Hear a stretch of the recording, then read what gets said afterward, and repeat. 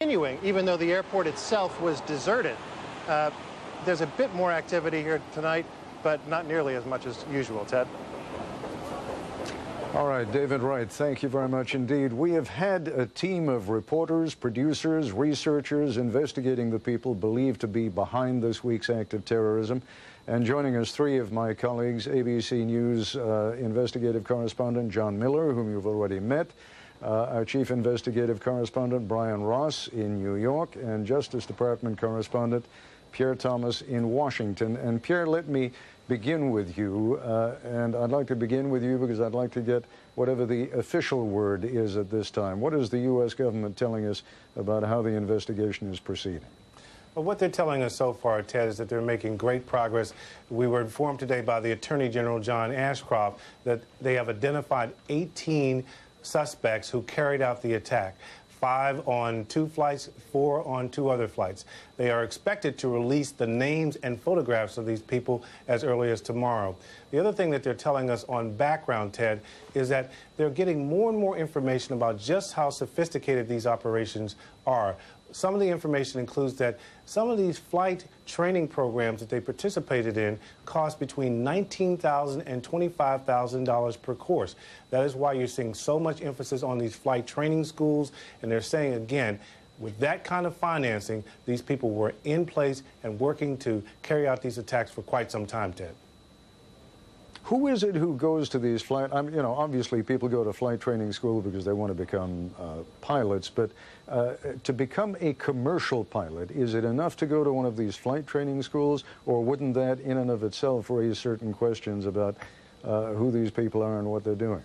Well, Ted, one of the officials I talked to today said, look, one of the things they're quite interested in is why this didn't raise any red flags, that a number of these people were coming in wanting training with this much money to spend. And quite frankly, Ted, the source said that he was just dumbfounded that no one saw any red flags about this and that the federal government had no idea that this type of training was going on in so many different places around the country. We're told that there are at least 3 flight attendant schools, flight training schools that were involved in this, at least 3, 2 in Florida and 1 in Minnesota, Ted. Brian Ross, what is it that that you've been able to discover about, and when I say discover, we have just learned, in large measure due to the reporting of John Miller, we've learned now about 2 further efforts this evening, one at JFK and one at LaGuardia, apparently to hijack 2 other American planes. Is there any indication that you're aware of just how many other people might still be out there? Does the FBI have any sense of that at all yet? Well, Ted, the FBI, since the hijackings on Tuesday, began examining the passenger list of all flights that were supposed to take off on Tuesday, already aware then, it seems, that it might be other hijackers who did not carry out their missions. They have been tearing through South Florida, towns, Coral Springs, Vero Beach, Deerfield Beach. There were 2 raids conducted there tonight, over on the West Coast in Venice, Florida. This seems to be a hotbed of activity going back to June of last year, the month that Elian Gonzalez was returned to Cuba. At least 2 of the people who have been identified as on board the flights that crashed into the World Trade Center had begun their pilot training then. And one thing I want to add to what Pierre had said, there is a report tonight out of Minneapolis that several weeks ago the FBI detained a man who had applied for flight simulator training in Minneapolis in large jets because they became concerned about what he was doing. They detained him and held him for deportation proceedings, let him go, and then after Tuesday's attack by the aircraft and the hijackings, he was re-detained. He is said not to be cooperating with authorities. I don't think I phrased my question to Pierre very well. What I was trying to get at is my assumption is that if you want to go to work for an airline, that A, you need to be a pilot, but they will be the ones who will put you through a training program on one of these commercial airliners. Or am I wrong? In other words, do people have to go to one of these training schools and then go to the airline? What I can tell you so far is that some of these schools give degrees of training. Some of the training would allow you to fly simply small aircraft, but they also offer courses that would prepare you to fly commercial aircraft. And according to my sources, that's what these men were taking, those type of courses that would eventually prepare them to fly commercial airlines. Ted, the U.S. trains... John Miller, yeah, go ahead. I was going to say, the U.S. trains many of the world's pilots here at these various schools. It's not unusual for foreigners to come to the United States to train as pilots. The U.S. is thought to have the toughest, the strictest standards for teaching pilots how to fly. So there are many pilots, student pilots from overseas, who come to this country on a perfectly legitimate basis to learn how to become pilots. That's an excellent point. I was going to come back to John Miller now, John, and I'd like you to take us back to something that you were telling Peter Jennings earlier this evening. And that has to do with the way that Osama bin Laden, as you put it, I think, likes to tweak the West, particularly the United States, by giving some sort of advance notice. Tell us that story first, and then we'll come back to a piece of tape that we have here in London. Well, it's something that I noticed early on, and something that intelligence analysts have discussed at great length, which is bin Laden seems to have a pattern before he pulls off an attack, if you accept the idea that he's responsible for the things the government says he is, of foreshadowing the attack with a message. Essentially, instead of claiming credit after the attack, as terrorist groups have done for years, he seems to put himself center stage ahead of time to foreshadow what is to come. Before the embassy bombings, he did the interview with me that we ended up airing on Nightline, which essentially introduced him to the American public. Before the bombing of the USS Cole, just weeks before it, he released a video where he said to his followers, "We've been doing too much talking. Now is the time for action. Prepare to fight." And in that video, strangely, for the first time, and he hasn't done it since, he wore traditional Yemeni garb with a Yemeni dagger stuck in his belt, almost as if he was giving subtle hints in a strange way. After the Cole bombing, he sent another video showing himself at a party for his son's wedding to the daughter of his military chief. And then, just 3 weeks before this latest attack, which he hasn't been officially connected to, but authorities have conceded he's the leading suspect, he released a video saying America should get ready for a big surprise, and that it was time for the Muslim youth, a call to arms to get ready to fight. And that's what I wanted you to lead us to, because one of our very perceptive producers here, Robin Weiner, recalled that in point of fact, we have that piece of tape. And what I'm going to do now, because it involves an interview by a correspondent from the Middle East Broadcasting Company, who apparently was invited to meet with Osama bin Laden, and he does a voiceover in Arabic. I'll give you a brief translation of what it is he's saying, but let's just take a look at that tape now.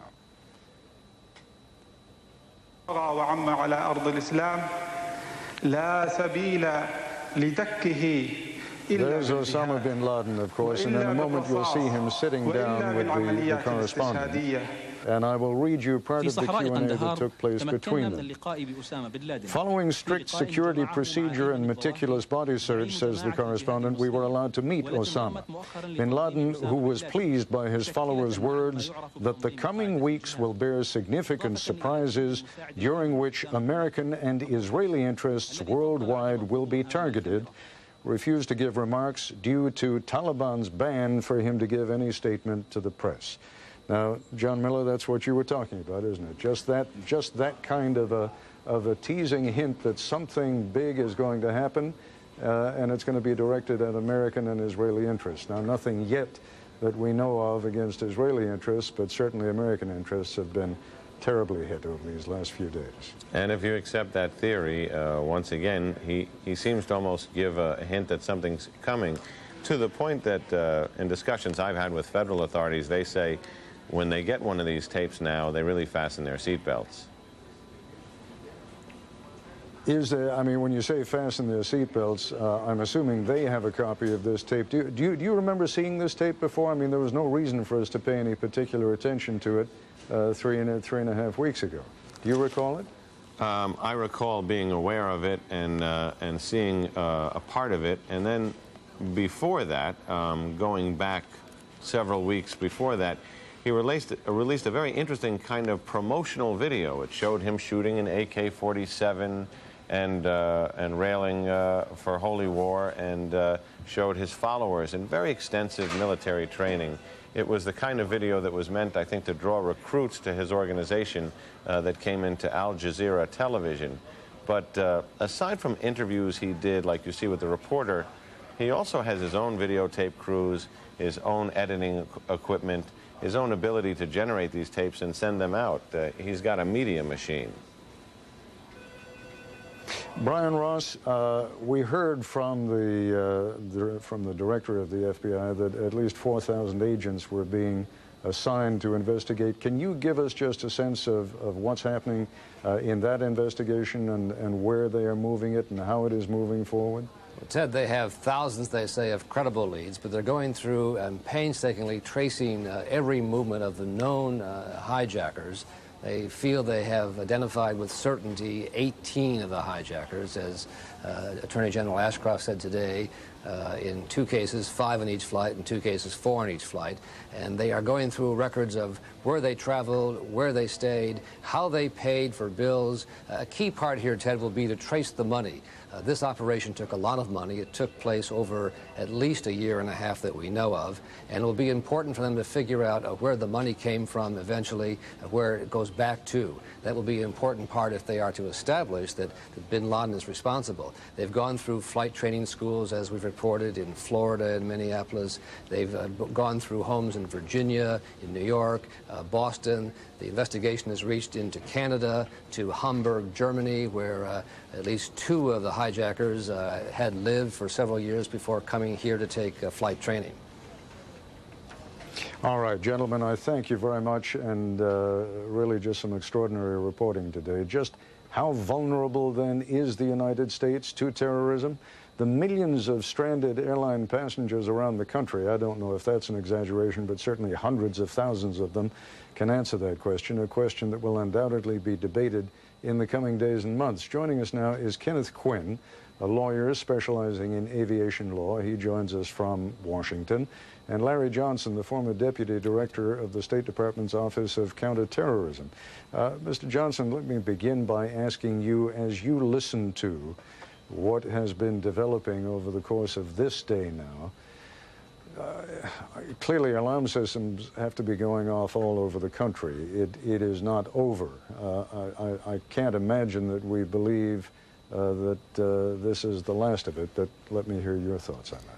No, it's not the last of it, but there are some, if you will, tidbits of good news in this. Number one, the security system is working as far as the screening checkpoints are going, and the fact that they caught the people before the plane took off. That's point number one. Point number two, there are some very extraordinary tools available here in the United States that will allow the establishment of who these people were in contact with. And I can't say more about it than that, other than it is a remarkable piece of technology that I know the FBI is using. And in using that, it's going to be able to lead them to some, to the entire network of the folks that we're providing support in any way. Mr. Quinn, this is not one of those times when people like to hear a lot about civil liberties, and I don't know if I'm reading too much into what Mr. Johnson said here, but do you think it is likely that we are going to have to forfeit some of our civil liberties in order to have a safer travel system? To be sacrifices in terms of delays. There's going to be extra scrutiny, but this was a colossal hit, albeit probably a low-tech but a high-concept hit on the fundamental structure of our aviation security system. We're not going to come up with a quick fix. It's going to be a comprehensive fix. We're probably going to have to be more on a warlike footing. We're not going to do it overnight. And I think what we're seeing today is attempts to just resuscitate the system 48 hours after it was taken down. Have to slowly regain the confidence of the traveling public and slowly institute our law enforcement, our intelligence, our aviation security apparatus. But I think, as Larry said, it does seem to be working. I know from my activities today, the airports, the local law enforcement, the FAA, the airline industry, intel folks are all getting together and working cooperatively, and we're catching more of the bad guys. But there's still a lot out there, and I'm sure this is going to be a long-term effort. Ted, let me add one thing.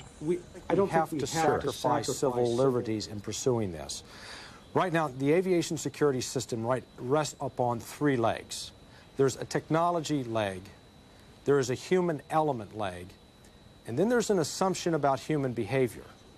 Now, what we saw in this attack was, there's been some, many have said in public that the screening system failed. It did not. The weapons that got on board the plane were what were allowed under the system. And the fact is, there is no system you can put in place that can prevent something getting on board a plane that can be used as a weapon. A Mont-Blanc pen can be used as a weapon. The problem is, and this is the human behavior assumptions that undergird two vulnerable points of our aviation security system. On board the plane, we have the bank teller, bank robber human behavior assumption. The assumption is if someone hijacks a plane, they're not going to take control of the cockpit. They are not going to be able to commandeer the plane and fly it somewhere because they're not going to commit suicide. We now know that assumption doesn't work.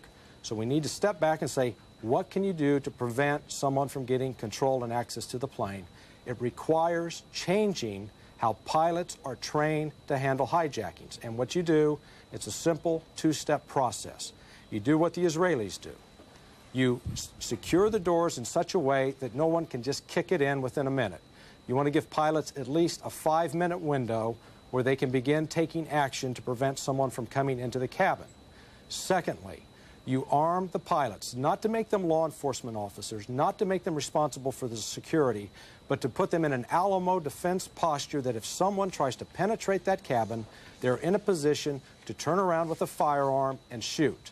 And that requires training the pilots. You do quarterly evaluations, and it's quite doable. Most of these pilots are former military. They have carried firearms in cockpits before. That prevents the plane from being taken over from the cockpit. But to do that, we have to be willing to accept the possibility that if someone's with a knife or threatening that they have a bomb, that they may kill some people back in the passenger compartment. But it's something we're going to have to sit down and recognize we need to change it, because now we know there are people that will take those planes and turn them into a weapon of mass destruction.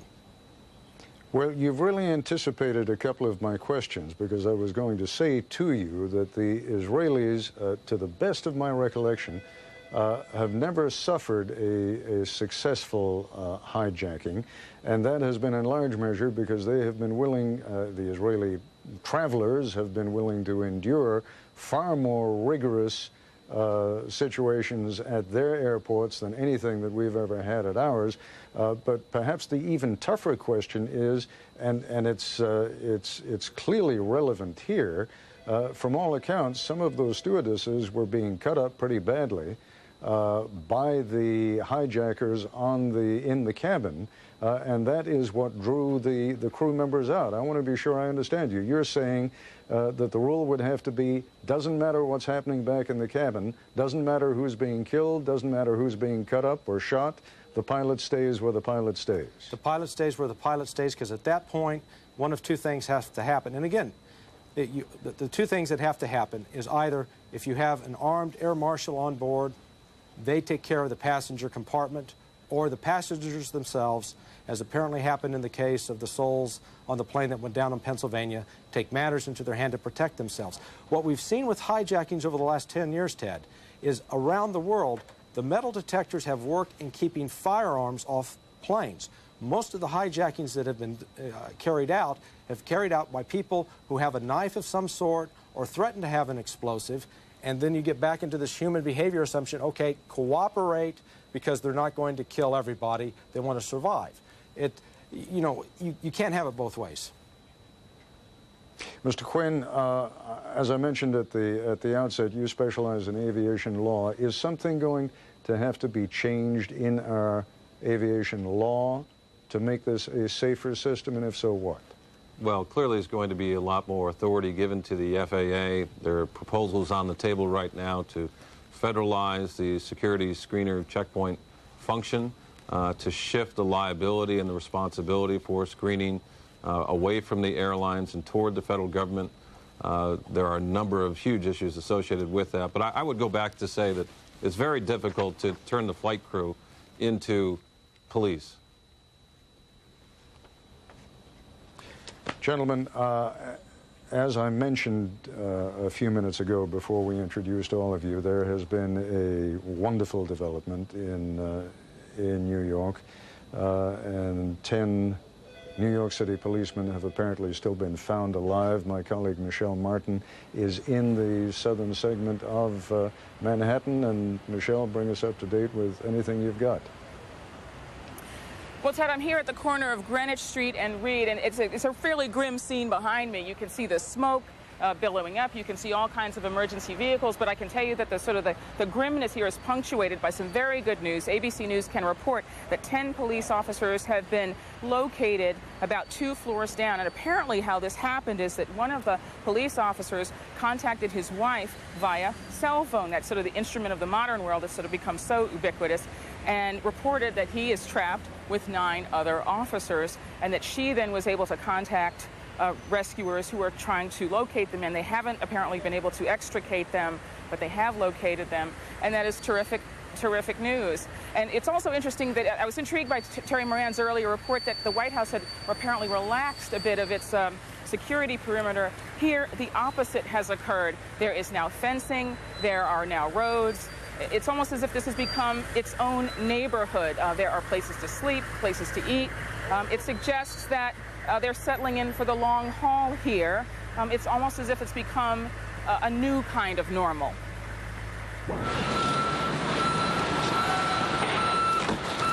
Back to normal. That was the goal for today. After 2 days of shock and sadness, this city woke up looking for comfort in the routine. I think it's good for us to return to normal and to do the things we need to do to keep going.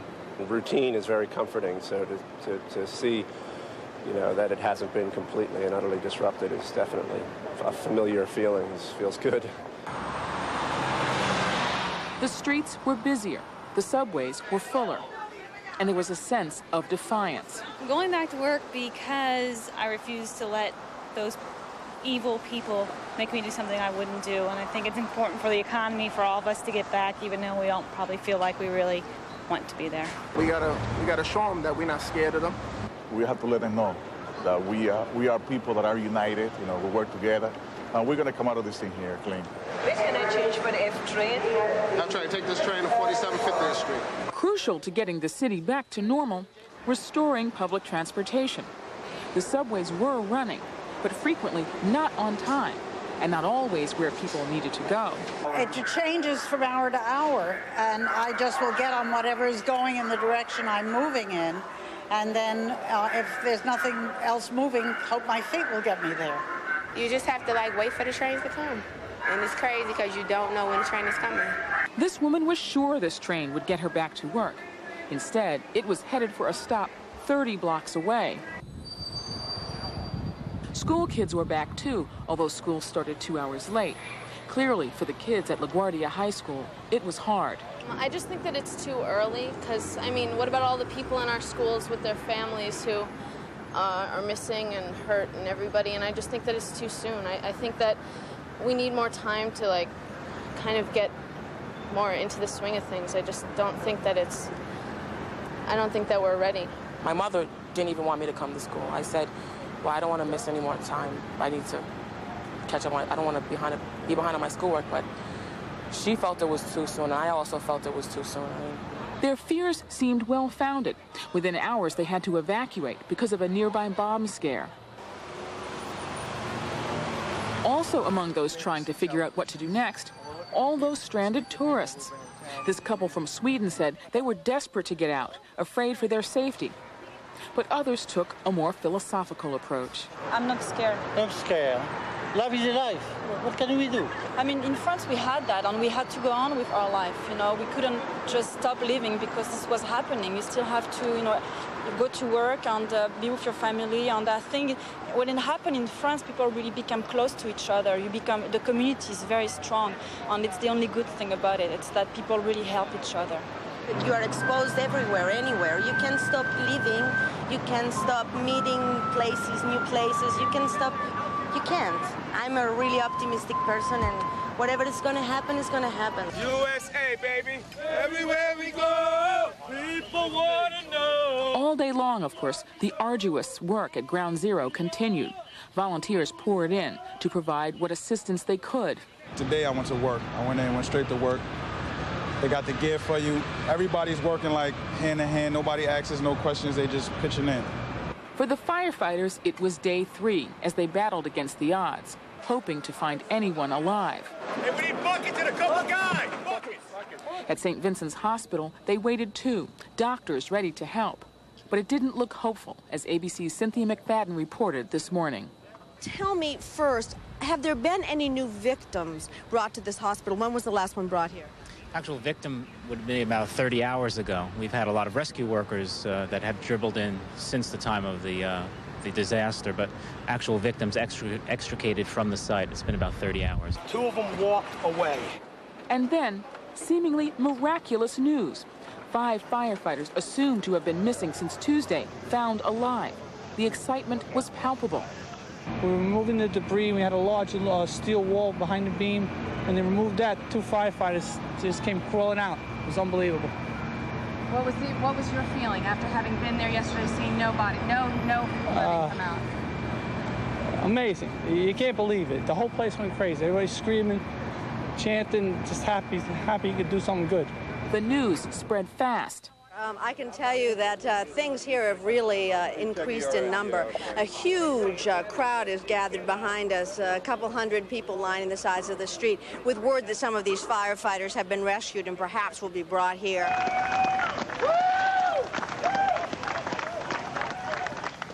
But it was too good to be true. These firefighters had been missing since this morning, having fallen into an underground pocket while searching for the first victims. A happy event, yes, but hopes of finding anyone else alive are all but lost. God bless, man. For firefighters who may have lost as many as 300 of their own, the strain is obvious.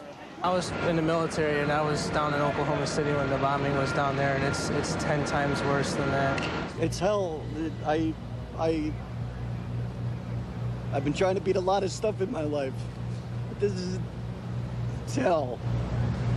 Can I get some water, please? Can someone give me some water, please? I've never seen anything like it. It's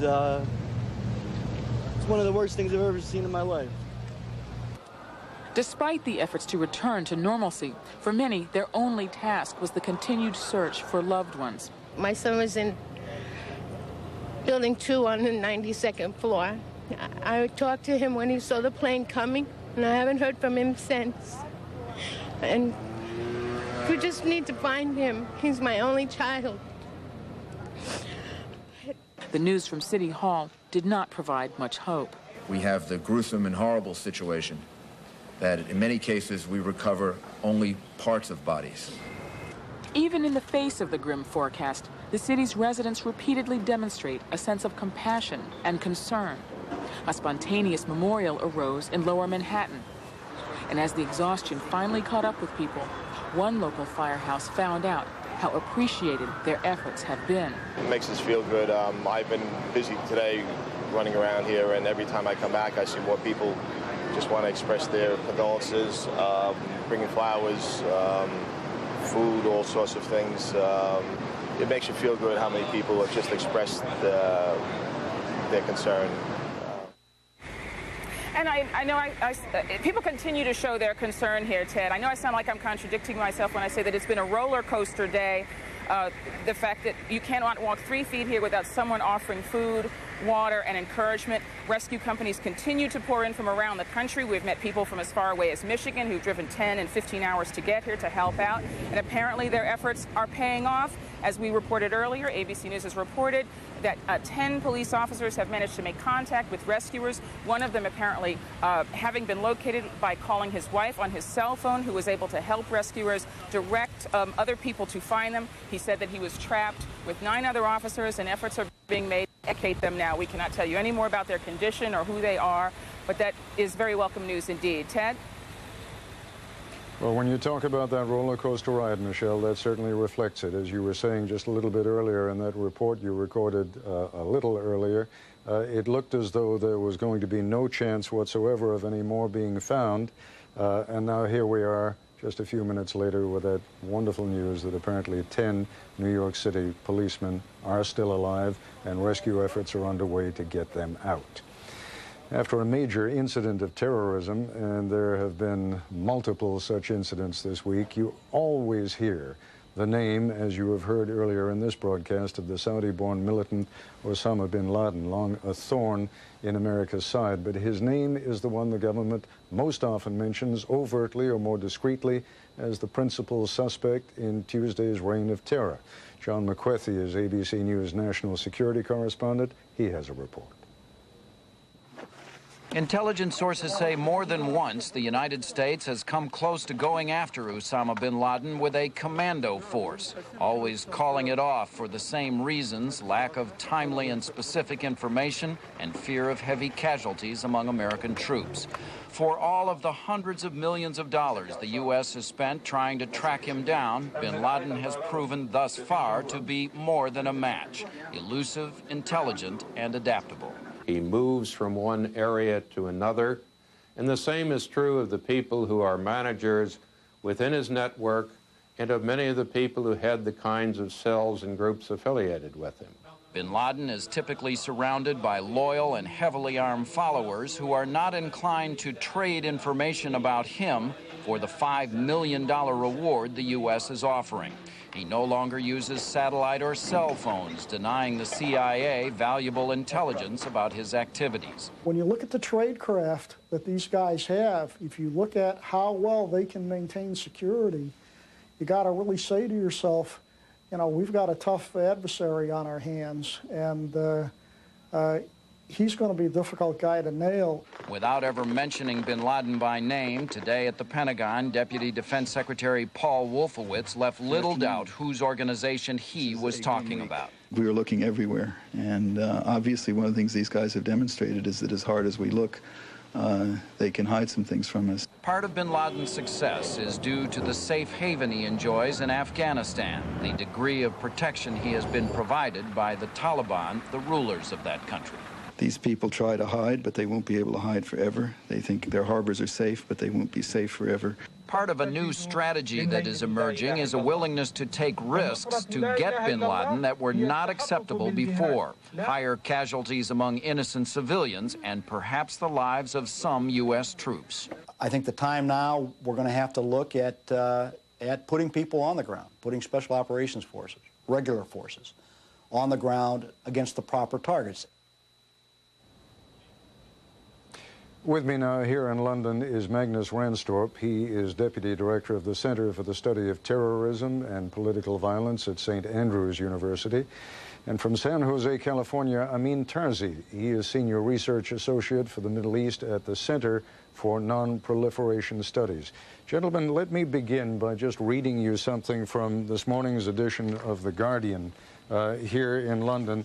And I'll just show you the headline. Maybe you can read it. Bin Laden terror network active in 34 countries. They're basing this actually on a research report that was done for the U.S. Congress, but it makes it sound like a much, much larger operation than simply a band of terrorists who are hiding out somewhere in Afghanistan. Which of you would like to pick up on that notion? Can I just pick up? Can I pick up on the point that we estimate, in fact, that there may be even more countries. 50 countries is a more accurate estimate of where bin Laden has had cells. Where we have detected and destroyed them, he has been managing to rebuild them. So it is truly a multinational enterprise. Yeah, and I agree.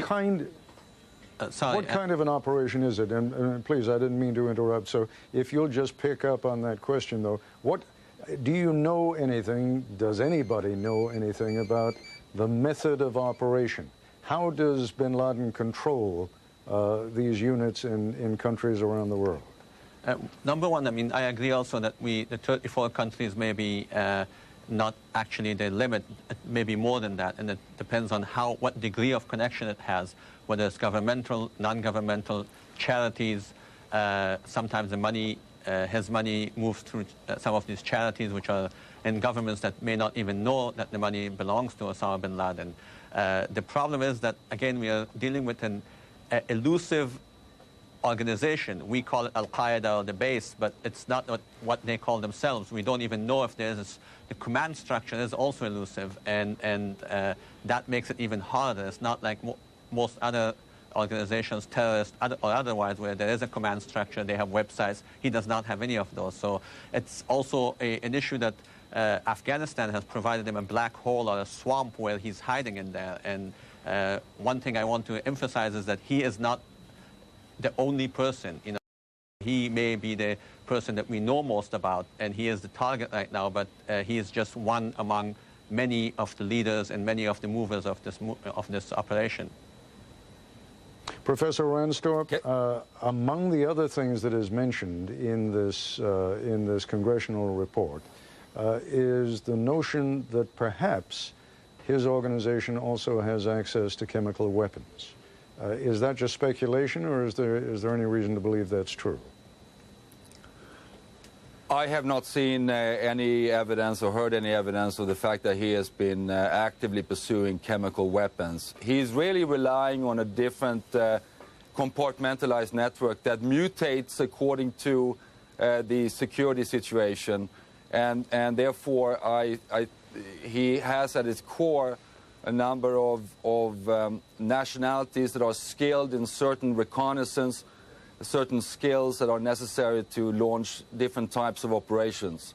There are a number of different nationalities that are important, particularly for the Al-Qaeda. And one of those nationalities that has concerned security sources have been particularly the GIA network, the Algerian armed Islamic group that has been very active in Europe, and particularly in terms of providing forgery of identity documents and passports. I think many of us, Mr. Terzi, have drawn the inference that there must be a relationship between Osama bin Laden's organization and some of the more extreme Palestinian groups in the Middle East. Is that a fair assumption? As far as the Palestinian groups are concerned, they may have sympathies with them. What level of cooperation is there, that's hard to say. The Palestinians, they have a specific agenda and it's declared, and I don't think most of the Palestinian groups want to even involve themselves. Whether their sympathizers will look at Osama bin Laden as a leader and as somebody who's, in their view, successful, that's something else. The two other organizations that I'll add, other than the Algerian that was just added, is the two Egyptian organizations, Al-Gamal Islamiyya and also the Islamic Jihad. This is the Islamic Jihad of Egypt, not the Palestinian one. And these two groups are very well connected with Osama bin Laden. They also have bases in Afghanistan, in Kunar and Khost.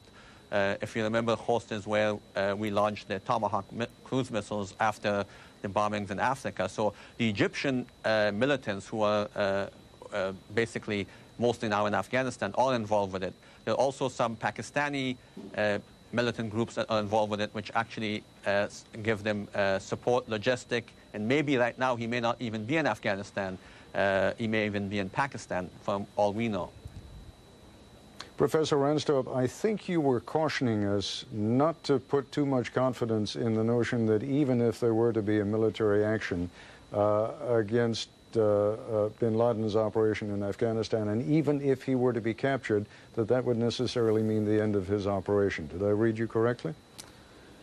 That's correct. Bin Laden is one, he's of course the principal backbone of the organization, the inspirer, the orchestrator. But around him, as was mentioned earlier, are certain top lieutenants.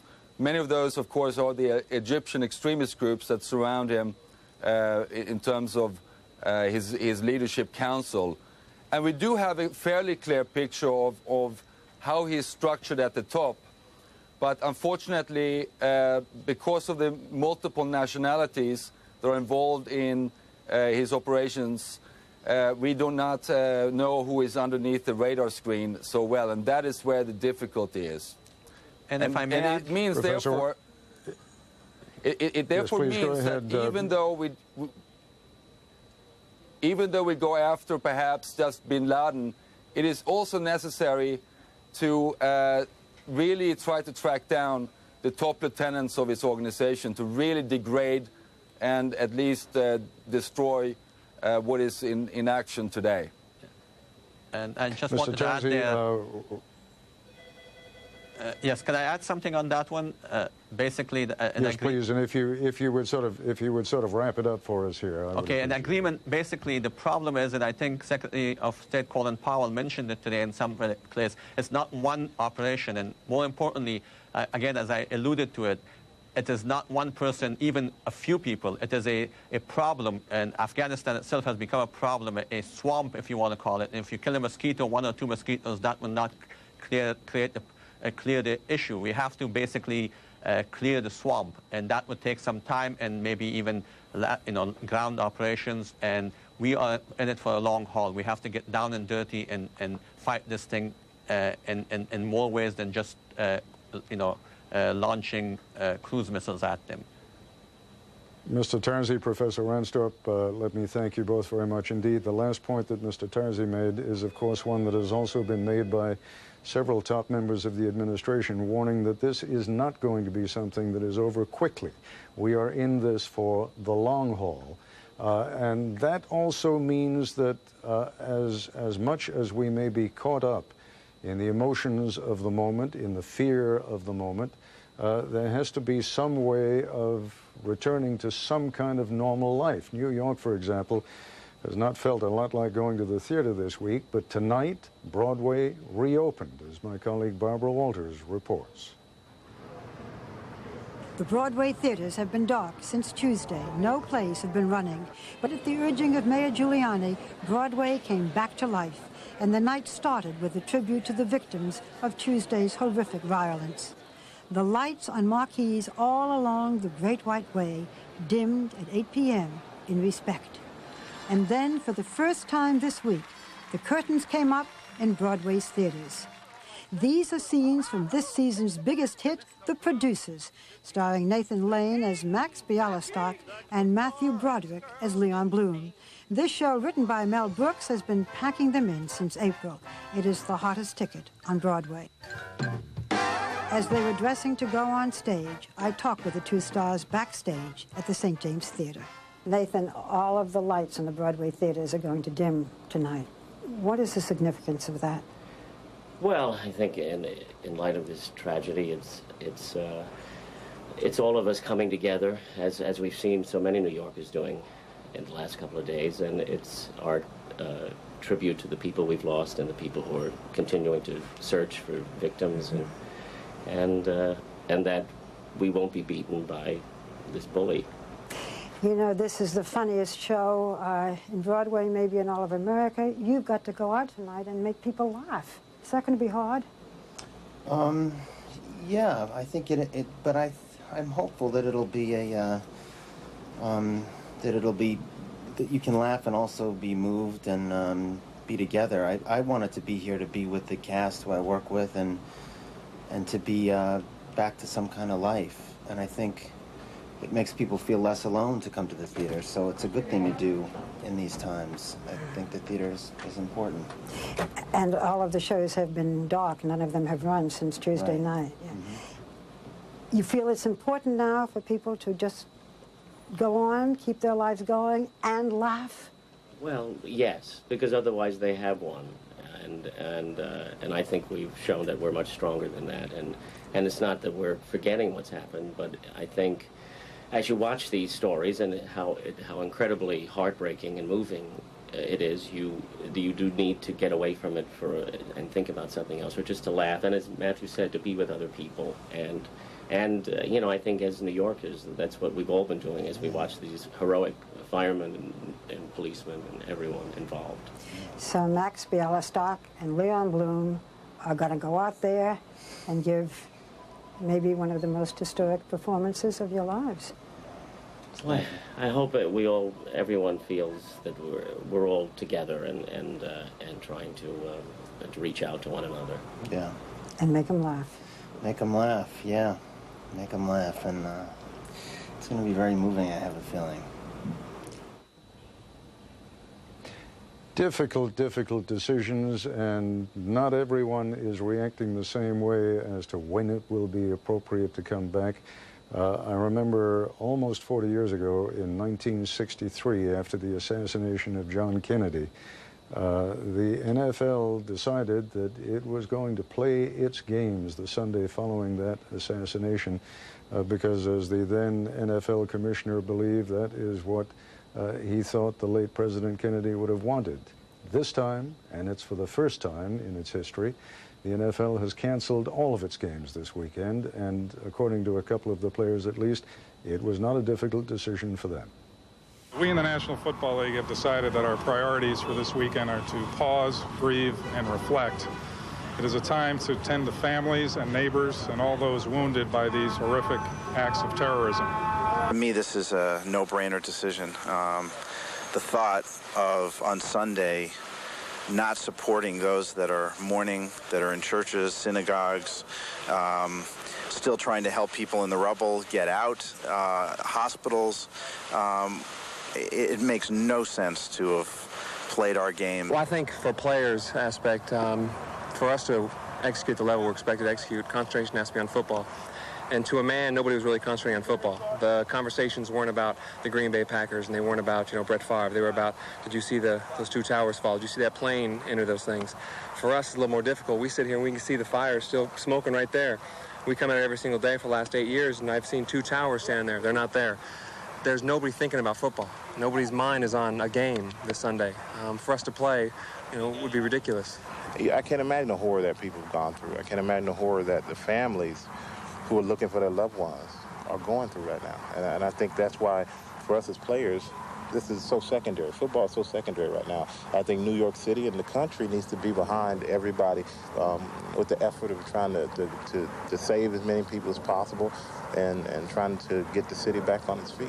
There's more to life than football, man. And, I love the game and everything, but there's, more to life than football. And that's why, after seeing that whole thing, I was happy with the decision because, yeah, we like to get things going, but the games are like a celebration, man, and you're not one to celebrate. It's a tough situation for America.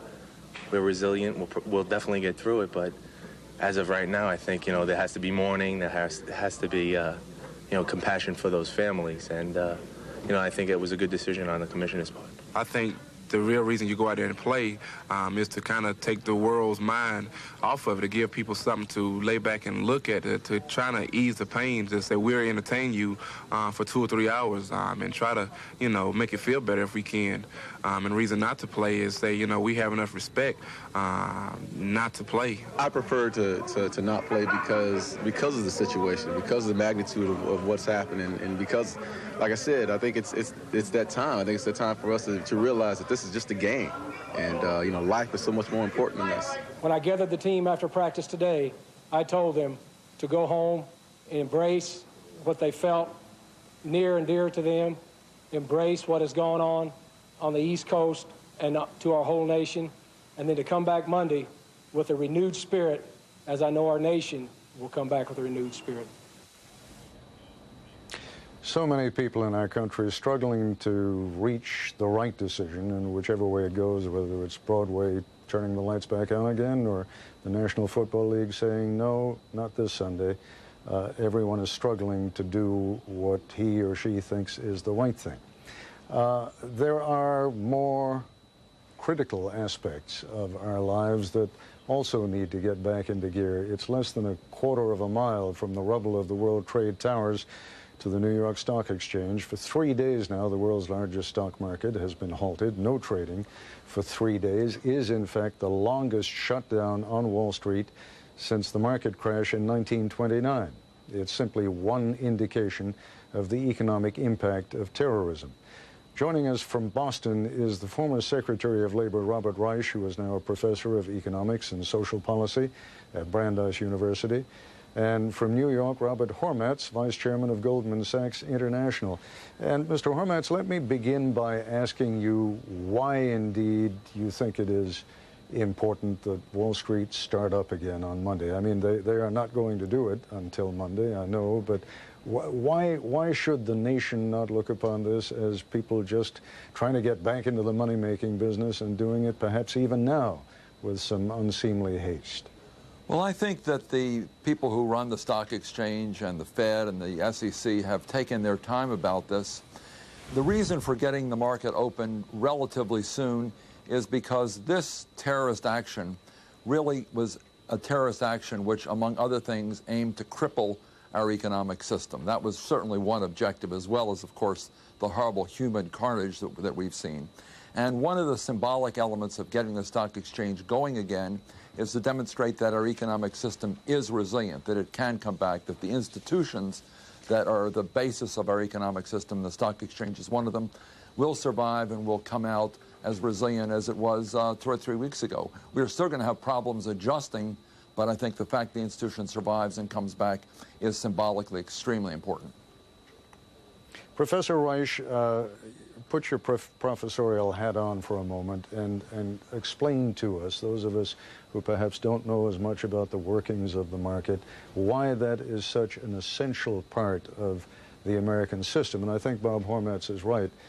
These terrorists tried to strike at two symbolic pillars of the American system, the Pentagon, the strength of our military, and Wall Street, our economic strength. But why is the resumption of trading such an important thing to everybody out there in the United States? I think, Ted, because hard as it is to shift our focus from our priority, which has to be the human suffering going on now, it is important that we resume our lives, at least with some semblance of normalcy. And the question from an economic perspective is, what degree of normalcy will there be? Consumer spending, for example, is 2/3 of the economy.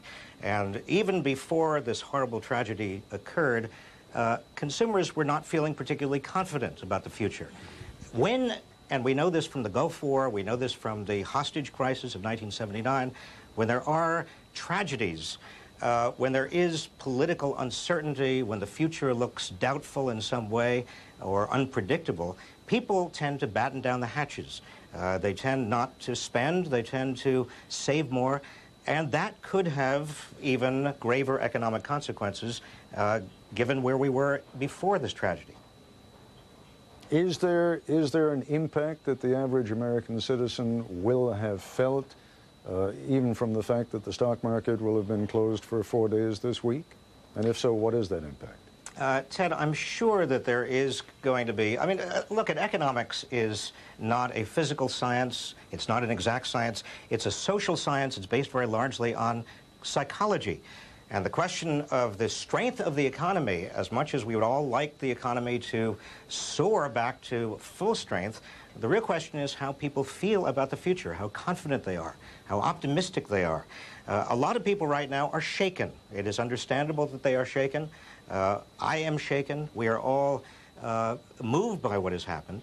But when the market opens, and we're not just talking about the stock market, we're talking about our lives as workers, our lives as consumers. The question is next week, the week after that, how much confidence are we going to have in the future?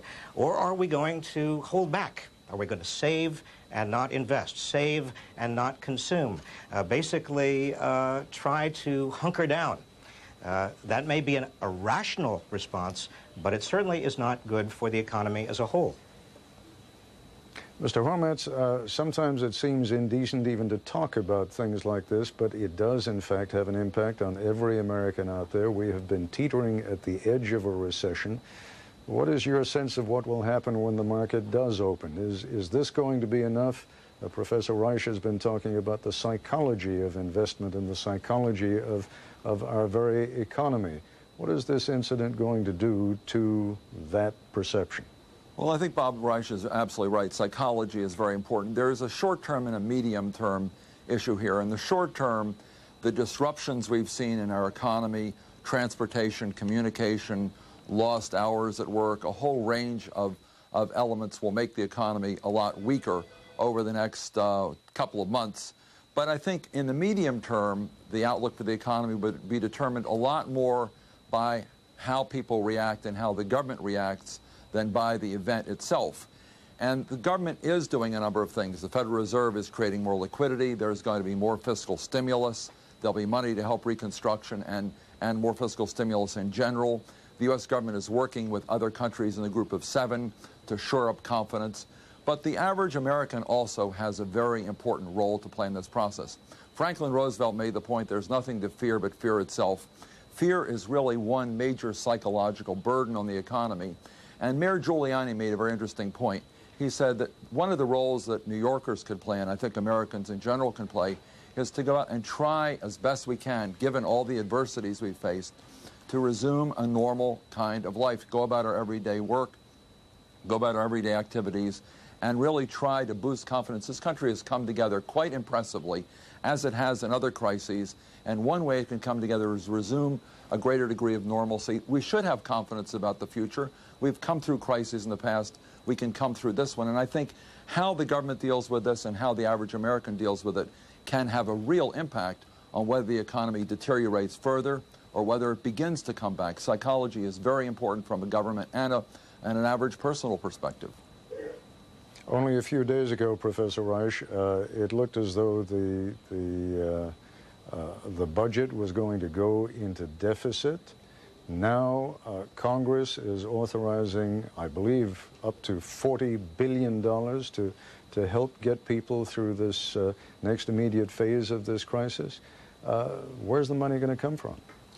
Well, the money obviously is going to come out of the so-called Social Security surplus. Remember, Ted, only a few days ago, before this horrible thing occurred, we were talking in this country about whether we were going to balance the operating budget, whether we were going to raid the Social Security surplus, how trivial, in a sense, how unimportant some of these issues, some of these questions that occupied and preoccupied us only a few days ago now seem.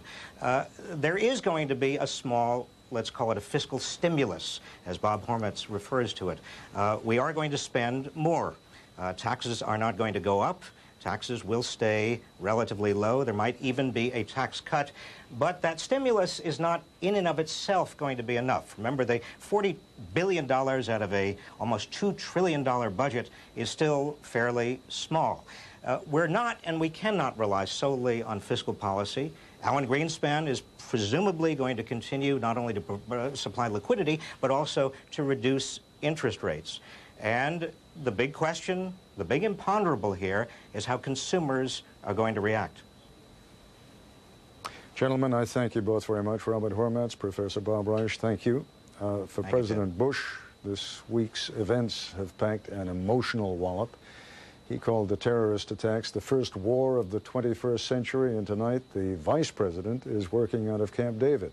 That as a security precaution. It's been another busy day for the administration, and tonight ABC's Josh Gerstein is overlooking the White House. Fill in what kind of a day it's been and what's going to happen tomorrow.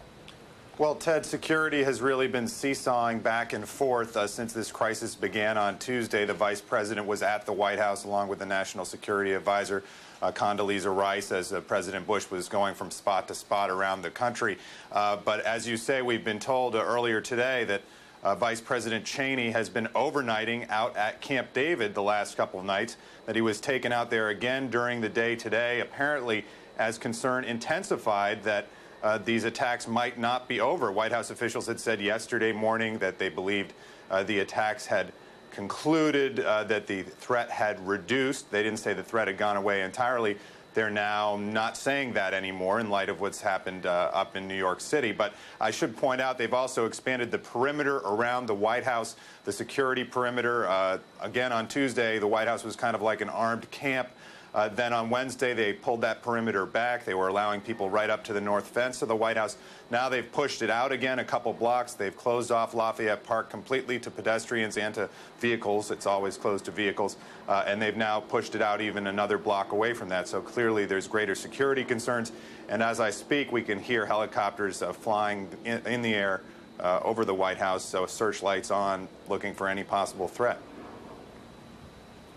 Josh, I don't know whether you can answer this, but I know some people are raising questions over the fact that the White House announced that the president is going to go up to New York tomorrow to look at the damage for himself. On the one hand, the fact that he is going to show himself up there and show support for New Yorkers and in this moment of great trial that they're going through, I know is terribly important, but did the White House have anything to say about the wisdom of announcing it? Well, Ted, I think it's effectively impossible to take the proper security precautions to move the president out of town and to keep that information secret. They need to move Secret Service agents into place and things along those lines. I think it would be very difficult for them to put on a surprise trip to New York, if you will, but you can rest assured that they'll have a very serious security presence in place up in New York tomorrow for the president's activities and for his viewing of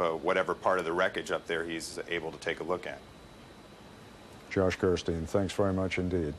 A few moments ago, I was talking to Michelle Martin in New York, and she spoke of the roller coaster effect of one moment having a piece of good news and then finding out it's bad news and then good news again. We thought we had some good news about 10 policemen being found. Michelle, where does that story stand now? Well, Ted, as you pointed out, we earlier showed a soundbite of an interview that we had earlier with a fireman from New York City who reported that he had made contact with 10 police officers who were buried at a below-ground level of World Trade Center 1, or what was World Trade Center 1. And we regret to inform you that information apparently is untrue, that after this report, the fire department sent a deputy chief to investigate, and they have informed WABC, our New York affiliate, that report is simply untrue. And our colleagues at WABC have also contacted the police department and the Port Authority police, who are also a presence down here, and they say that report is also untrue for their officers as well. Apparently it was a very bad rumor. You can understand why people would be attracted to that rumor, but apparently it just is simply false. We have no idea what the motivation of the person reporting it is. We haven't been able to locate him.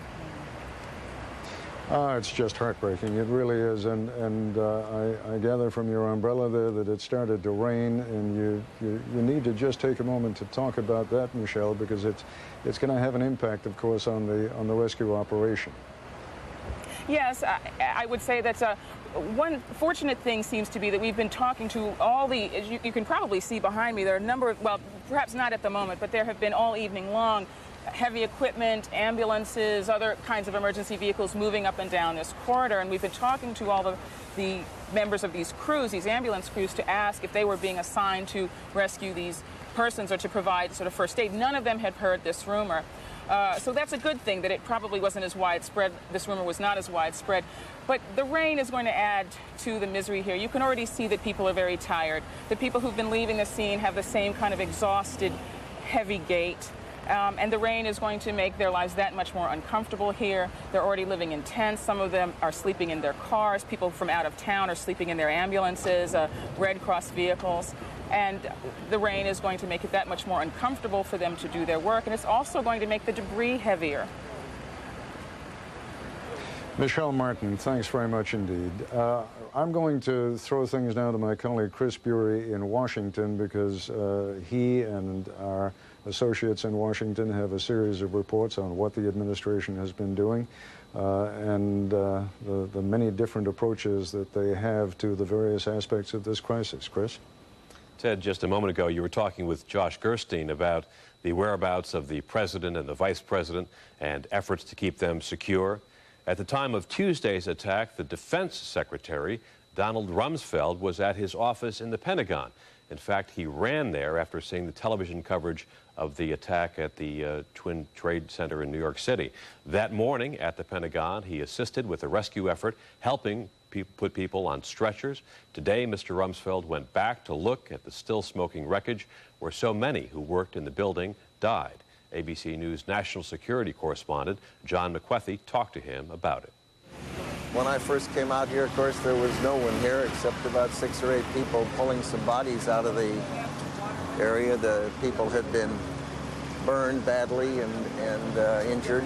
The aircraft came from right over from here. Over here, hit a light. A couple of light poles. Yeah, and then came in about between the first and second floor over here. And it went in through 3 rings. I'm told the nose is still in there, very close to the inner courtyard, about 1 ring away. So the flight recorder may still be in the nose, for all we know. It's conceivable.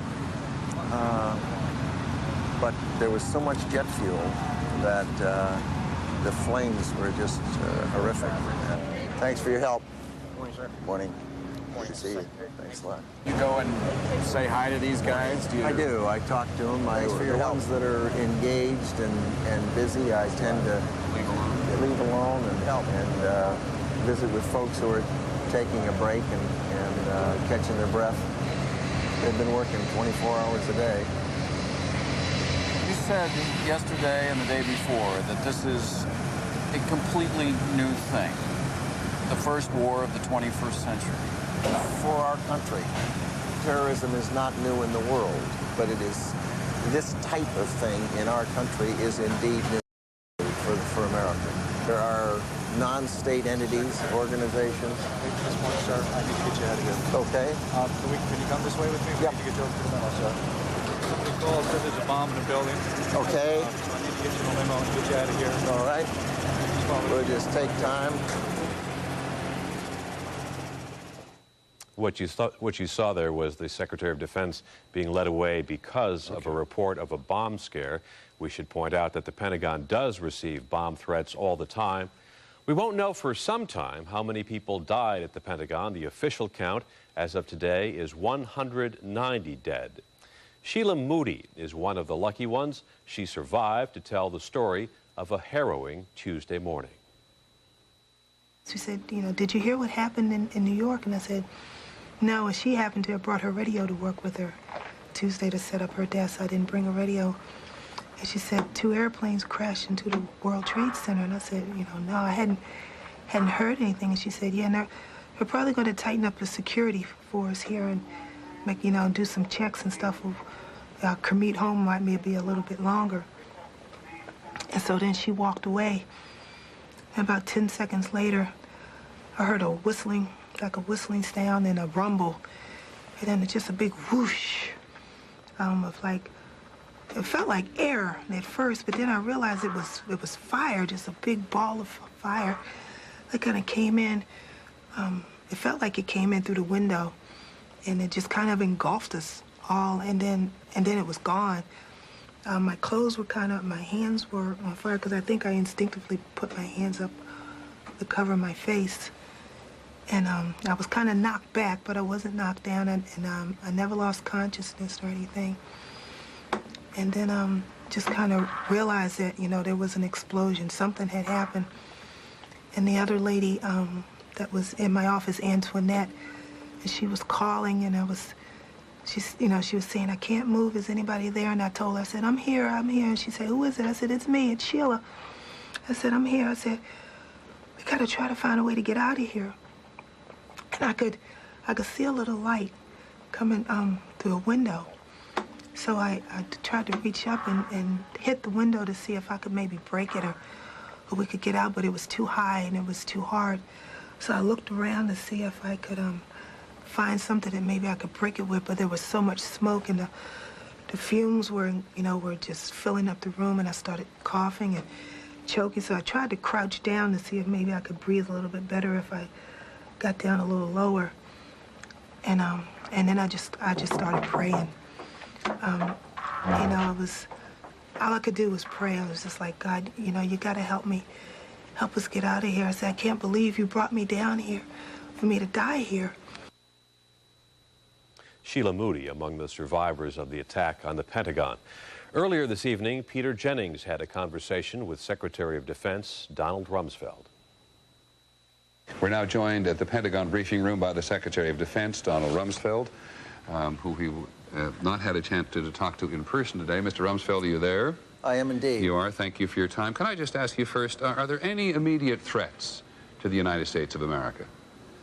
Well, of course, if you reflect on the reality that a terrorist can attack at any time in any place using any technique, and that it's not possible to defend at any time in every place against every technique, we have to recognize that the advantage is with the aggressor. And that is why President Bush has been so forceful in announcing that there would be a very broad-based effort against terrorists and terrorism, and the countries or non-state entities that commit it or harbor it or foster or finance or facilitate it. Is the United States in a better position to defend itself than it was before these attacks? As I indicated, the task of defending against a terrorist act is a very difficult one because the advantage is with the attacker.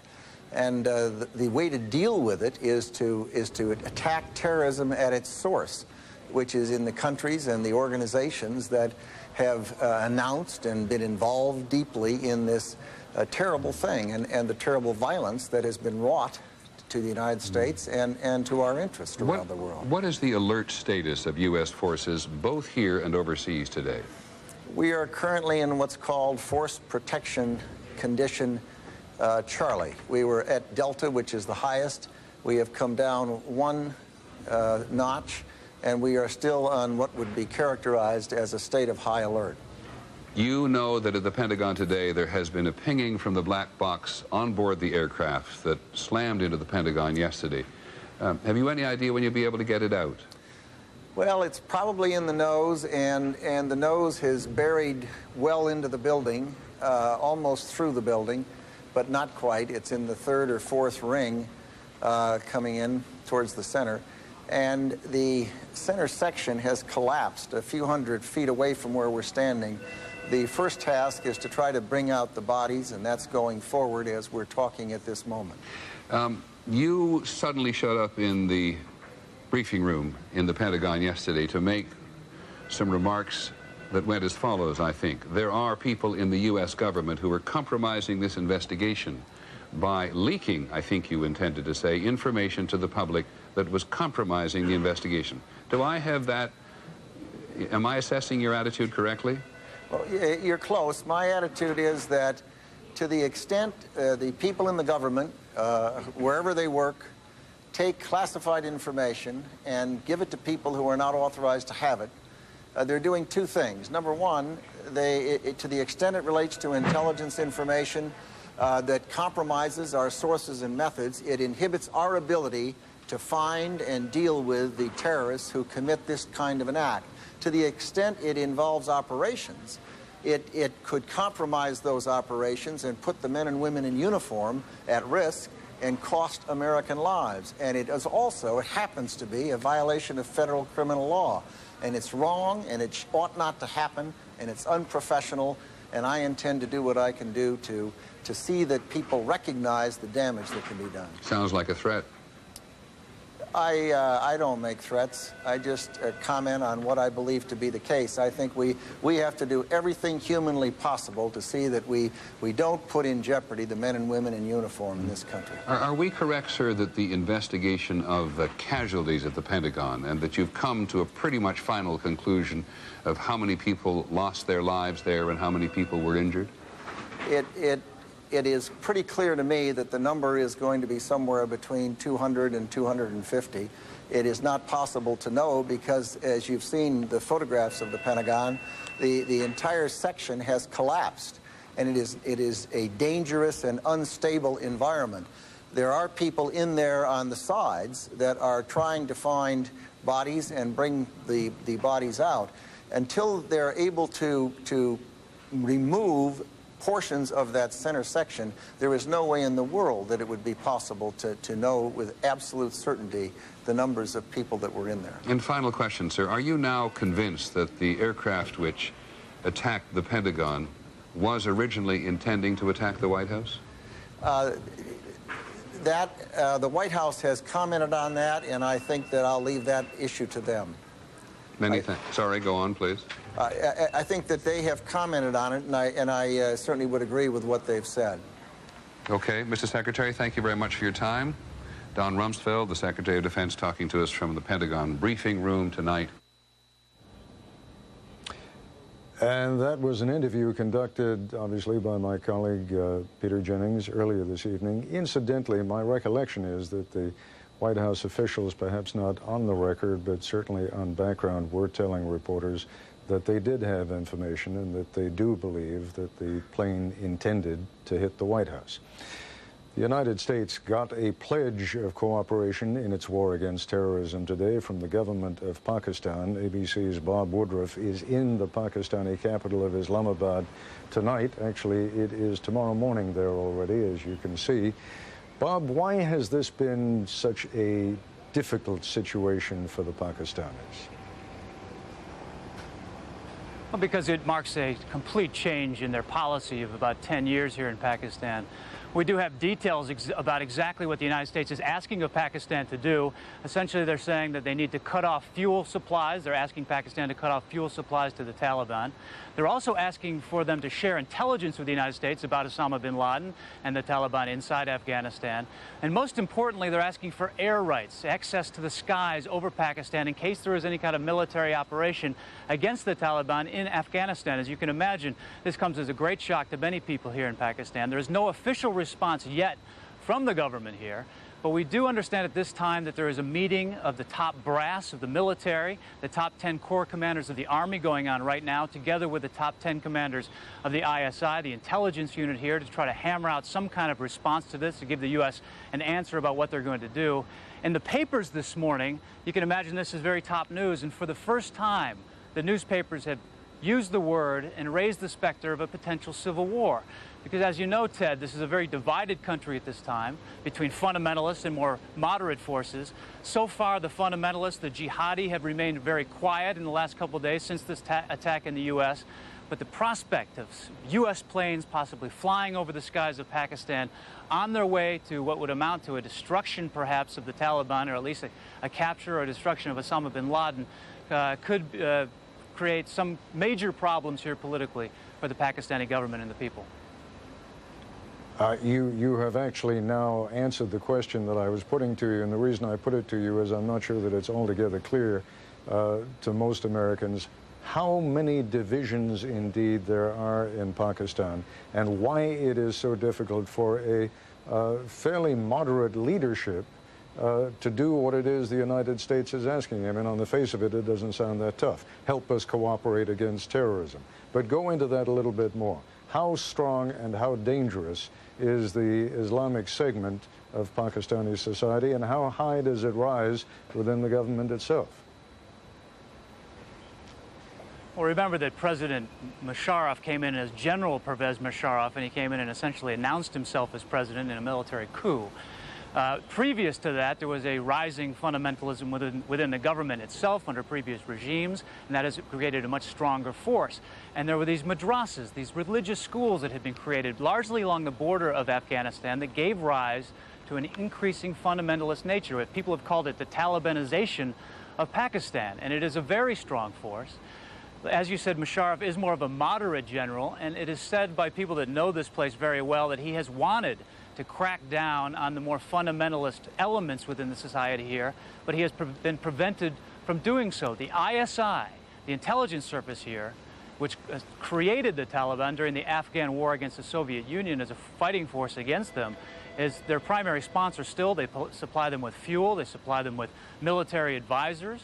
And in order for the government now to crack down on the Taliban, they essentially are going to have to go over the heads of the ISI, and that's a very difficult thing to do. On the other hand, this is a very heinous crime. There are about 300 Pakistani nationals, we understand, that may be missing in the rubble of the World Trade Center. So if they do crack down on the Taliban, or whoever might be responsible, Osama bin Laden, for this crime, if there's evidence given to them that this is the case, they could, of course, paint it as an avenging of Pakistani deaths and not necessarily simply a buckling to U.S. pressure. If I understand you correctly, though, Bob, and this will be my last question to you, if the United States were to take a position, let's say, at some bases in Pakistan, it is not necessarily a foregone conclusion that they would have complete support from the Pakistani government. Well, they would get official support from the Pakistani government. What kind of political consequences that would have for those elements of the Pakistani government that make that decision is still unclear. Certainly there will be great dissent within the government and amongst the populace if they decide to do that. No one so far is talking, as far as I know, about setting up U.S. bases or allowing U.S. access to Pakistani bases. What they're really asking for is overflight rights over the top of Pakistan. And as some have said to me, a lot of the reaction depends, one, on the depth of the U.S. presence here, and certainly coming on the soil with ground troops would be very difficult for the population to swallow. It also depends on the duration of their stay. If this is a very quick action, a very quick military action, it is less likely to engender great divisions within the country and within the government. Bob Woodruff, you've begun to lead us in exactly the direction I wanted to go. Let me thank you for your contribution. I want to move now in a direction that you haven't heard much about over these last few days, but the Russian cabinet observed a moment of silence today for the victims of the terrorism in America, and the Russian foreign minister said that all means must be used to root out this dreadful evil. I want to turn now to two of the best Russian specialists, Stephen Cohn. He is a professor of Russian Studies and History at New York University. He joins us from our New York studios. And Stephen Sestanovich, who was the Clinton administration's ambassador at large for the former Soviet Union. He joins us from our Washington bureau. Professor Cohen, let me begin, if I may, with you. This, in a sense, is an opportunity for the United States and the former Soviet Union, Russia, to do something that they haven't done in more than 50 years, and that is to form what would amount to almost a political and military alliance. You want to talk about that? I think that's right, but it needs to be seen against this backdrop.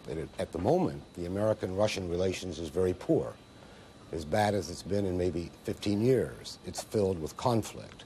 So as you say, there's now an opportunity to fill it with cooperation on this war against terrorism. Bear in mind that Russia under Putin has been calling for such an alliance for over a year.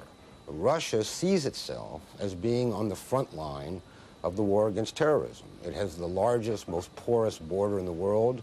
25% of the world's population lives on Russia's border. It's fighting a civil war, a bad, nasty civil war, against what it regards as terrorists in Chechnya. It's had explosions in Moscow 2 years ago where 300 people died in their sleep in residential buildings. So Russia feels that it has borne the brunt of this war without the United States, almost the way that the Soviet Union felt it bore the brunt of the war against Nazi Germany in Europe until the United States finally invaded Europe in 1944. So in this sense, your historical reference, though dramatic, is correct, I think. Ambassador Sestanovich, pick up for us, if you would, by citing what the advantages and the possible disadvantages would be of getting into bed with the Russians on this. Well, I think Steve Cohen is absolutely right that there's a kind of tantalizing potential here.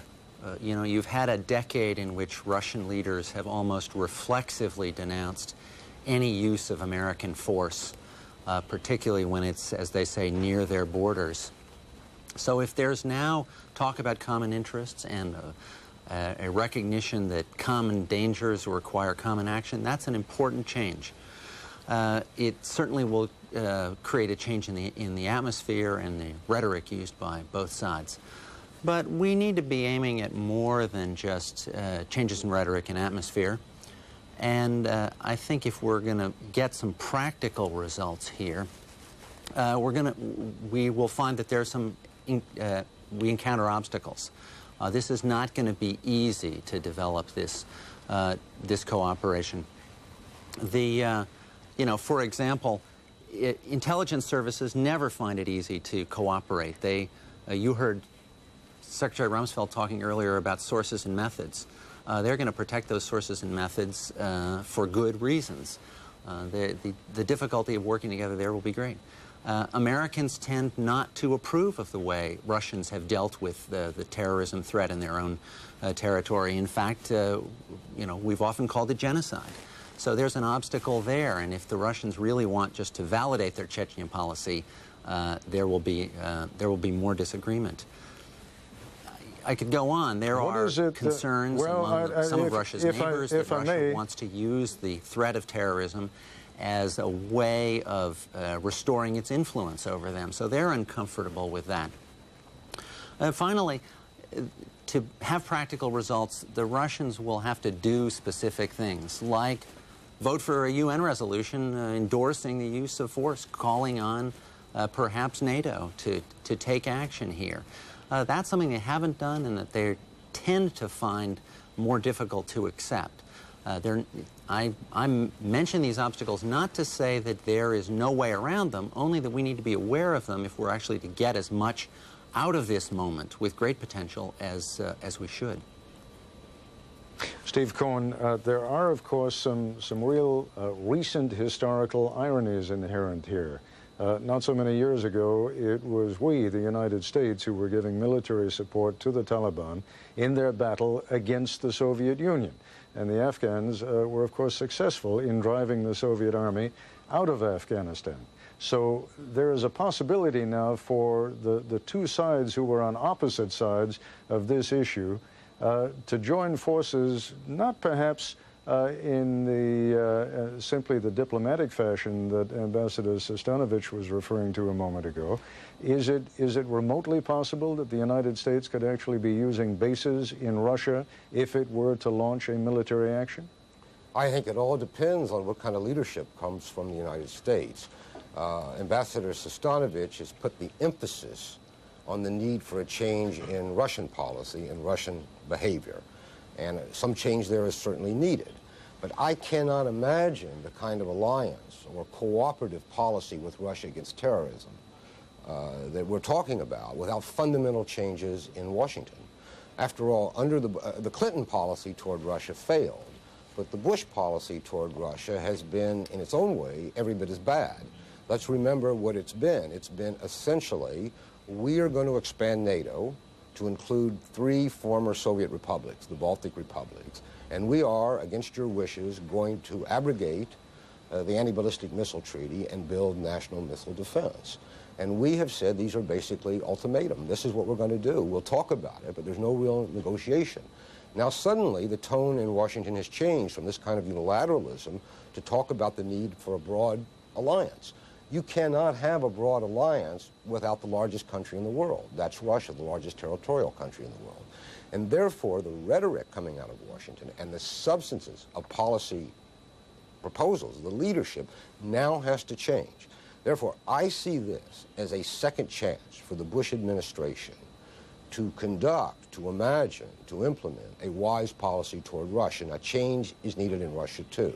The Chechen War is genocidal, and it's awful, and it can't be an excuse. Can't use terrorism as an excuse. And yet I think the fundamental change has to come in Washington if we want this kind of coalition. All right, Ambassador Sestanovich, if I could just have a closing comment from you and focus, if you would, on the possibility that if there is to be a broad-based alliance which will also have a military aspect to it, can you envision the possibility that Russian and American forces might in some way cooperate? Russian and American forces, under the failed policies of the Clinton administration that Professor Cohen referred to, have cooperated in the Balkans, in Bosnia, and in Kosovo. So there's no reason they can't cooperate again. The hard part is cooperating actually on the use of force. And there, I think, as I said earlier, that we're going to encounter obstacles. But forming a coalition does involve taking into account the interests of all the parties of the coalition. In that respect, I think the administration understands its task well. A lot of these people participated in putting together the Gulf War coalition. But I think it's important to take this a step at a time and to make sure that we don't imagine an alliance that we can't then make a reality. We've got to understand the practical difficulties involved in really cooperating. But that's what we need. Ambassador Sestanovich and Professor Cohen, thank you both very much indeed. We began this broadcast tonight where Peter Jennings left it off earlier with a story that ABC News has been reporting and which has been confirmed that both at John F. Kennedy Airport and at LaGuardia Airport there was an apparent second effort earlier this evening by precisely who is unknown, but by people using the same kind of false identification and apparently also the same kinds of weapons to hijack 2 more aircraft. Both of those efforts were unsuccessful. But Pierre Thomas is still in Washington, and I understand, Pierre, that you have some late information on that story. Yes, Peter. Just to give you an example of how sweeping the investigation is unfolding across the country, sources are telling us that in Miami today, federal authorities have detained 4 additional people. Now, we're being told that 3 women and 1 man were detained in Miami. Their backgrounds are being investigated. And here's the reason why they were very suspicious of these people. Apparently at Miami International Airport, a woman went into a facility, changed clothes into flight attendant wear. A man who was in the vicinity began to run. Officials detained the man. Also, along with the woman, there were 2 other women who were wearing flight attendant wear as well. All 4 of these people have been detained. They're being questioned tonight. The suspicion is they might have ties, might be supporting some of these earlier attacks. Again, it's still unfolding. It may not turn out to be a connection, but the authorities are investigating, Ted. Pierre, before we let you go, just bring people up to date on what the story was, both at JFK and at LaGuardia earlier this evening. Well, Ted, the information that we had tonight is that authorities stopped at least 10 people, 9 men and 1 woman. They were carrying false IDs. They were also had information about flight instruction at one of the facilities in Florida. And this authorities are saying was a red flag for them to investigate further. Sources are telling us that they're very concerned that these people were about to carry out another attack. And tomorrow, we're being told that the authorities will release the names of the 18 people who carried out these attacks and also their photos, Ted. All right, Pierre, thank you very much indeed. I'd like to go back out to Los Angeles now, to LAX Airport out there, where ABC News correspondent David Wright has been standing by for much of the evening. David, looking at Los Angeles Airport as perhaps symbolic of what's happening in other big airports around the country, busy? It doesn't look very busy behind you, but of course it's late even in Los Angeles now. But even at this hour, this airport normally would be a buzz of activity. It is very quiet here right now. There's a greatly increased police presence here tonight. But earlier this evening, we saw police officers riding their bicycles through the terminals. There aren't many passengers that they are liable to run into. Still, the security presence is heavy. This area where I'm standing is the central core of the airport itself, and private vehicles are not being allowed to come in here, even though some of the flights are running.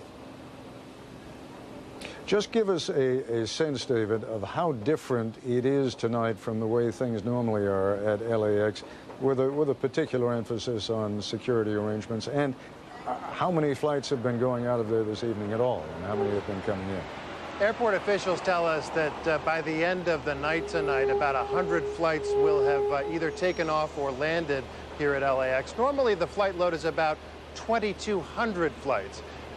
United Airlines, the place where I'm standing right here, is not running any flights right now at all. There are about 125 carriers that serve this airport, and it's really up to each of those carriers whether or not to fly. As for the security, it's going to be very different when people do come back and fly out of here. They're going to know that they cannot check bags here at the sky caps. They're no longer going to be here. And no longer will knives be allowed of any kind in any of the terminals.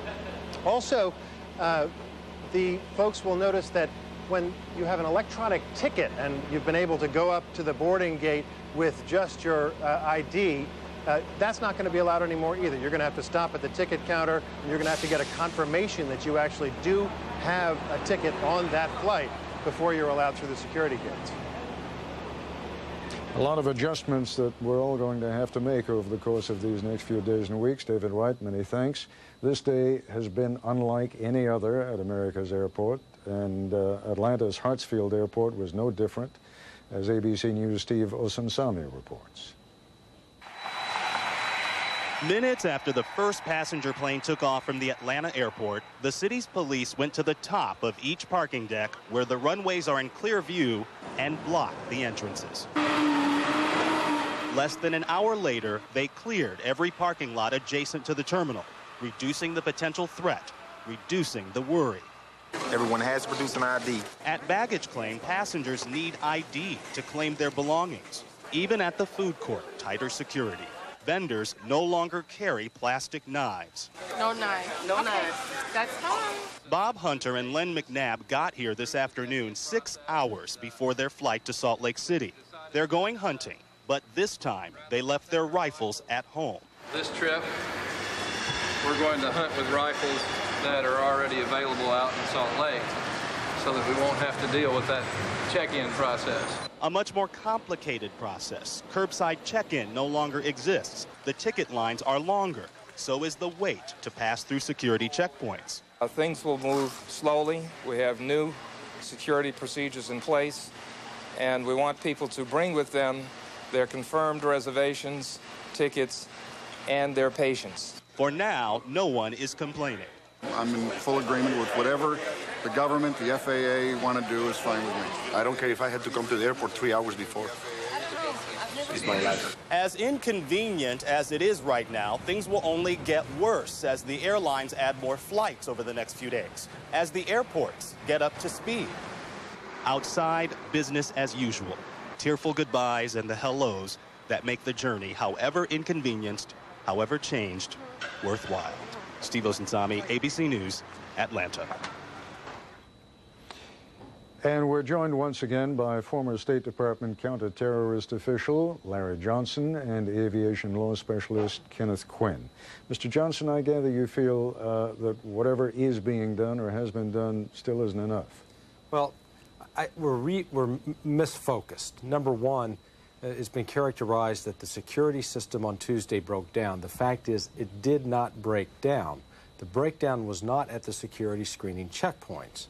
I'm fully in favor of federalizing those, putting professional law enforcement personnel at those points, but we mislead the American public and the world to say the terrorists somehow got things through. They didn't. But at the same time, we now need to take the human assumptions about behavior out of this, and there are technological fixes that are now available, but it requires, one, getting security functions away from airlines. In the past, the airlines have handled the security checkpoints, and that, frankly, the airlines legitimately have a profit concern about costs, and that doesn't mix well when you're doing security.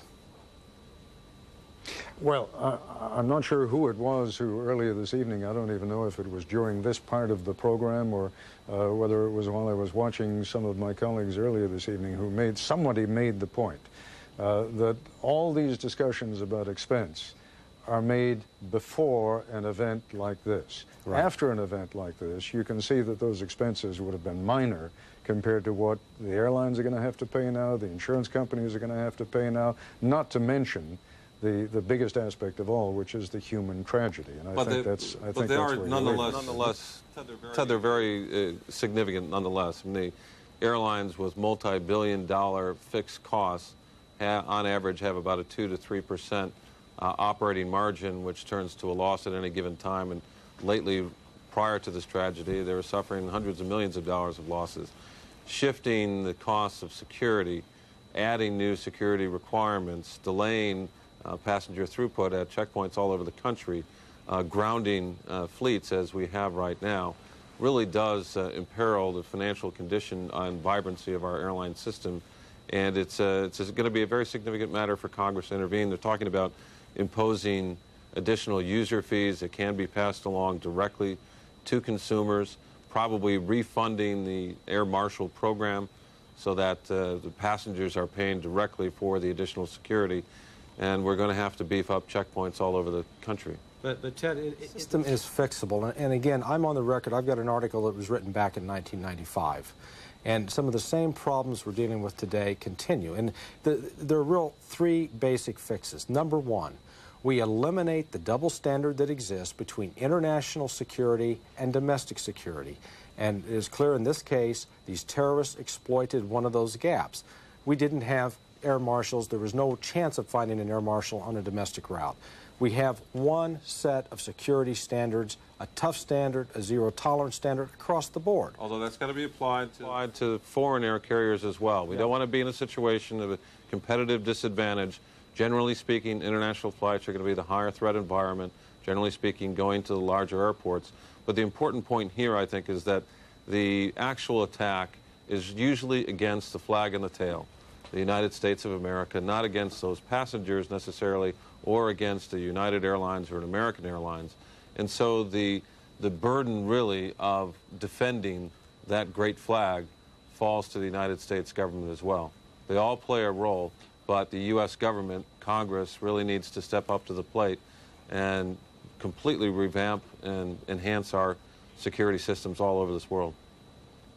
Focus, if you will, Mr. Johnson, for a moment on a point that I think Donald Rumsfeld made earlier on in Peter Jennings' interview with him, and that is that the terrorist always has the initiative.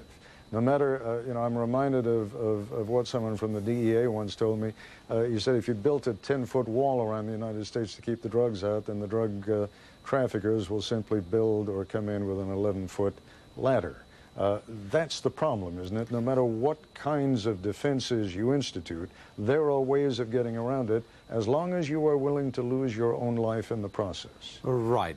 Ultimately, if someone's willing to commit suicide, there is no perfect defense, and that's why you saw the Secret Service move the perimeter out around the White House, because what you're hoping is you will force them to trip the perimeter at some point. But that said, we do see through history that when you put security measures in place, it does reduce and change the behavior. Before we had walk-through metal detectors, you had armed hijackings of aircraft. And I was in a meeting with the Germans in the European Civil Aviation Conference. They made fun of us in the United States because of that. And yet in February of 1993, a Lufthansa jet was hijacked because the German officials used a hand wand. They didn't check an individual who had hidden a gun in his hat. That plane was en route to JFK. One of the issues we dealt with in the command center, and I was directing it at the State Department at that time, was the possibility of that plane flying into the World Trade Center, and it had fighter escort. And fortunately, it landed on the ground. But the point is, when you put the security measures in place, they do have an effect, they do deter, and we should avoid being fatalistic about this, that there's nothing we can do. That's not true. We can do a lot, and I think one of your guests made a very important point earlier. Going into Afghanistan is like clearing a swamp. You got to clear it out to kill the mosquitoes. And in this case, these are very vicious mosquitoes. Yeah, I think what we're talking about really here is a last line of defense. When you talk about the role of the airlines, you talk about the role of security screeners, the role of the FAA. First and foremost, the chain is only as strong as its weakest link. And massive retaliation in response to any kind of a terrorist action, infiltration on a human basis of these terrorist cells, and successful counter-terrorist operations within the United States, making our borders much less civ-like than they are today. Those are the kinds of things that keep the people from ever being in that situation. And we are facing a new threat with a suicidal hijacker, which has not really been the case before. Yeah, I must tell you, a colleague of mine, a cameraman from Paris, called me the other night to remind me of something that I must confess I never knew. I mean, I remember the incident. It was a hijacking that took place in 1994, and I believe the French authorities caused the plane to land at Marseille. I think it was an Air France airliner. And then French sharpshooters killed both of the hijackers who were in the cockpit. They found out later that the plan had been to fly that plane, excuse me, into the Eiffel Tower. So you're right, this hasn't happened before, but the plan has clearly been on the minds of some terrorists for at least 7 years. Any closing thoughts from both of you on this subject? I think it does illustrate, though, the point that previous hijacking incidents have led successfully to resolution of the crisis. I'm concerned about becoming cops in the cockpit. The notion that they are an Alamo that should be armed and trained is troubling to me, because flight crews really need to pay attention to the airworthiness of their aircraft. I would far rather have professional law enforcement personnel, air marshals, in the cabin defending against any attempted intrusion, so that the pilots are looking forward at the instruments, maintaining the airworthiness, because they could win the battle and lose the war. They can overcome the terrorists with a pistol, and yet lose control of the airplane and have the same dastardly result is what was intended. Ted, I have a very fundamental disagreement with Ken, because I'm not talking about having the pilot sitting up there toying with the gun. Ultimately, if you're going to prevent someone from taking over the cockpit, this is a last resort. This is a case when someone's beating down the door, trying to take over the plane. The pilots need to have an option other than just having a hand to shake when they come through. Just one last quick question to you, Mr. Johnson. You cited the Israeli example earlier on as an example of one that's been about as effective as any in the world. Do Israeli pilots have weapons in the cockpit? My understanding is that they do. And I think we need to avoid taking too many lessons from the Israelis, because they have such a small fleet, such a narrow range of threats to protect against. But in this case, they've looked very seriously at the issue of you don't want to let someone take control of that cockpit, because as we saw tragically on Tuesday, and nobody really ever imagined such a thing in such a dimension. You cannot afford that risk in the future. Although the Israelis actually, El Al, will have security agents in the cabin, not relying principally on the flight crew themselves, trained anti-terrorist agents. But the pilots also have a last resort to protect, and that's what I'm talking about. It requires a fundamental paradigm change, and I've talked this over with the fellow who has organized and directed the U.S. Sky Marshals program, and he agrees with me that what we're talking about is not just changing techniques. We have to fundamentally change how the pilots in the United States are trained to carry out their duties in this respect. It'll be an interesting I do have one last question for either one of you. Transportation Secretary Mineta earlier today raised the possibility of having the Pentagon supply Delta Force troops to be aboard some of our aircraft. Now, clearly, these are well-trained men, but they are not trained as police officers. And I'd just like to hear what either one or both of you think about that idea. I tend to think that as an interim stopgap measure until we can get funded and deployed professional air marshals, we ought to be introducing on a confidential basis, our own armed forces personnel. I think the threat environment right now is significantly high enough that we ought to welcome those troops. Passengers will welcome those troops. It will help reassure the traveling public, and it's going to keep the terrorists on, I think, very shaky ground. Good short-term fix, but I emphasize short-term. Okay, gentlemen, on that note, let me thank you both. You've been most patient in staying with us this evening, and I'm very grateful to you. And now I'd like to send it back to my colleague Chris Bury in Washington. Chris? Ted, tonight in New York City, thunderstorms have moved in, hampering somewhat the rescue efforts underway. Earlier today, before this rainstorm set in, former President Bill Clinton went to visit some of the rescue operations and check in, and afterwards he chatted for a few moments with reporters. Let me just say a word for President Bush and his team. They are able. They have already found out, as all of you know, and as you have reported, a surprising amount of information.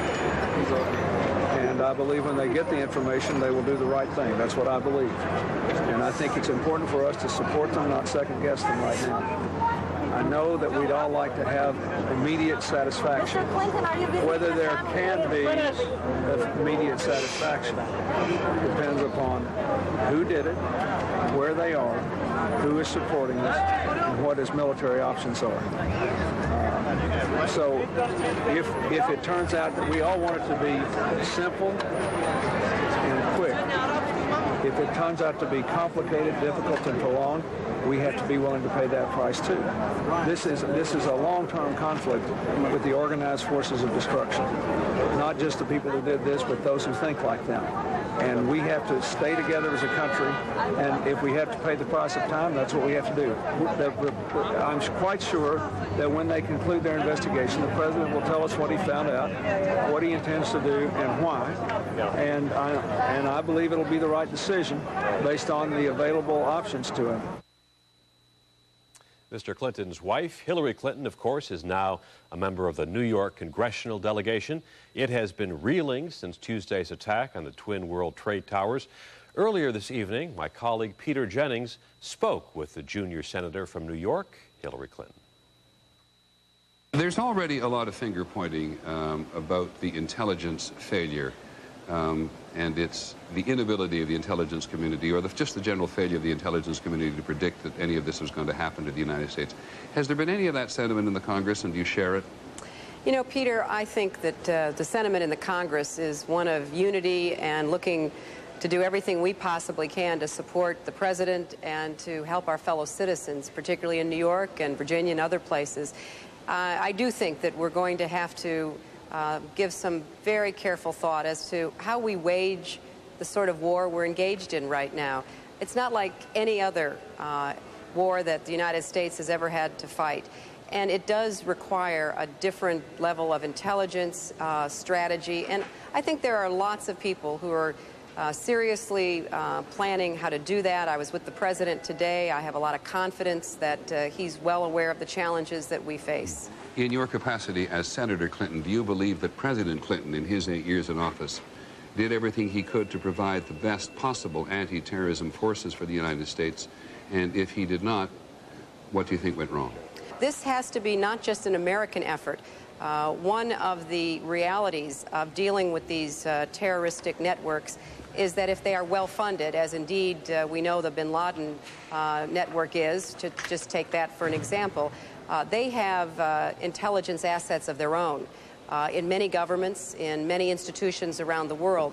I know that following the bombings in Kenya and Tanzania, the government of the previous administration was looking very carefully at every shred of intelligence to pinpoint the attack that was made on the bin Laden forces and encampments. How long a war against terrorism do you believe that Americans should be prepared for? I don't think we can answer that, Peter, and it's not because anyone's withholding any information. It's because we just don't know. Clearly, what we saw carried out on Tuesday was extremely well planned, well financed, led by people who are willing to die. That is a very different kind of threat. It's why I believe that we ought to focus on our homeland threats, the chemical, biological, nuclear weaponry, the kind of suicide actions that we saw. How long is it going to take? We don't know how long it's going to take, but I was convinced today that the president is certainly ready to stay the course no matter how long it will take. Well, you've talked of a variety of different kinds of threats to the United States, which leads me to this question. Should the Congress place any limits whatsoever on President Bush's ability or determination to pursue this? Well, Peter, there's precedent, and I haven't been around long enough to have firsthand experience, but there are many of my colleagues who were here to literally help draft the Gulf War resolution, who are deeply knowledgeable about what needs to be given to the president. I have no doubt that whatever authority the president actually requires, he will receive. So you believe the Congress will unanimously give the president the authority that he requests, no matter what it is? I do believe that we will get to a meeting of the minds about what authority and assets are necessary, and the president will have our support. Do you believe that New York is permanently changed by this event, and do you believe, among other things, that business may tend to drift out of New York because of what has happened here? I don't believe business will drift, Peter. In fact, if anything, I believe that there will be many people who currently have businesses that have been shut down because of the attacks, and even others who will want to show their support. You know, New York was targeted because we represent so much of what America is and can be around the world in the lives of countless millions and billions of people. Do you support rebuilding the Twin Trade Towers, as some people have suggested, as a symbol that New York City cannot be intimidated? If it's feasible and appropriate to rebuild something like the towers, I would certainly be in favor of that, but we're a long way from making those decisions. Right now, we have to continue to do everything in our power to try to rescue anyone who might still be alive, and then we have to turn to the hard work of identifying those who are missing. We have to provide the mental health services, the grief counseling. We've got literally thousands and thousands of people out of work. You know, I just got a call from people representing janitors who don't have any work to go to. They've got people missing, but they also have people who are now without an income. We know that there is going to be so much that has to be tended to in the immediate days following this, that I think we have to put people's needs, the humanitarian concerns first. But, you know, we'll get around to making sure that what New York is and what New York symbolizes will never, ever be missing from the landscape of America and the world. Peter Jennings talking earlier this evening to New York Senator Hillary Clinton. One of the questions being asked today in New York, and I guess it's a perception question, is why hasn't there been more rubble? The World Trade Center buildings, which after all were about 110 feet high, seem to have turned into a relative pile of dust. Our colleague Robert Krulwich explored that question today. It is hard to conceive, but 3 days ago, both World Trade Towers rose 1,362 feet into the sky. Visit those same towers today. At their tallest point, they rise maybe 100 feet above the street. And while it's true there are 6 floors below street level, now filled with debris, engineers at the firm that built the building's best guess to account for the missing 1,200 feet of material from each tower is that large portions simply vaporized into the dust that rained down on New Yorkers immediately after the collapse. It was that powerful. Get out of here! We're talking here about 43,600 windows, 600,000 square feet of glass, 200,000 tons of structural steel, 5 million square feet of gypsum, 6 acres of marble, and 425,000 cubic yards of concrete, turned in good part into a cloud, says environmental medical doctor Stephen Levin. I was astonished at the degree to which solid materials were turned into pulverized dust as a consequence of that building collapse. I think it was striking. The Environmental Protection Agency has been sampling the dust, and one specialist told ABC they believe the clouds that appeared immediately after the collapse were mostly gypsum dust from drywall, cement dust, and plaster, which can cause problems. Cement dust is an irritant. Fine glass powder is also an irritating material. The EPA did find spotty levels of asbestos. A sample on a police car turned out dangerous. Another sample a couple of blocks away, not dangerous. But most interesting, in the mix, they are looking, they think, at specks of steel that used to be beams and elevators, marble from the lobby floor and facings. So what were once the strongest architectural elements in the 2 towers were pulverized, large portions turned into clouds like this one. Still, there is this mystery. If some of the hardest materials were vaporized, how to account for the presence everywhere of paper, fully intact letters, business forms, stationery. Paper is so fragile and combustible, and yet somehow, maybe because we have so much of it, it was everywhere. Robert Krulwich, ABC News, New York. A fascinating look, and always, Robert Krulwich always gives a different and interesting perspective of stories that we have looked at now for days. This has been, in so many respects, a tale of 2 cities. We have focused primarily on New York, but John Donvan, my Nightline colleague, is standing by in Washington.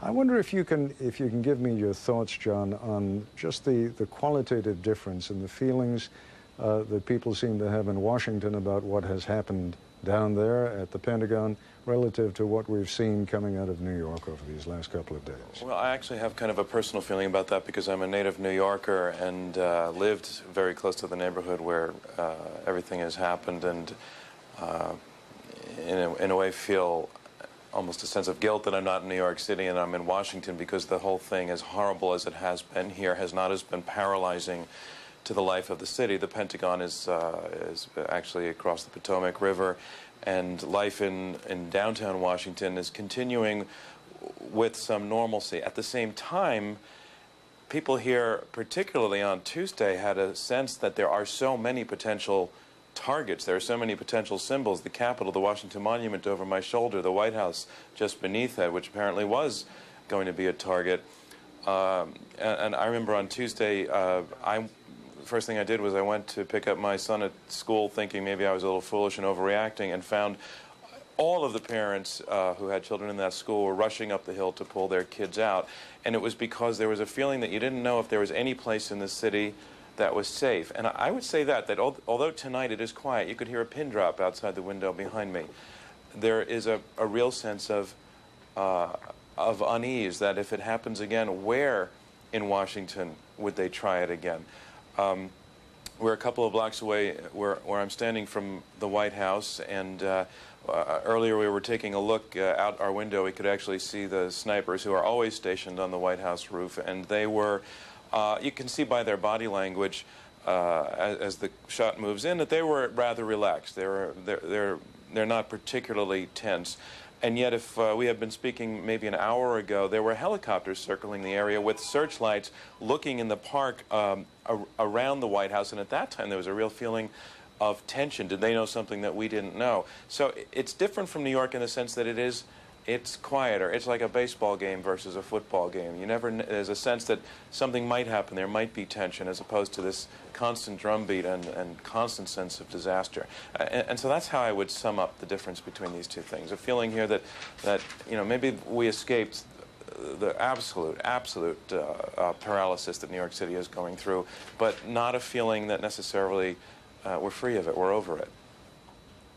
And just one notation, and that is that the Vice President tonight is not sleeping in his house. He's up at Camp David. We have to take a break.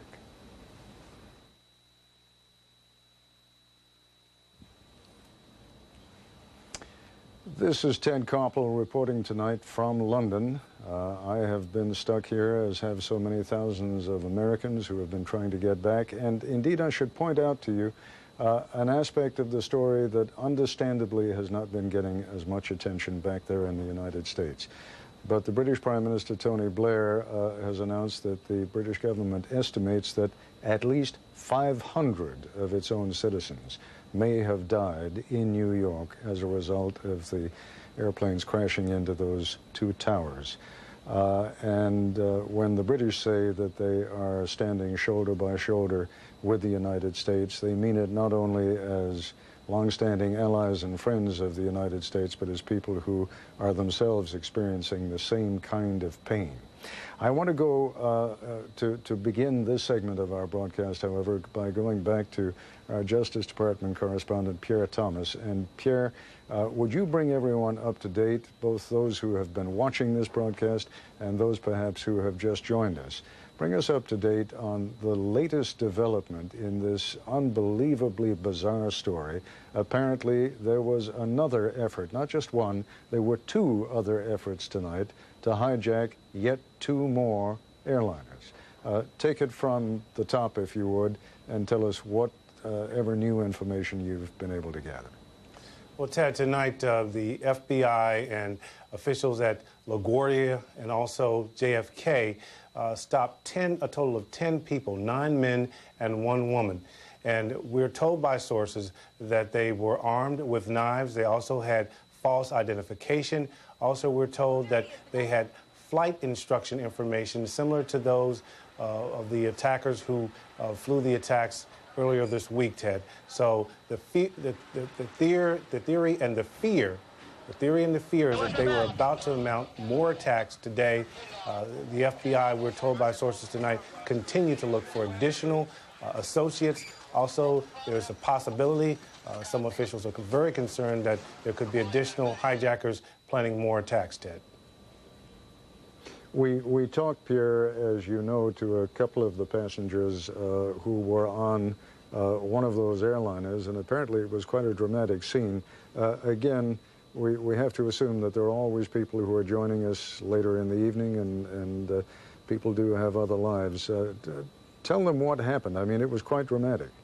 Well, one of the witnesses told us tonight, Ted, that these people came onto the aircraft. Everyone was planning to leave as scheduled. Then there was a dramatic scene when authorities came onto the plane, and they had a struggle with at least a couple of the suspects, and then they were escorted off. The people on the plane were not allowed to leave until the situation was under control.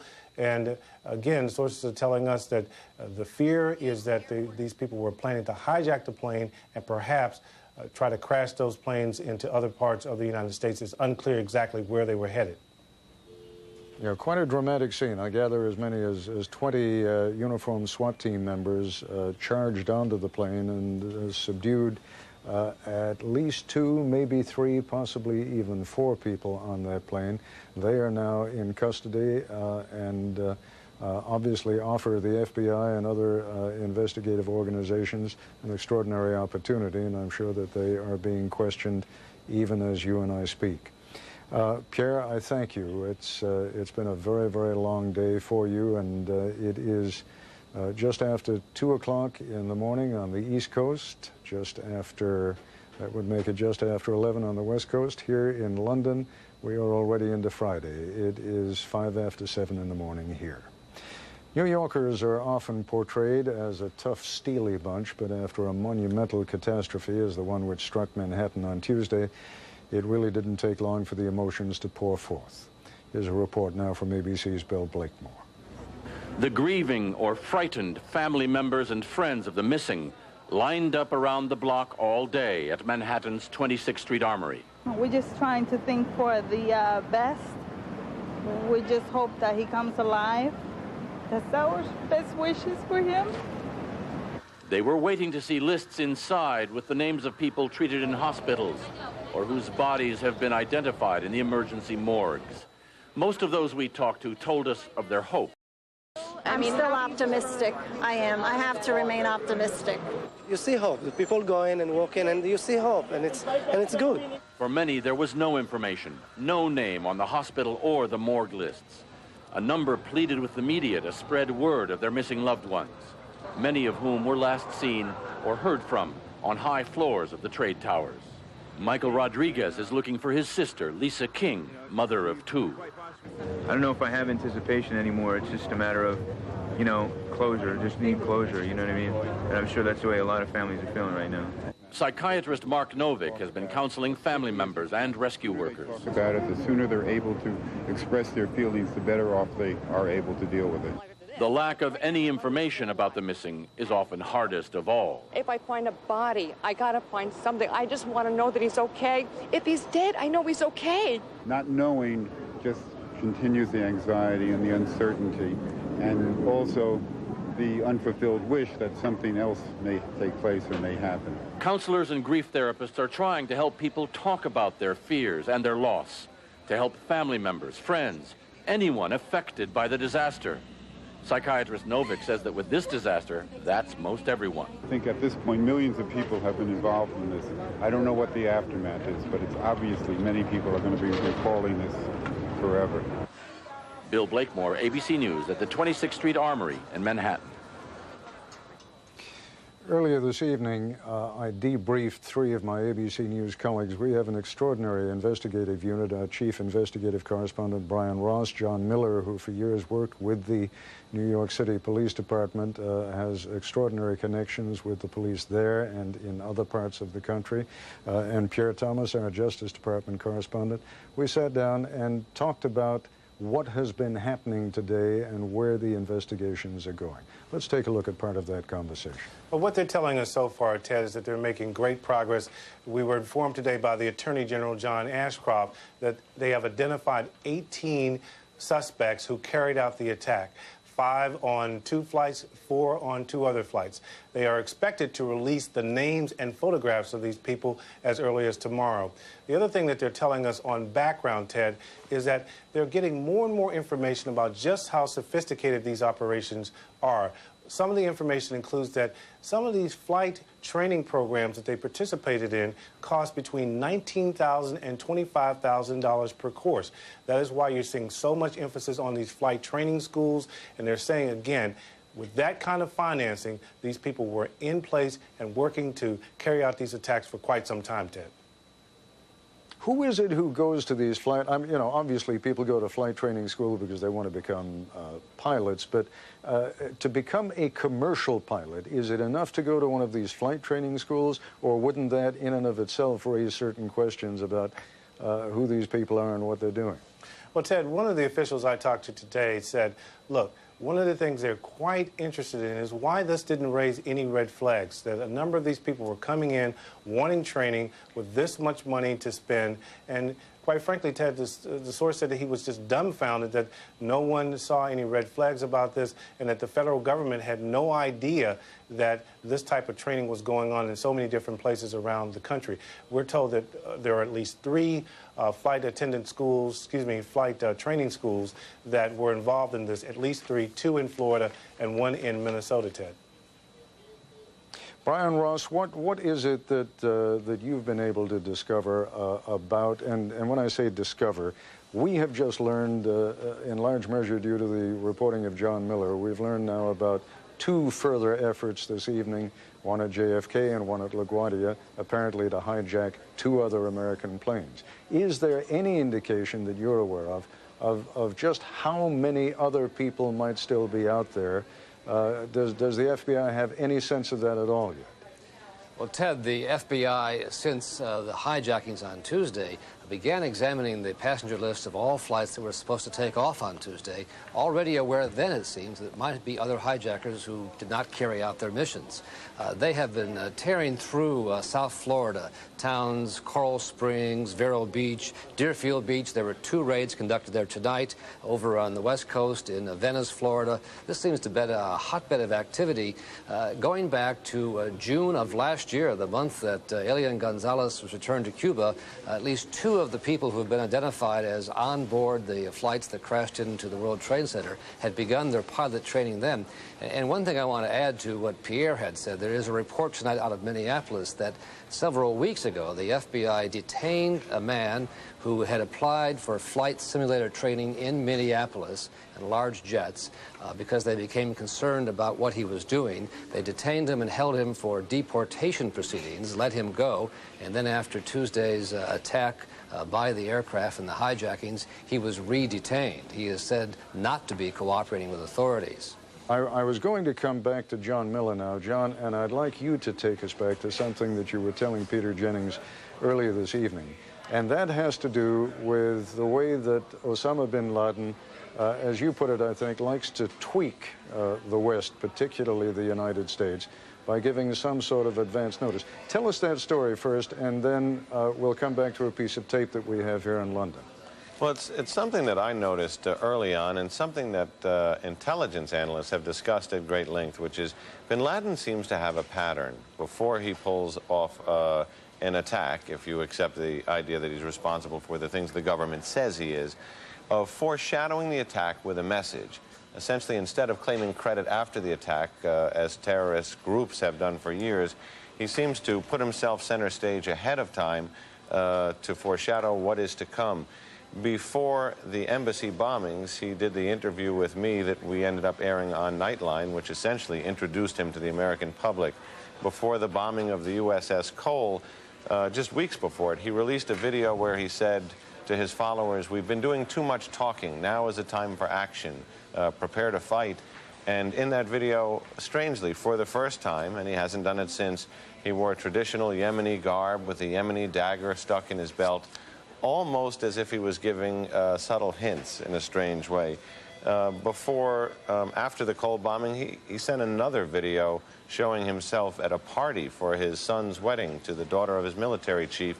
And then, just 3 weeks before this latest attack, which he hasn't been officially connected to, but authorities have conceded he's the leading suspect, he released a video saying America should get ready for a big surprise, and that it was time for the Muslim youth, a call to arms to get ready to fight. And that's what I wanted you to lead us to, because one of our very perceptive producers here, Robin Weiner, recalled that in point of fact, we have that piece of tape. And what I'm going to do now, because it involves an interview by a correspondent from the Middle East Broadcasting Company, who apparently was invited to meet with Osama bin Laden, and he does a voiceover in Arabic. I'll give you a brief translation of what it is he's saying, but let's just take a look at that tape now.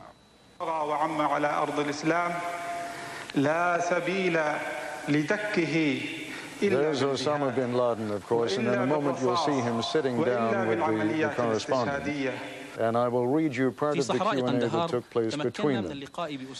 Following strict security procedure and meticulous body search, says the correspondent, we were allowed to meet Osama. Bin Laden, who was pleased by his followers' words that the coming weeks will bear significant surprises during which American and Israeli interests worldwide will be targeted, refused to give remarks due to Taliban's ban for him to give any statement to the press.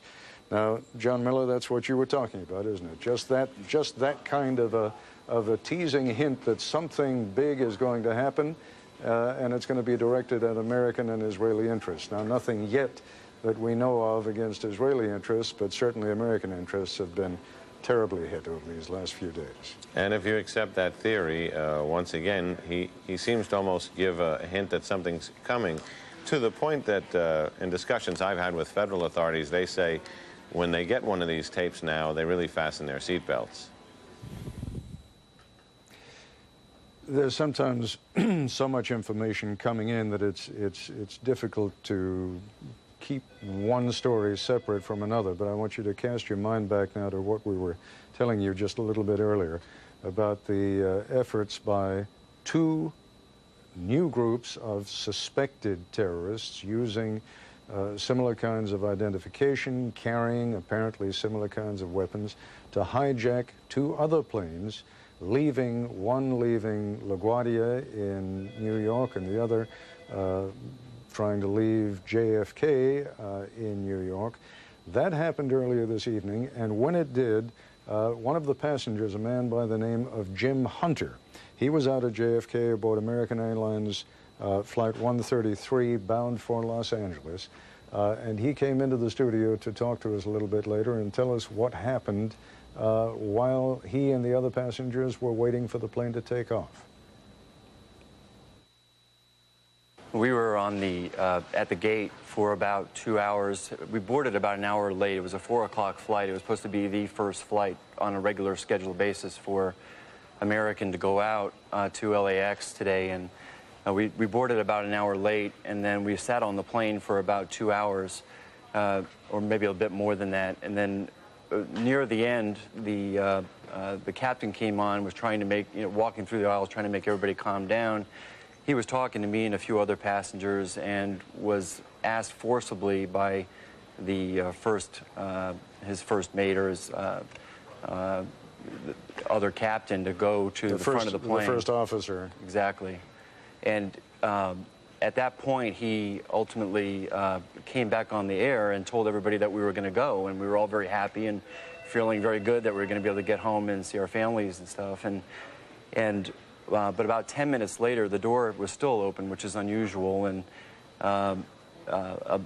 literally a few minutes after that, about 20 or more police officers, many in SWAT gear with large guns, all unholstered and looking down the aisles, screaming at everybody to go and hit the floor, and we all hit the floor. And meanwhile, there was a commotion going on behind me, about 4 or 5 rows behind me, where they were subduing a passenger. And he was definitely resisting and trying to fight off, but it was obviously worthless given how many policemen were on the airplane. And then 2 other passengers that were right in front of me were ultimately asked to go with authorities as well. They were taken to a galley, handcuffed, and then led off the plane from the front as well. So there was quite a bit of commotion, followed by dogs and looking for bombs and everything else before they would allow us to get off the plane.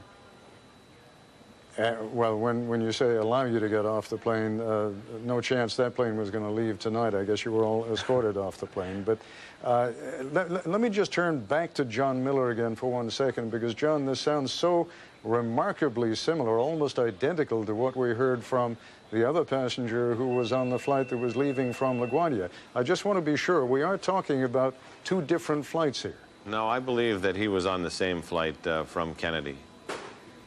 Okay, so this is a description then of what happened at the Kennedy flight. Do we know what happened at LaGuardia?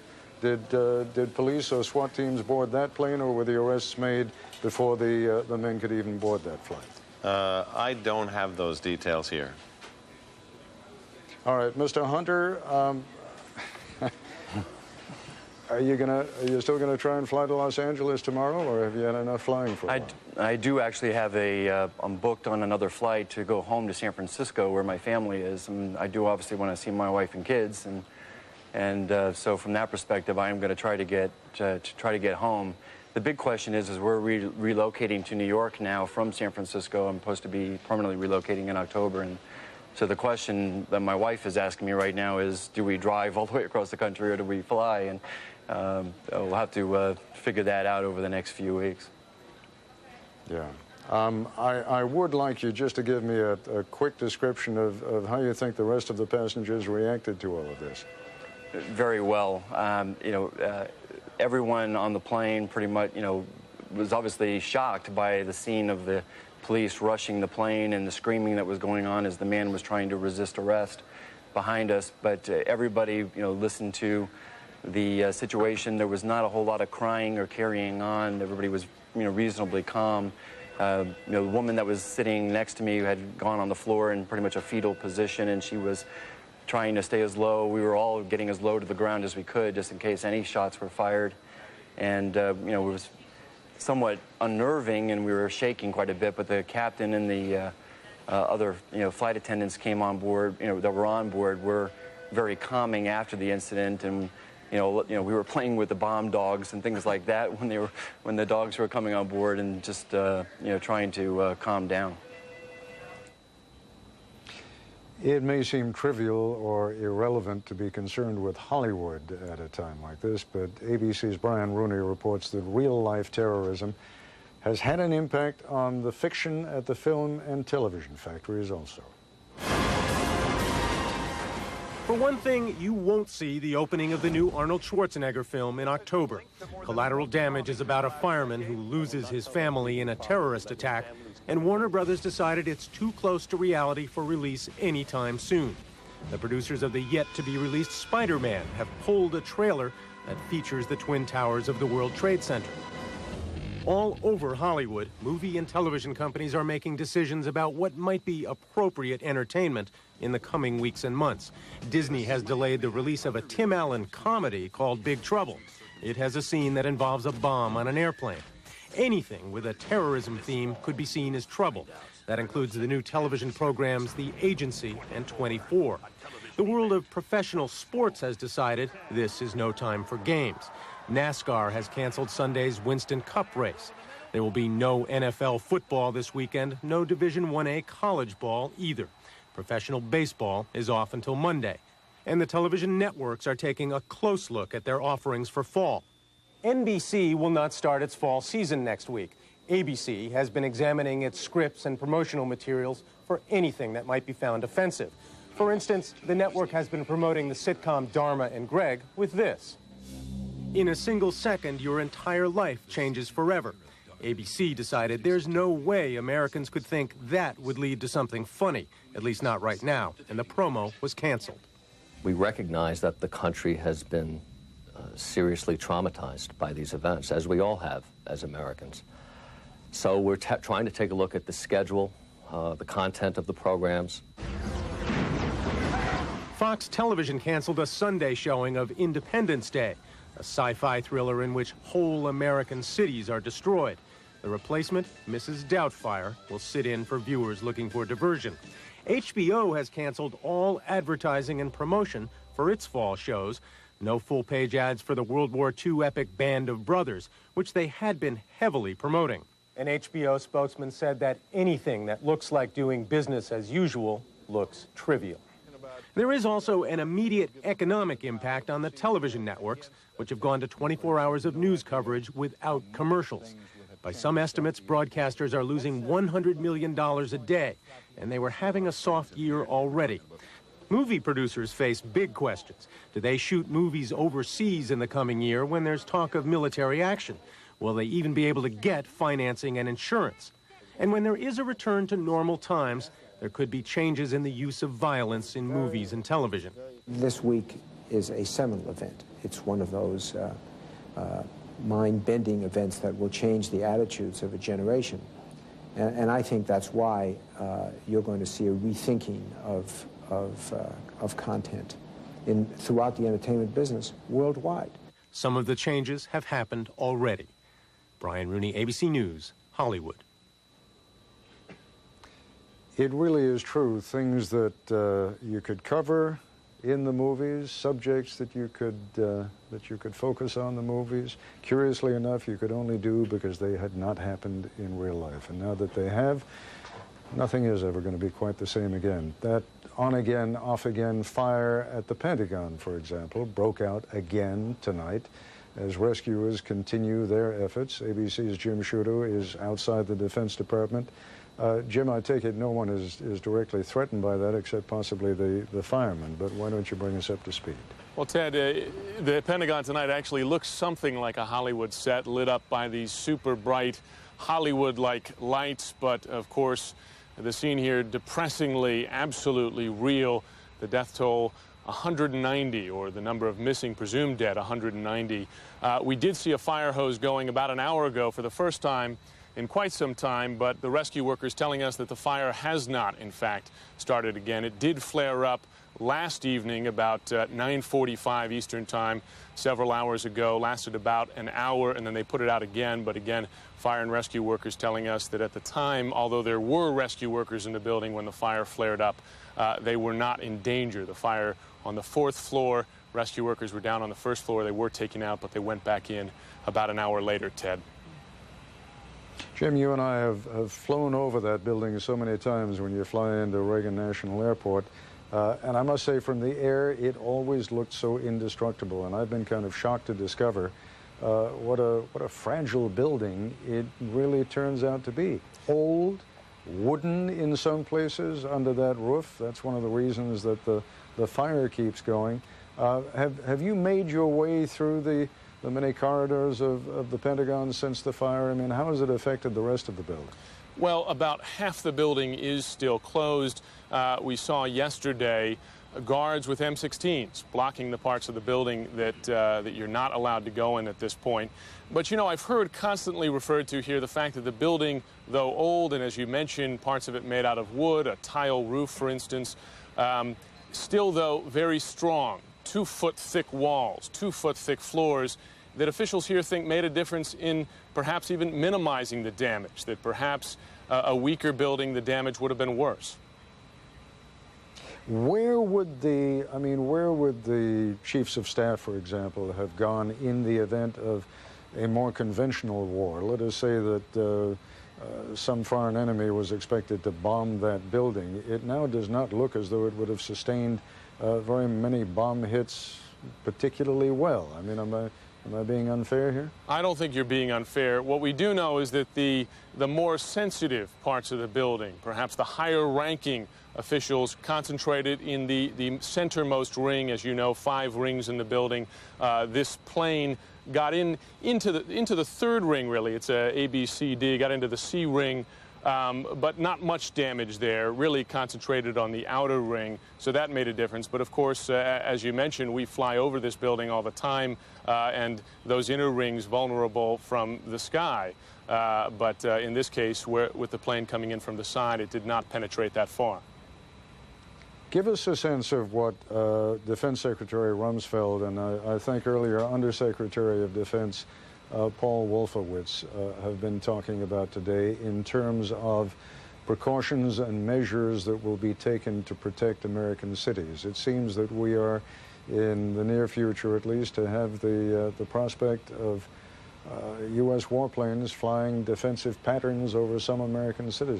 What are we talking about there precisely? The Pentagon tells us that they are running combat air controls over 15 to 20 urban areas around the country.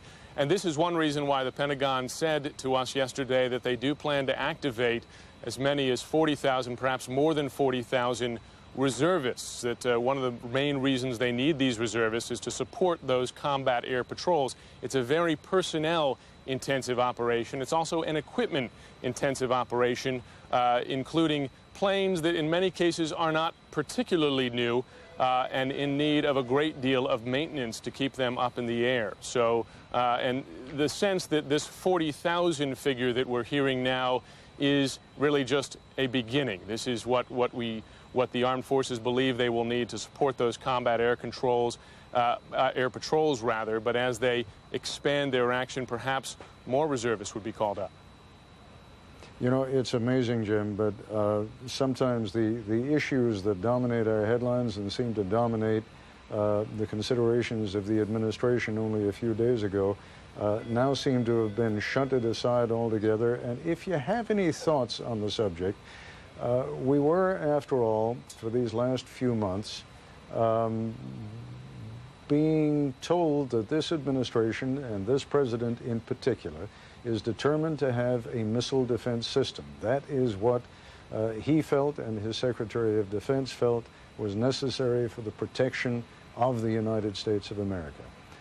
And now here, of course, we are confronted by a total surprise, by someone hijacking, someone armed with a box cutter, hijacking a plane and flying that plane into the Pentagon and flying another plane, another two planes into the Twin Towers in lower Manhattan.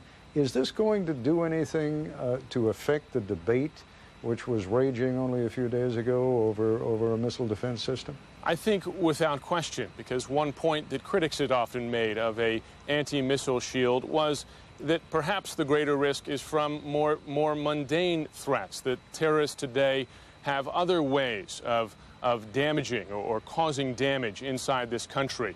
They could drive a bomb, a truck bomb, up next to important buildings. They could drive materials, even perhaps weapons of mass destruction in the worst case, across the border. No need to build a missile and launch it against the states. That's a point that critics have made. Clearly, as you know, Congress is willing to spend money, $20 billion, to at least initially talk about anti-terrorism efforts. That's just a first figure. Whatever is going to be needed in the short term, I think the question of the missile shield is one that is more of a long-term question.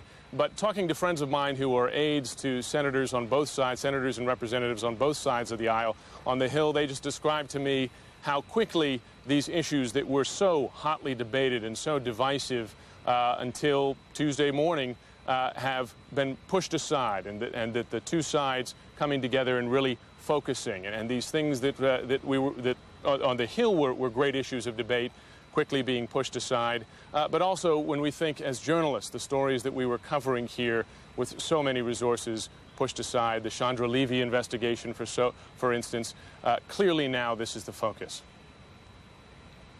Jim Sciutto, in point of fact, and I thank you, Jim, and again, I know how late it is, 2:30 in the morning there. Appreciate you standing by so late.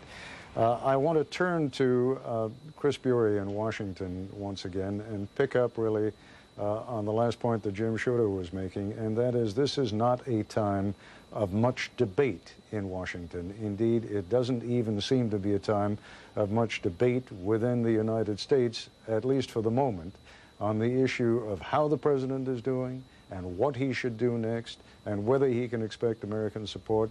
And Chris, you were telling us earlier about a new ABC News poll. Bring us up to speed on that again, would you?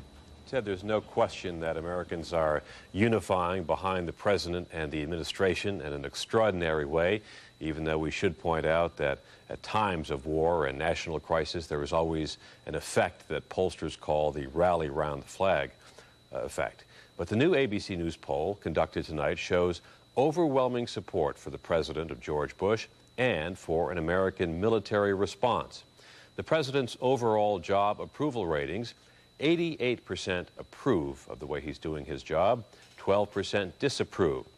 Those are the highest job approval ratings of any president since the ones Mr. Bush's father enjoyed during the Gulf War. On the president's response this week, the numbers are even stronger. 91% approve, 7% disapprove. On the question of a military response, should the U.S. take military action even if it means war? 86% support, 11% oppose.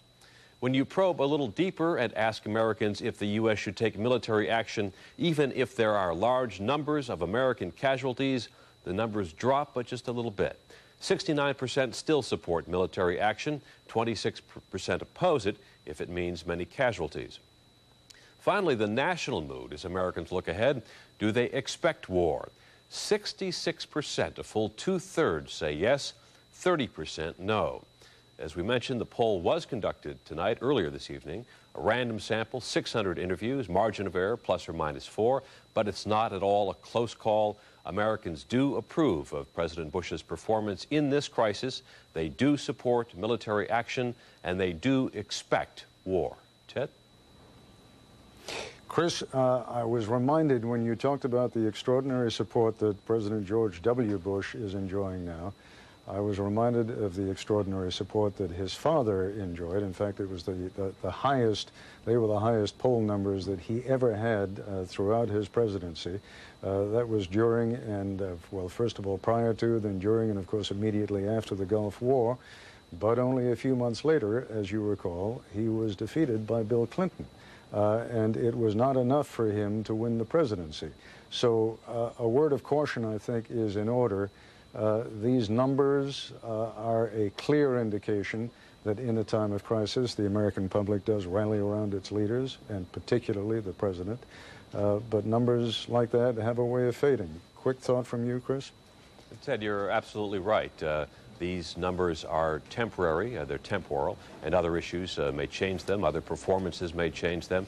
But there is one difference between now and the Gulf War, and that is this time there is a much greater degree of congressional solidarity. This time you have members of both sides of the aisle, both parties, supporting the president in a way they did not before the Gulf War. Ted? All right, Chris Bury, thanks very much indeed. We are going to take a short break now and allow our stations to sort themselves out, and then we will be back. I'm Ted Koppel in London.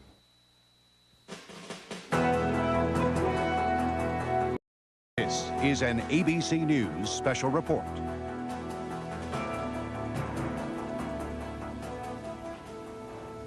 2:35 in the morning here in London, and it has been another extraordinary day. As you probably know by now, and if you don't, let me be the first to tell you, there were two further efforts today to hijack two other American airliners, one at John F. Kennedy Airport in New York and the other at LaGuardia Airport in New York. Both of those efforts failed. All of the men who made that apparent attempt are now in custody and being questioned.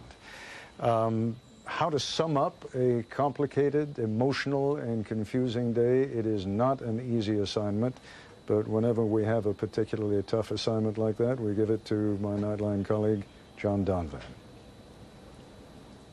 Security in our airports. Today, it was back and forth, offense and defense. Offense, the president again speaks the language of war. But now that war has been declared on us, we will lead the world to victory. Defense, a suspicious package found in the Capitol, everyone out of the building. Well, they have just evacuated the Capitol, Peter. We don't know the reason, whether it's anything legitimate or not. Of course, as you've been reporting all day long, there have been bomb scares everywhere.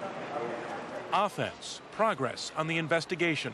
The total number of hijackers, to our best estimate and our best knowledge, given the information at this time, on the 4 planes that crashed was at least 18. Defense, a report on the vice president from ABC's Terry Moran. Vice President Cheney, who we have seen only once since the attacks on Tuesday, that was at the National Security Council meeting that the president chaired yesterday, has been taken to Camp David. That happened around noon today. Offense, the Secretary of State talks up the ante. We are assembling the evidence that will tell us in a way that the world will fully concur with us who was responsible for this. And when we have done that, we will announce it. And at that point, we will go after that group, that network, and those who have harbored, supported, and aided that network to rip the network up. Defense, 10 individuals trying to board flights at New York's LaGuardia and Kennedy airports raise suspicions and are detained. The city's airspace, opened only this morning, is closed again. And that's how it was here today. The Capitol is still jittery, and so is the nation. For example, people have been told that they can fly again, and yet not a lot of passengers are sure that flying is safe. On the one hand, there is a deep sense of mourning for The lives lost now estimated to be settling in around 5,000.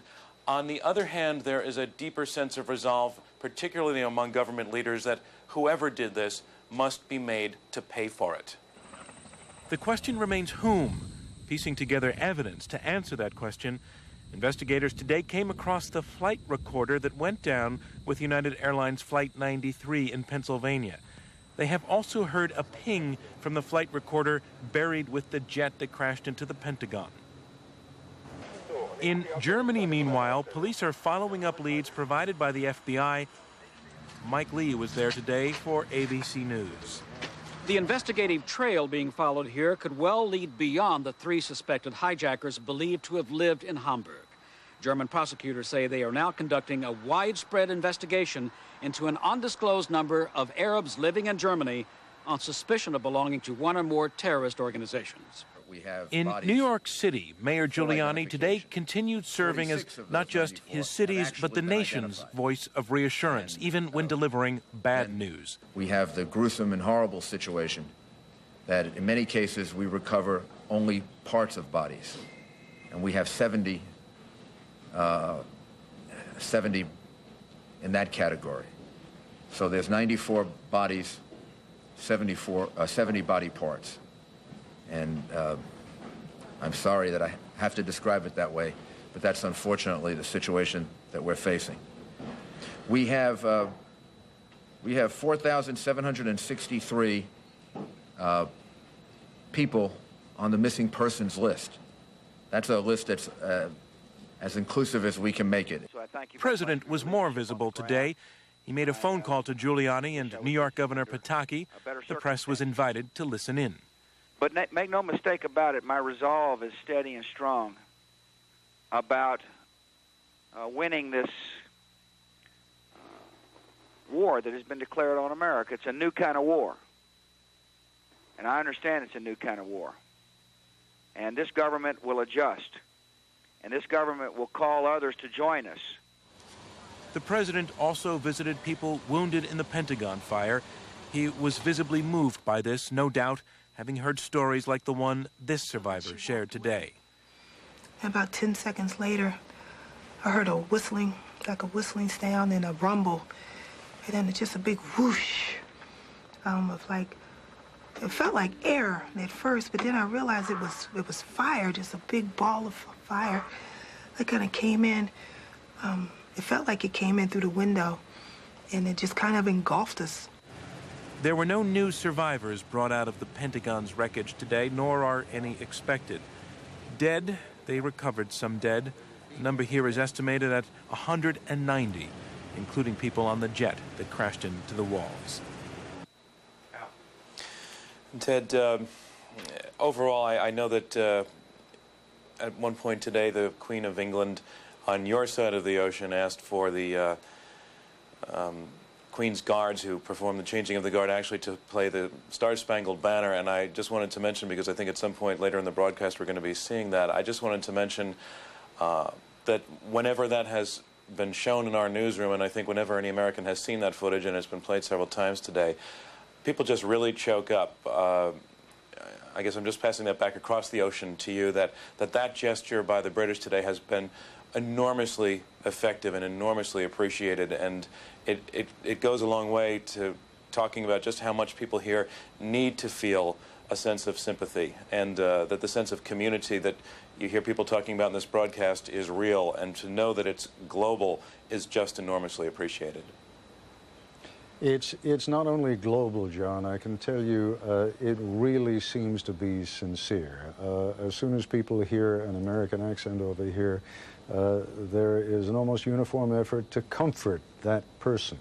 I was stopped on the street the other day by a couple of Americans, this just by way of giving an example of a small instance of suffering, although the suffering is great for that individual. The two people who stopped me were a couple of teachers. They are over here in London with a group of their students, are unable to get back to the United States, but they had come to the U.S. Embassy to try to get this one young student out because his brother is among the missing at the World Trade Center. They hadn't been able to get him out. There are many such cases over here, And as I think I said earlier this evening at some point, the British themselves have endured enormous losses. Perhaps as many as 500 Britons were in the World Trade Center when it collapsed, and they too are among the missing. But of all the stories we have heard, the one we're going to bring you next is in some respects about as great an instance of individual loss as we have heard. My colleague Connie Chung conducted this interview. It is a long one. I commend it to you. It really is heartbreaking. Among the corporations that suffered terrible casualties on Tuesday was Cantor Fitzgerald, a brokerage firm which was housed on 4 floors of one of the World Trade Towers. 700 of the 1,000 employees are feared dead. As I said, Connie Chung spoke with the chief executive officer of that company, Howard Lutnick. Just some on Wall Street, Cantor Fitzgerald sort of symbolizes the devastation of the terrorist attack when American Airlines Flight number 11 crashed into the North Tower. It cut off any hope of escape for almost all of the Cantor employees. The global leader in real In the high-flying world of high finance, the company of Cantor Fitzgerald occupies an elite position. Last year, the firm handled $50 trillion of business as an exchange market for banks and companies doing trades in the global bond market. And for its headquarters, Cantor chose an elite location, proudly showcased in its corporate video, the North Tower of the World Trade Center. About 1,000 of Cantor's employees worked on the 101st, 103rd, 104th, and 105th floors of the tower. Doug Gardner was the chief financial officer of Cantor. His wife, Jennifer. Doug is everyone's shoulders. If you need support, his shoulders. If you need money or a helping hand, there was his hands. If you needed legs for a basketball game, he was there. He just was everybody's rock, everybody's center, the warmest, kindest, biggest smile, big blue eyes, the most delicious man you ever met. As CFO, Gardner had a window office on the executive wing of the 105th floor. Gardner liked to get in early. He was at his desk at 8:48 a.m. on Tuesday. Jennifer Gardner didn't find out right away that a plane had crashed into the North Tower, hitting between floors 96 and 103. She was with her children, Michael and Julia. Did your husband talk to anyone that morning when the plane hit? Yes.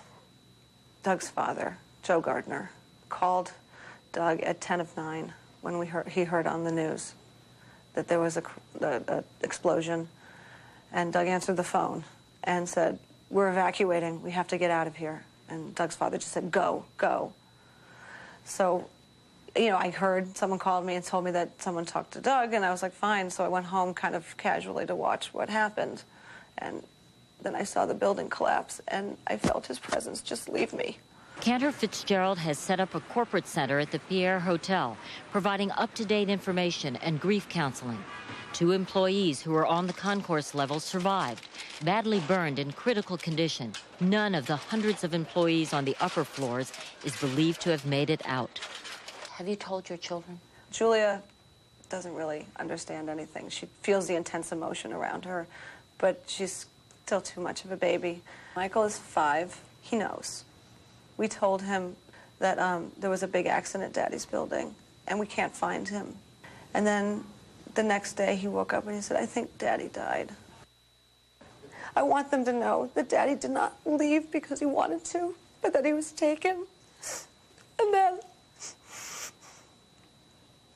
it wasn't his fault, and it wasn't their fault, and that Daddy loved them.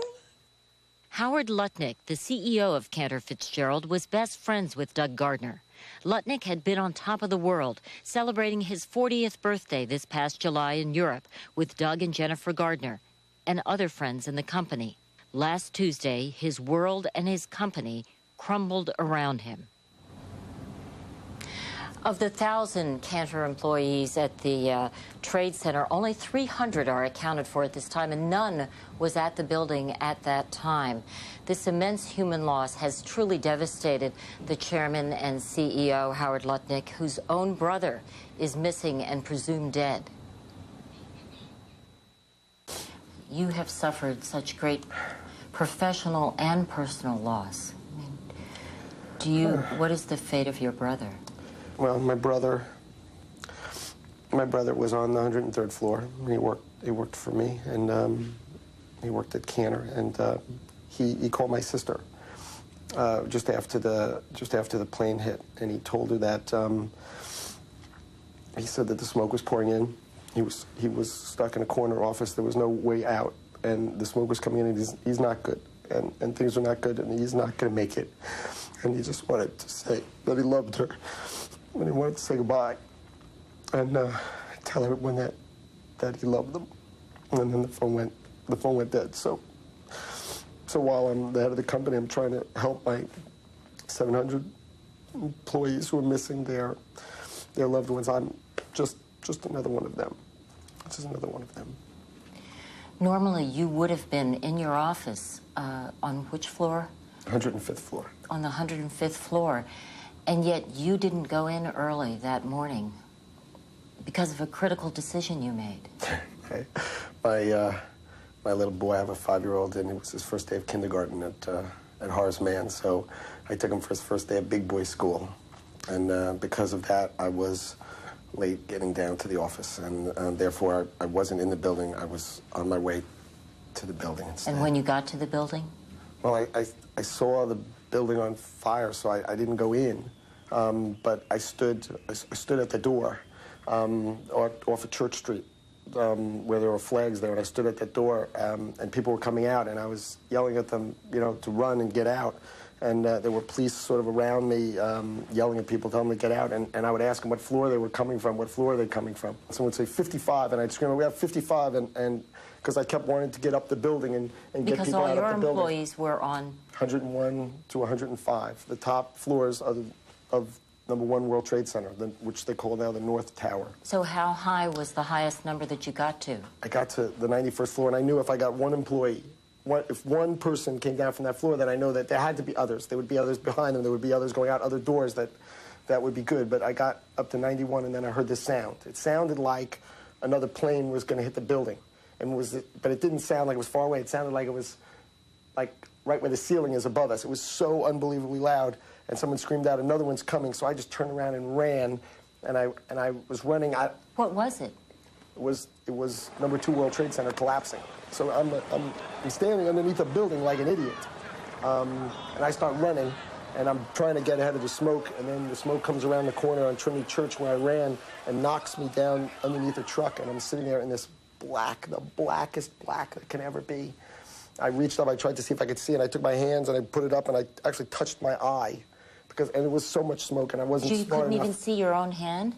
I couldn't see my hand. I could feel the particles in the air. They were like this big. I could feel them going in, and I couldn't think to pick up my shirt and put it. I was just sitting there thinking, I can't believe it. I can't believe by standing there I died. So I just start walking straight, and I just walk straight, and I just keep walking straight.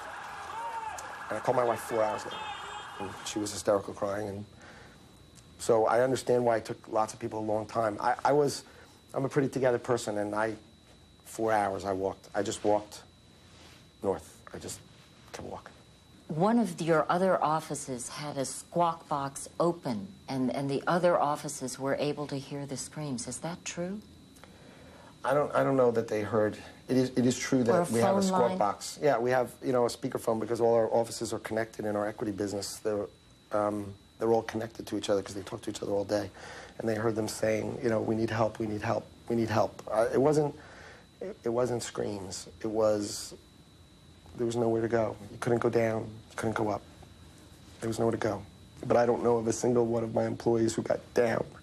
Zero.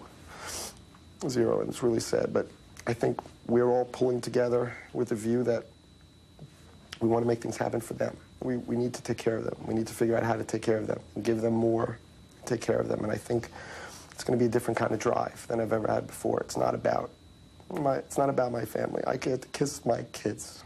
I get to kiss my kids tonight. But other people don't get to kiss their kids. And I just have to help them. And I think what's amazing, and I think it's amazing, you have 300 people. They lost all their friends. They lost the person to their left. They lost the person to their right. And they call me up and they say, I want to go to work. I say, why do you want to go to work? Let's just go to funerals. And they go, no, I want to go to work. I can't stay home. I can't stay home. I have to work. I have to do something. And so they actually wanted to try to figure out how to be in business. It's unbelievable. It's crazy. It doesn't make any sense.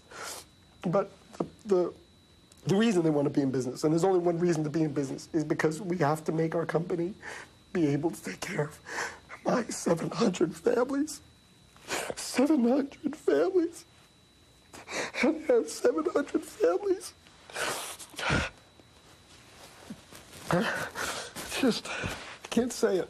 I can't say it without crying.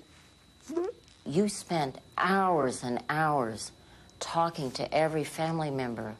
You have spent hours at the Pierre Hotel in that ballroom. Well, I go in, I just tell them, look, I'll answer any question you want, anything about it. But I lost my brother, and I'm in no different position than you are. I'm not any different. I'll just tell you everything I know. But I get to say to everybody so that they believe me, that when I say that we are doing everything we can to find their kid, that they know that I do not look for my brother. I don't go to any hospital or get anybody to go to any hospital and say, find Gary Lutnick for me. Why not? Because I go with an employee list. I say, here's my list. Here's everybody I got. Find somebody on this list. I don't care who they are, because if you find someone on this list, then I get to call them. And I get to give somebody else some hope, some dream. Maybe they get to kiss their kids. I'd love to find my brother, but I'd love to find their brother or their wife or their husband or anything. It's been said that the loss of your company will have worldwide impact. Cantor Fitzgerald is the primary, it's like the exchange for the world's bond markets. I mean, it is the exchange for the world bond markets. Last year we did $50 trillion in business. Today, the remaining employees of Cantor Fitzgerald and eSpeed have worked every second since that bomb. And they made the decision. And I told them there's no reason for us to open. I don't care when we open, if we open, it doesn't matter to me. And they collectively, 250 of them, collectively voted that they were going to open the markets. And this morning, at 7 a.m., those people opened for business, not to make money, but they did it because they thought if the Fed and the Treasury wanted it to be open, and it was important enough for them to show strength for America and for these markets, then they were going to do their damnedest to get it open, and they did. And I voted against it. I said, why? I don't want you to work. I want you to go home and kiss your kids and hug your families. But it's them. They wanted to do it, maybe for themselves, maybe for their friends who they lost. But so right this second, our electronic systems are running around the world, and it's, I don't know, maybe it's a miracle. Maybe it's because these people are just, they're unbelievable. They're the best. Maybe they're the best because they had an incredible boss. I think it goes the other way around. I think you can only be a good boss if you have the right people. And I'm glad they chose to be with me, but I'm the saddest person in the world that they chose to be with me. Because if they would have chosen to be with me, so many people, so many names, so many people I loved.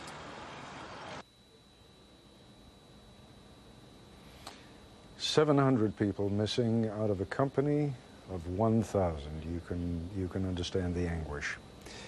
In so many little ways, and sometimes little ways are the only ways that people can show their compassion. For example, just a couple of blocks from the hotel where I'm staying is the U.S. Embassy, and there's a beautiful park in front of the U.S. Embassy with a statue of Franklin Delano Roosevelt, and it is there that the British have set up a couple of tents where people can sign books expressing their condolences, and they are leaving floral bouquets at the foot of the FDR statue.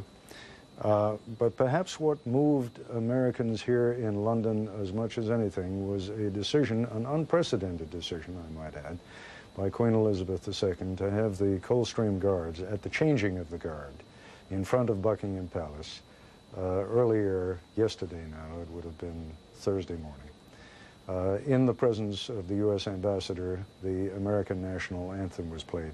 John Donvan referred to that before. You just need to look at it and listen.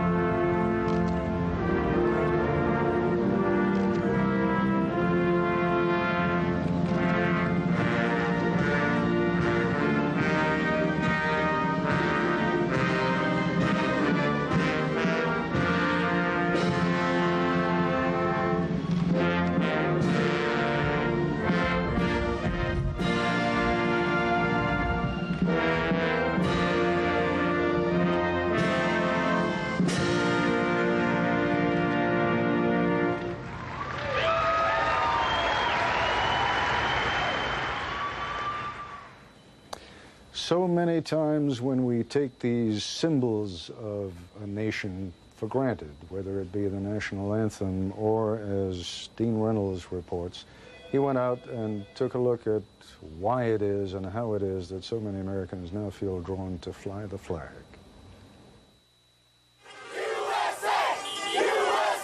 From the sidewalks of this country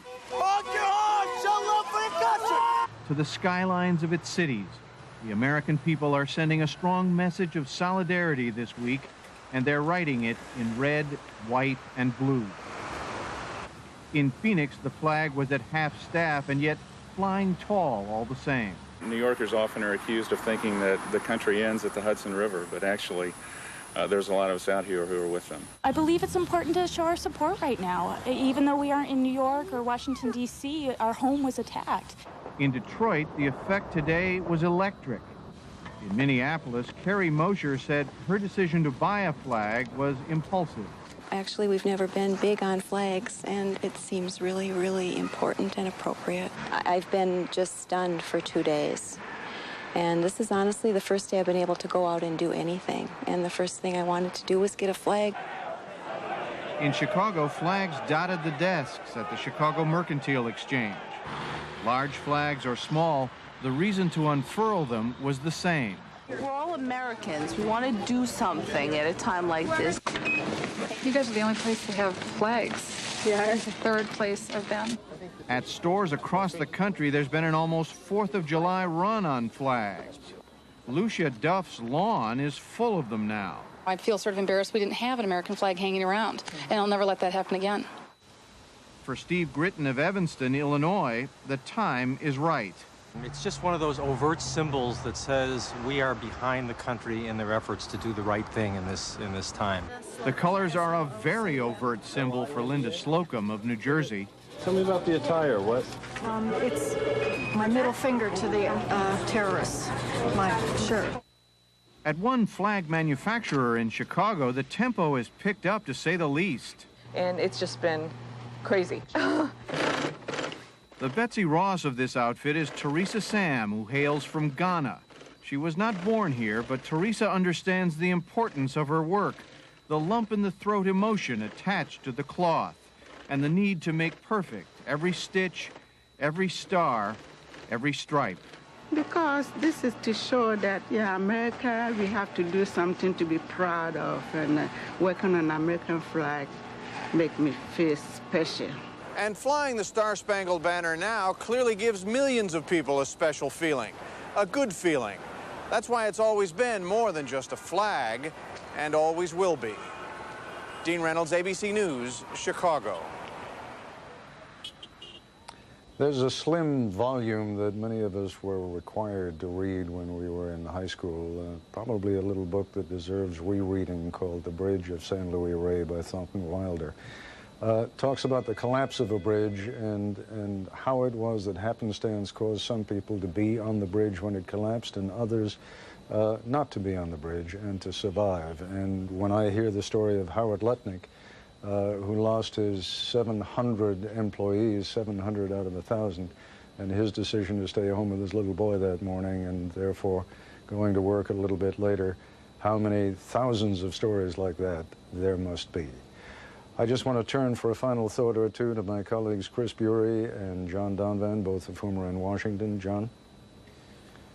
Well, you're talking about where people are and where they are not. And I had a strong sense on Wednesday morning waking up here in Washington of being one of the people who was still here and knowing I was going to have to get to work. And as it happened that morning, my little boy, who for weeks had been saying he wants to see what a sunrise looks like, woke me up that morning before the sunrise. And finally I got out of bed,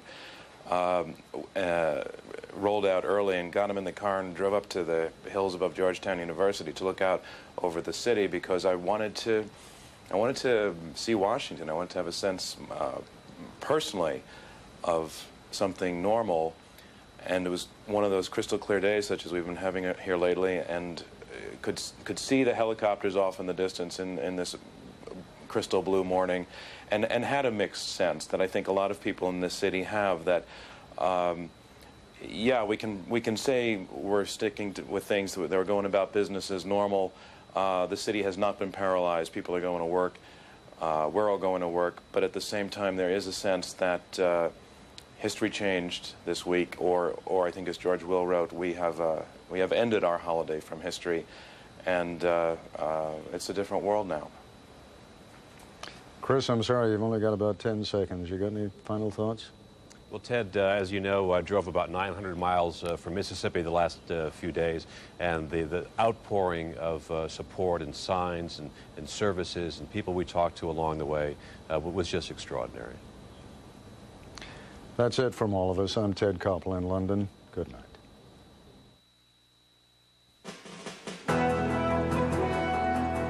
This is an ABC News special report. Good morning. This is ABC's continuing coverage of the terrorist attacks on the United States. I'm Derek McGinty. Well, there are several new developments at this hour. We're going to tell you about them. As emergency crews working in the rain continue searching the rubble of the World Trade Center, there are some ominous signs that the threat of terrorism may not be over. We'll have the latest on the investigation in just a minute or two, but we will begin at the epicenter of the attacks, where my colleague Allison Stewart is right near the site of the World Trade Center, and it is a wet site this morning. Good morning, Allison. Good morning, Derek. Of course, right now, the big news down here is the weather. We are sort of at the beginning of what looks to be the fourth time the skies have opened up. The thunderstorms down here this morning have produced up to a quarter to a half an inch of rain already since 1 a.m. and 40-mile-an-hour gusts. Now, despite all of that rain, I don't know if you can see over my shoulder, there seems to be an incendiary area right in the rubble. I'm not sure if it's flames or not, but it's been growing steadily for about the past 20 minutes. Whether the rain is going to be a good thing or not, nobody's really quite sure. Of course, it has cleared away all that horrible dust and concrete that was pulverized that was burning people's throats and their eyes. The dogs will be able to sniff because the dust will be going away, but obviously people are concerned about the weight of the rain and the concrete on the area, Derek. All right, Allison Stewart, thank you very much. We'll be getting back to you, of course, as things develop later on this morning. Well, as we mentioned to you, there are some new developments in the investigation into these attacks. ABC News has learned that 3 men and a woman were detained in Miami last night, and sources say suspicions were raised when one of the women changed into a flight attendant's uniform and the man ran from the scene. In New York, several people have been taken into custody at LaGuardia and Kennedy airports, and ABC's John Miller brings us that story. Latest information, as many as 10 people being held by the FBI in New York tonight for allegedly attempting to board, and in some cases actually boarding aircrafts with false identification, carrying weapons such as knives, indications that some of them had attended the Flight Safety International Training School in Vero Beach, the same school that helped train some of those who became the, as authorities suspect, the pilots who took over the controls of the planes on Tuesday, the terrorists who then slammed them into buildings such as the World Trade Center and the Pentagon. So these people were picked up at checkpoints because their names were on watch lists supplied by federal authorities to the airlines of potential suspects and other terrorists to look out for. Some of them got past security and onto airplanes. Federal authorities believe at this hour that the intention of one team at Kennedy Airport and another arrested later at 7:30 this evening at LaGuardia Airport with similar equipment and false identification, that their intention was to continue the pattern that started on Tuesday by attempting to hijack those airplanes. And because some of those picked up tonight apparently had training to fly commercial aircrafts, the fear is that they were again going to take over the cockpit, divert the planes, and attempt to crash them into some target. What targets, of course, we don't know, and federal authorities aren't speculating either. All right.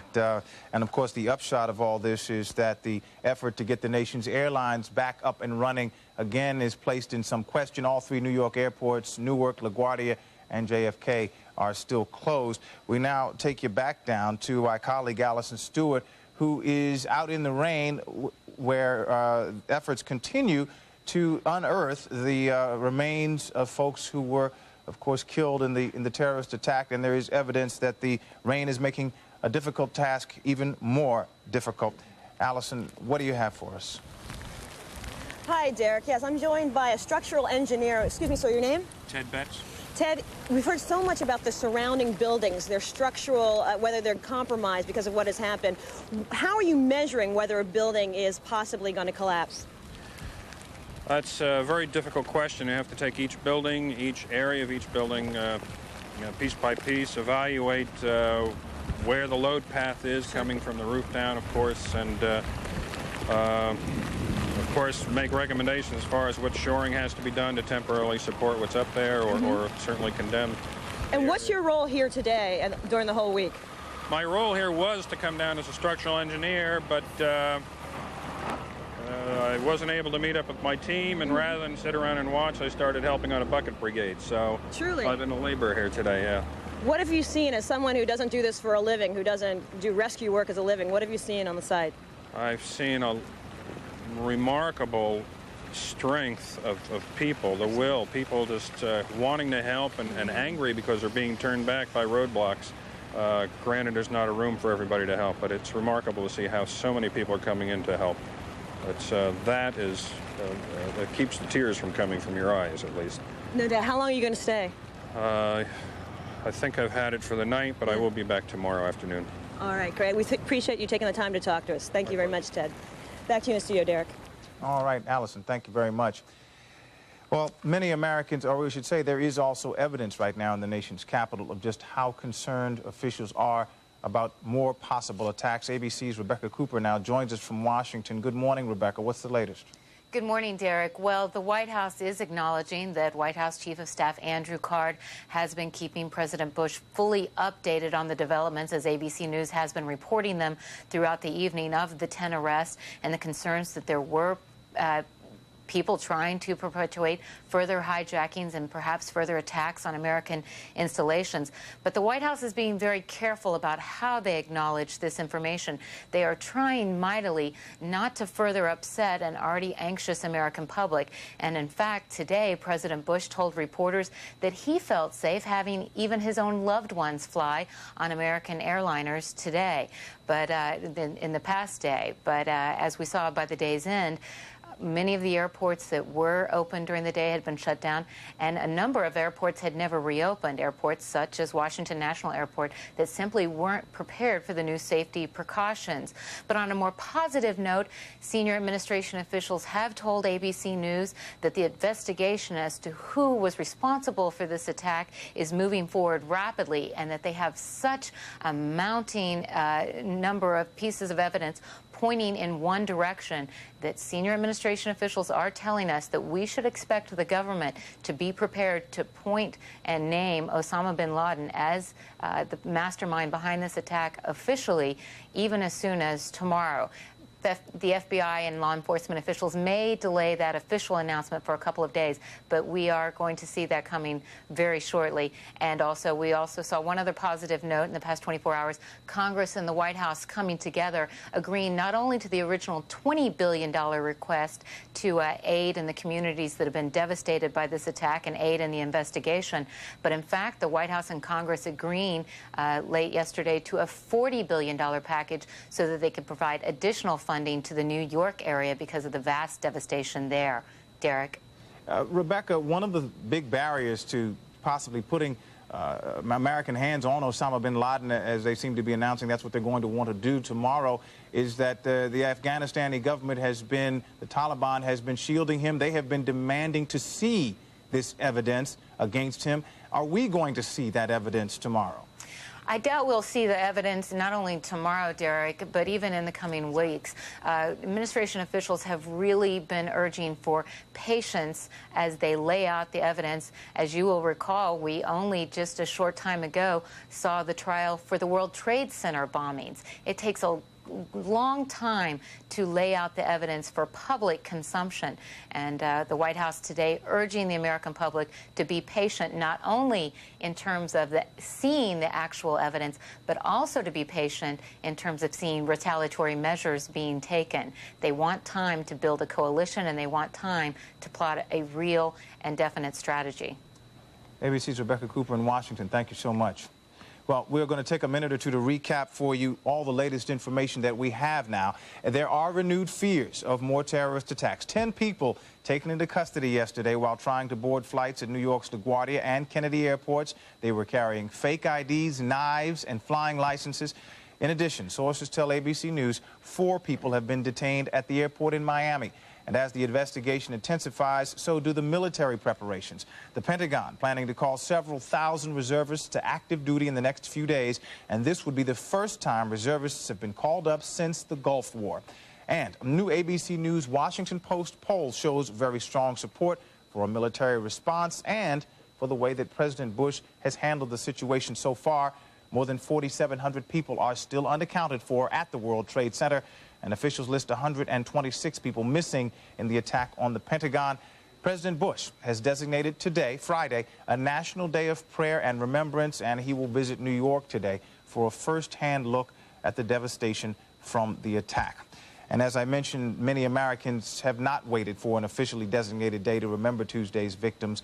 This group held a candlelight vigil last night at New York's Union Square, not too far north of the World Trade Center. Americans also showing support for their government and steps it might take.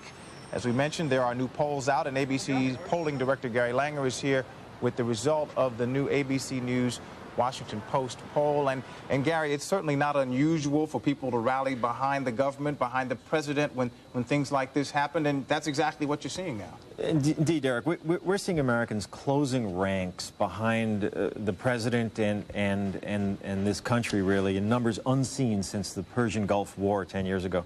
George W. Bush's job approval rating, now 86%, up 31 points in a week to a level we haven't seen for a president since his father, just after the end of the Gulf War. President Bush's approval rating specifically for handling this crisis, 91%. It's really an enormous rallying behind the nation and the president. Huge majorities in our poll now express support for military strikes against the groups or nations responsible if they can be identified, even if it means war, even if it means civilians in those places may come in harm's way. Another example of the resolve here, I think we're finding, is that nearly 7 in 10 Americans say they'd support military strikes, even if it means a long war with significant U.S. losses. Polls are not predictive, but that is really a measure of the seriousness of purpose we're seeing in this survey. And we want to get to some of those questions later, because we also know polls are not permanent and these things can change. But I was interested in the numbers regarding Democrats who, before this all happened, only 29% of them thought the president was doing a good job. That number completely changed now. Yeah, it's a good another example of the rally around effect here, the bipartisanship that exists in time of crisis.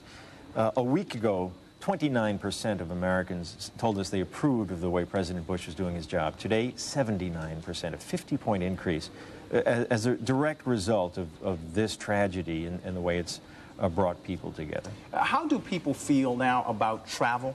How afraid are they that their aircraft could be the next one hijacked? We do see some concern about travel. 6 in 10 Americans telling us they are concerned about the threat, the risk of terrorism in air travel. We also see an increase in the sense that the government did not do as much as it could have to prevent Tuesday's attack. And as a result, that brings people, I think, to two places. One, in our results, 71% of Americans, 7 in 10, tell us they would support legislation making it easier for the authorities to investigate suspected terrorists, even if that means giving up some personal liberties and privacy that people have in this country. And another, 98% of Americans tell us they support new security measures at airports, even if that means long delays in air travel. 98%. You don't see that in polling. Hasn't that been pretty consistent, though, over the last several years when we've seen increased security after terrorist attacks in other countries and warnings of attacks, that Americans have been pretty supportive of the idea that I'm prepared to give up some convenience for some safety? We do see that. Americans tend to come together and to express a willingness and to be indeed willing to make sacrifices when they see a good purpose for it. And indeed, that seems to be the case here. As you mentioned earlier, polls aren't predictive. We don't know where opinion will go. But opinion tends to be more stable than it sometimes gets credit for, and tends to change only when the facts change that create some reason for it to move. A good example, I think, is the Persian Gulf War, in which the buildup took months. Yet public opinion remained high and strong in support of that effort throughout. The public showed patience there, and it's entirely possible they will again. On the other hand, people may or may not have a sense of what an actual ground war in a place like Afghanistan, if it were to come to that, and I should emphasize that, would mean. Do you think that support can stay steady when, as people always ask, when the body bags come home? Do people tend to still stay on the side of a war? It depends. If the case has been made that it is in the vital national interest to do something, public support tends to remain in place. That case has not always been made. There have been past military activities in which the case has really not been made in the public's mind. Somalia, Haiti, even Bosnia. But in other cases, the Gulf War is a good example. When the case has been made that there's no other solution, indeed, public report has remained behind the country in those cases. And it's a sense that because of the enormity of what we're going through now, that the case has automatically been made in some ways. Well, in some ways. And there's been some suggestion that what we're seeing here is a public desire for retribution or reprisal. That may be one way to look at it, but another way to look at it might be as a public demand for self-defense. Yeah. Very quickly now, the economic outlook is something people are concerned about. For the last 3 or 4 days, we have no air travel. The stock markets are closed. The entertainment industry, including football and movies and plays and things, have all been put on hold. How worried are people that this will tip the country into recession? Well, we measure it simply by asking people if they think the country is heading into a recession. And today, 58% say so, and that's not good.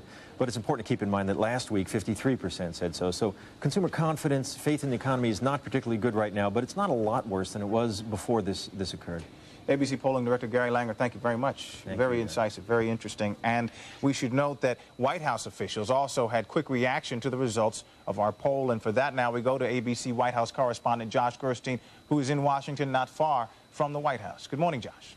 Good morning, Derek. Well, I did speak to a top political advisor to President Bush about the numbers coming out of that ABC News poll. They really were not surprised by it. They were obviously heartened by the high approval numbers for the president, although I found it interesting that the advisor told me that they see a potential drawback here for the president, which is the amount of support, the level of support for some kind of military response to what took place on Tuesday is so high that they believe there will be a lot of pressure on the president to act quickly. And this advisor said to me the key here for the president is to act prudently. So you actually see advisors coming forward, the National Security Advisor and others, suggesting that it may be some time before the president can act. They're very concerned that there not be a drumbeat that drives the president to take an action when perhaps the military isn't ready, or they're not yet ready to pinpoint exactly who's at blame. Gary Langer just made the point with us that you have to make the case for these things. Is the White House about to make the case for patience? Yes, they certainly are. That's one of the talking points that is being put out by all senior administration officials, that this could be a long battle. We take from that they mean it may not begin for a while. They're going to need to get the resources in place to proceed with whatever military action they decide on. And it may be something that is drawn out over weeks or even months, and they want to get the public ready for that. Now, Josh, the president will come here to New York tomorrow to take a look at the ground zero of this tragic event that we've all seen on television so many times. Talk a little bit about what he hopes to accomplish here, and what kind of security might the president have to have for a trip like this under these very, very special circumstances.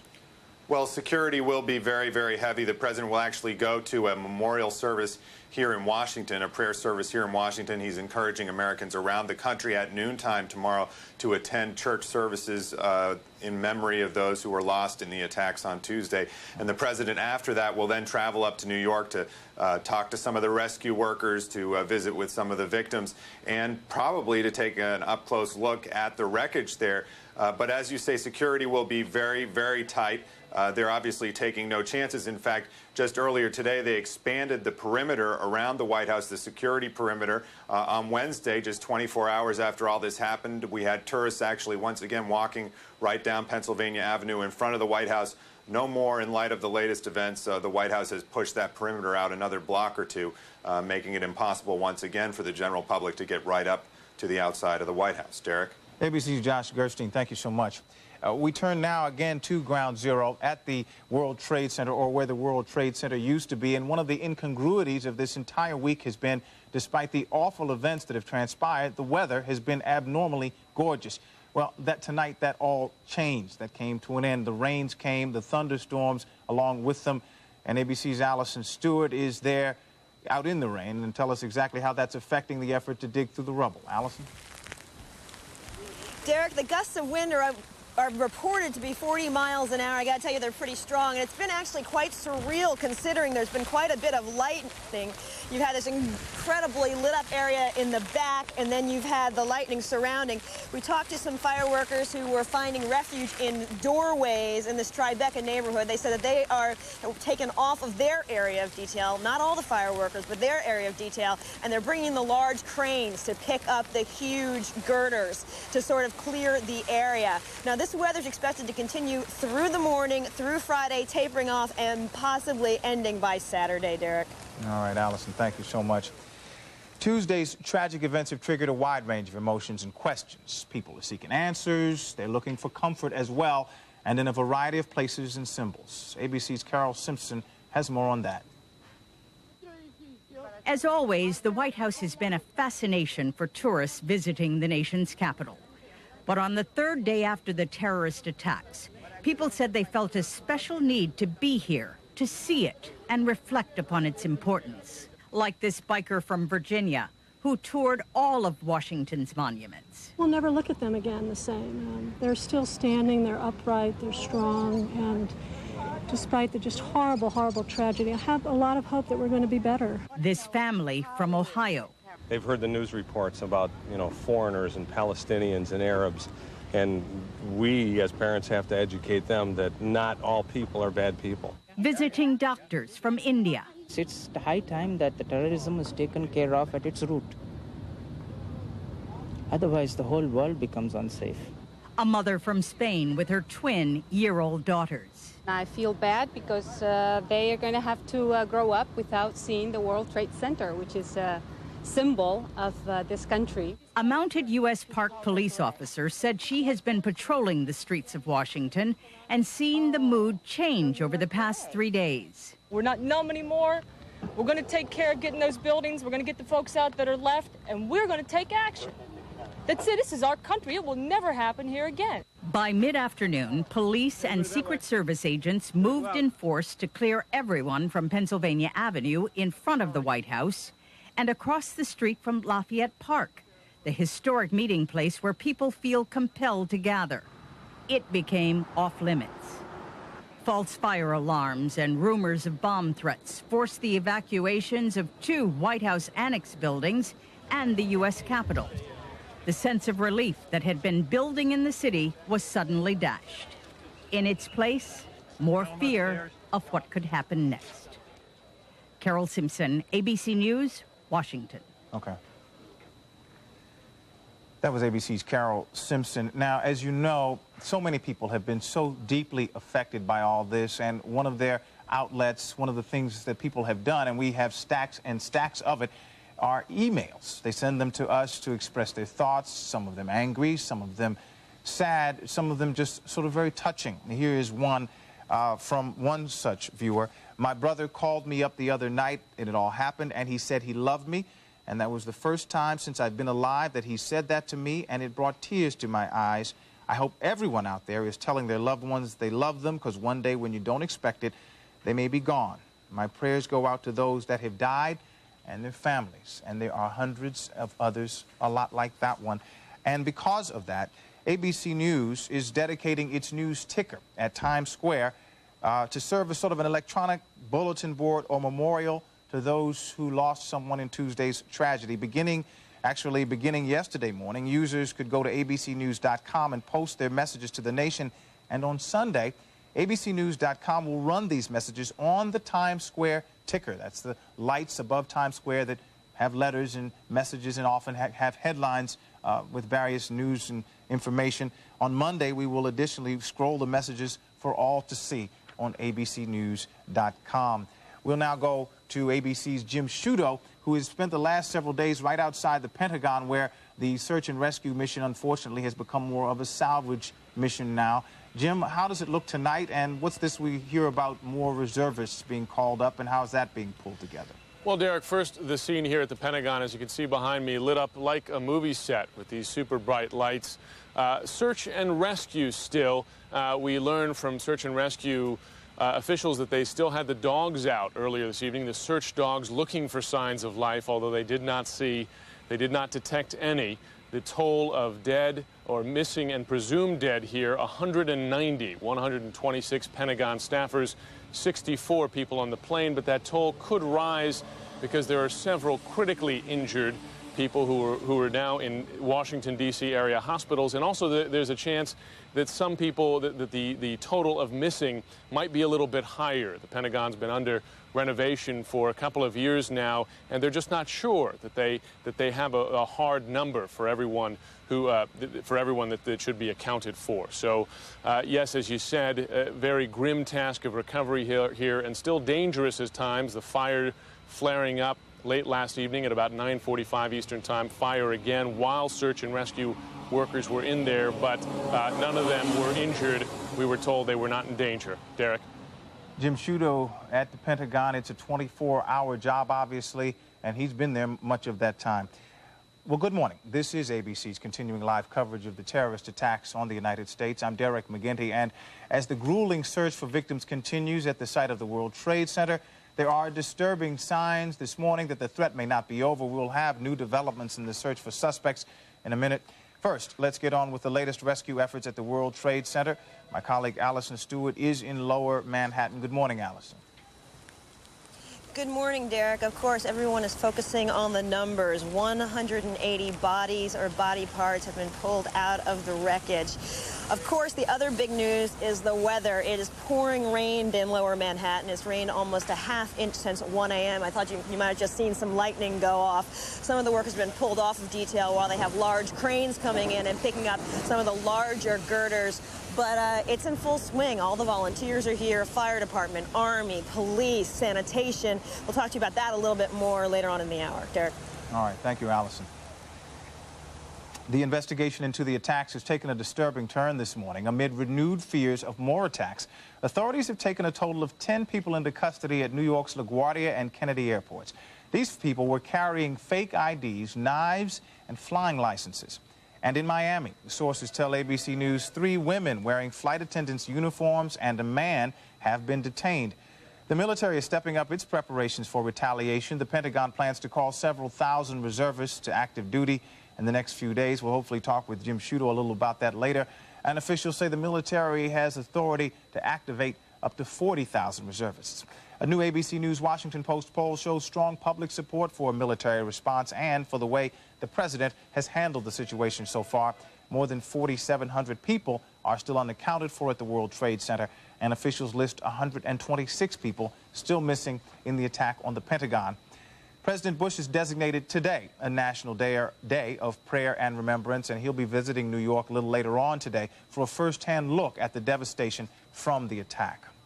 Well, 4 men detained at Kennedy Airport were picked up after they boarded a United Airlines jet bound for Los Angeles. As we mentioned a few minutes ago, they were carrying fake IDs, knives, and flight training certificates. And Peter Black was a passenger on the plane at the time. He talked later with ABC's Peter Jennings. We got on the plane late. We sat on the plane. We were forced to wait for a while. They didn't tell us anything. They told us there were government regulations keeping us there. Finally, after about 2.5 hours, they told us we were finally okay. And then about 15 minutes after that, the back door of the plane opened, and about, it's hard to say, 15 to 20 fully armed SWAT team members filed in. They told us all to put our heads down, and they ran through the plane, grabbed a passenger, handcuffed him, and carried him out. And how many passengers did they take off in that condition? From the main cabin, I only saw them take out 1. Afterwards, we heard they took 2 out from business class as well. Okay, I believe, in fact, in the final analysis, there were 4 men who were taken off 133, which was scheduled for Los Angeles. What was it like trying to get into the airport and onto the airplane before you were put in that position? It was a lot of lines and queues and waiting, and not a lot of very evident security. Beg your pardon, did you say not a lot of very evident security? Not a lot. There was a lot of, looked like, tired people working at the counters. There were a lot of people who were fatigued and very, very cooperative. We went through metal detectors easily. You know, I showed them my driver's license. They gave me my ticket. I went upstairs, waited for the plane, boarded the plane. How did you get your ticket? It was an e-ticket. I handed them my driver's license. They handed me my ticket, and I went upstairs. They asked me the question, did you pack your bag? They asked you the usual questions about security. So you were able to take hand baggage on the airport, onto the airplane with you? Yes, correct. Okay, there has in fact been no restriction from the government on that basis today. And I assume that you and your fellow passengers were pretty shaken up. Yeah, you could say that, yeah. More than that, I think. Where are you this evening? I'm at home, thank you. In New York City? In Brooklyn, yeah. In Brooklyn, but you were trying to go to Los Angeles? Yes, a mistake. ABC's Peter Jennings talking with the passenger on an airline that had men arrested. There is evidence in Washington this morning about increased concerns about the possibility that the danger of more attacks is not over. We go now to ABC's White House correspondent Josh Gerstein. Good morning, Josh. Good morning, Derek. Well, officials with the White House and across the government are very reluctant to say very much about those apparent attacks that additional attacks that it appears were being prepared to take place yesterday. However, there are some things we have been able to notice, which is the perimeter, the security perimeter around the White House has been expanded out 1 or 2 blocks in various directions so that people can no longer walk right by the White House fence, and vehicle traffic is also being kept back further than it was. We've also learned that Vice President Dick Cheney has not been spending the night at his residence in Northwest Washington, but instead out at Camp David or in the vicinity of Camp David, Maryland. We're told that the Vice President was taken out there again during the day Thursday, apparently because of concerns about either his safety or the danger of having the President and the Vice President in the same place at the same time, if indeed there was the possibility of further attacks. Derek? Well, Josh, a quick question, and what you just said relates to this. I'm getting a lot of email from viewers who are very concerned about the fact that we in the news media are talking about where the Vice President is going, where the President is going. They're concerned that possibly we're giving away information that might allow terrorists to attack the White House, the White House leadership, and attack the Vice President or the President. Is that something that the White House is worried about? Can we put people's minds at ease about that? Well, I can't put people's minds at ease that much because, especially in the last few hours, the White House has said that it won't make any more details public about where the vice president is at any given time. In fact, sources have suggested to us that the vice president may not even actually be at Camp David, but at a secure military facility near Camp David, at least during the time that he's working out in that area. But it certainly is a reasonable concern. As for the president, White House officials are realistic about that, saying that it's very difficult to keep the president's whereabouts secret, and indeed they want to have it seen that the president is working, that he is in the Oval Office, and that he is directing the nation's effort to recover from and to respond to the very serious attack that took place on Tuesday. Derek? On that same note, yesterday and last night, we have seen an escalation of the rhetoric from the president, talking more about war and about the possibility that there is a war pending now. Is that your sense of where he's headed, and is he, in a sense, trying to prepare the nation for the conflict that may well be to come? Well, he was doing a couple things, I think. One, they wanted to tone down some comments the White House had made as recently as yesterday, suggesting that the threat of further attacks had been reduced, that whatever mission was underway on Tuesday had been carried out, and it was very unlikely that there would be further attacks. I think with new information coming into the White House and the whole U.S. government during the day Thursday, the White House wanted to get the message out that there was the continued possibility of further attacks. But in addition to that, I think the president does want to prepare the country for the possibility of a military strike, and not only a military strike, but the possibility of protracted military action and or security measures that could be an inconvenience to a good part of the public. Derek? All right, ABC's Josh Gerstein right near the White House tonight. Thank you so much. Should I say this morning? Thank you so much. Well, more than 4,700 people are still missing at the World Trade Center, and the painstaking search and rescue operation now being made even more difficult because the weather has turned stormy. My colleague Allison Stewart is right near the site out in the storm. Good morning, Allison. Okay. So, I'm joined by Rob Carbone. You're a volunteer fireman from where? I'm out of East Greenwich, but I'm up with Situate. Rhode Island, though, right? Yes. When did you come down? I was here around 11 o'clock. Now, you told me you had some specific training over the past day or so to help out down at Ground Zero. What did they tell you? They just tell you how to basically what to do and what do you do when somebody's screaming and banging on metal. What do you do when someone's screaming and banging on metal? You yell and grab a bunch of people and run after them, and that's it. They told you to go in groups? Groups of 4. Groups of 4. All right.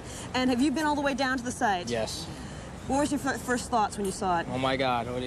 Unbelievable, like you're in a movie. Really? Yeah, it's unbelievable. Everything's a disaster. Compared to what you saw on television, does it compare? Not at all. You have to be here to see it. What does it feel like? I mean, people have talked about the heat. Is it hot down there? What does it smell like? Take us through that. You can't breathe. Once you get up to it, you have to either have something over your face or your shirt or anything, but you can't breathe one bit. What made you want to come here? And what made you want to help out, Rob? I just thought everybody needs it, so more the merrier. All right. Help is help. All right, when do you go down to start officially? Tomorrow. What time? 7:30. Think you better go home and get some sleep. Yep. All right, Rob, thanks so much. Thank and good you. luck tomorrow. Stay safe. Back to you in the studio. All right, thank you, Allison Stewart. The extraordinary effort by so many people, now made a little bit tougher by the weather, but not seeming to dim the spirit of those who've been really putting in the hours and more hours to try to dig through that rubble.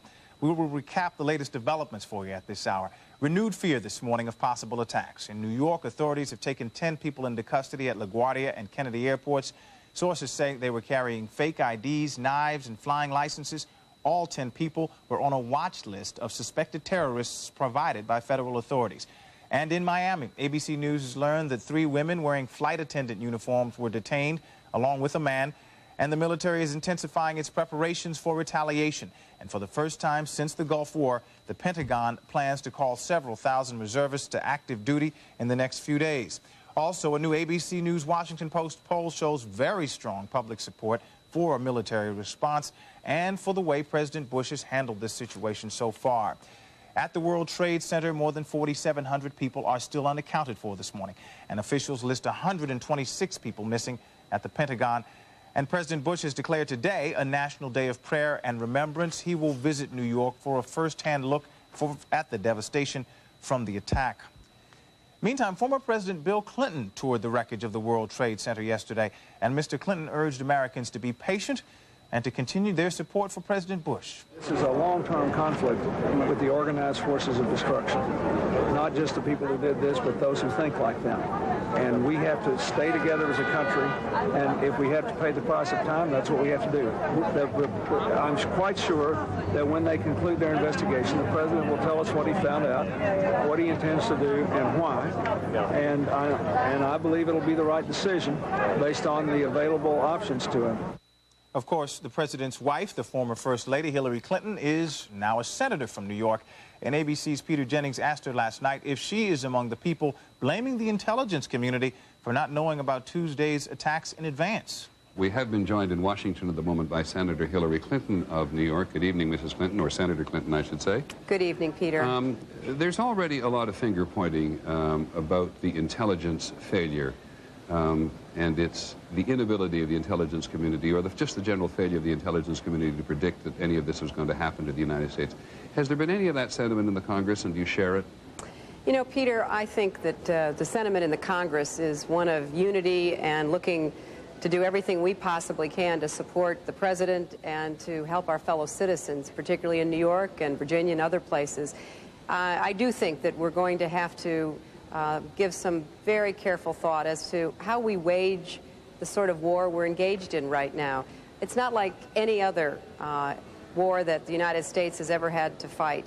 And it does require a different level of intelligence, strategy. And I think there are lots of people who are seriously planning how to do that. I was with the president today. I have a lot of confidence that he's well aware of the challenges that we face. In your capacity as Senator Clinton, do you believe that President Clinton, in his 8 years in office, did everything he could to provide the best possible anti-terrorism forces for the United States? And if he did not, what do you think went wrong?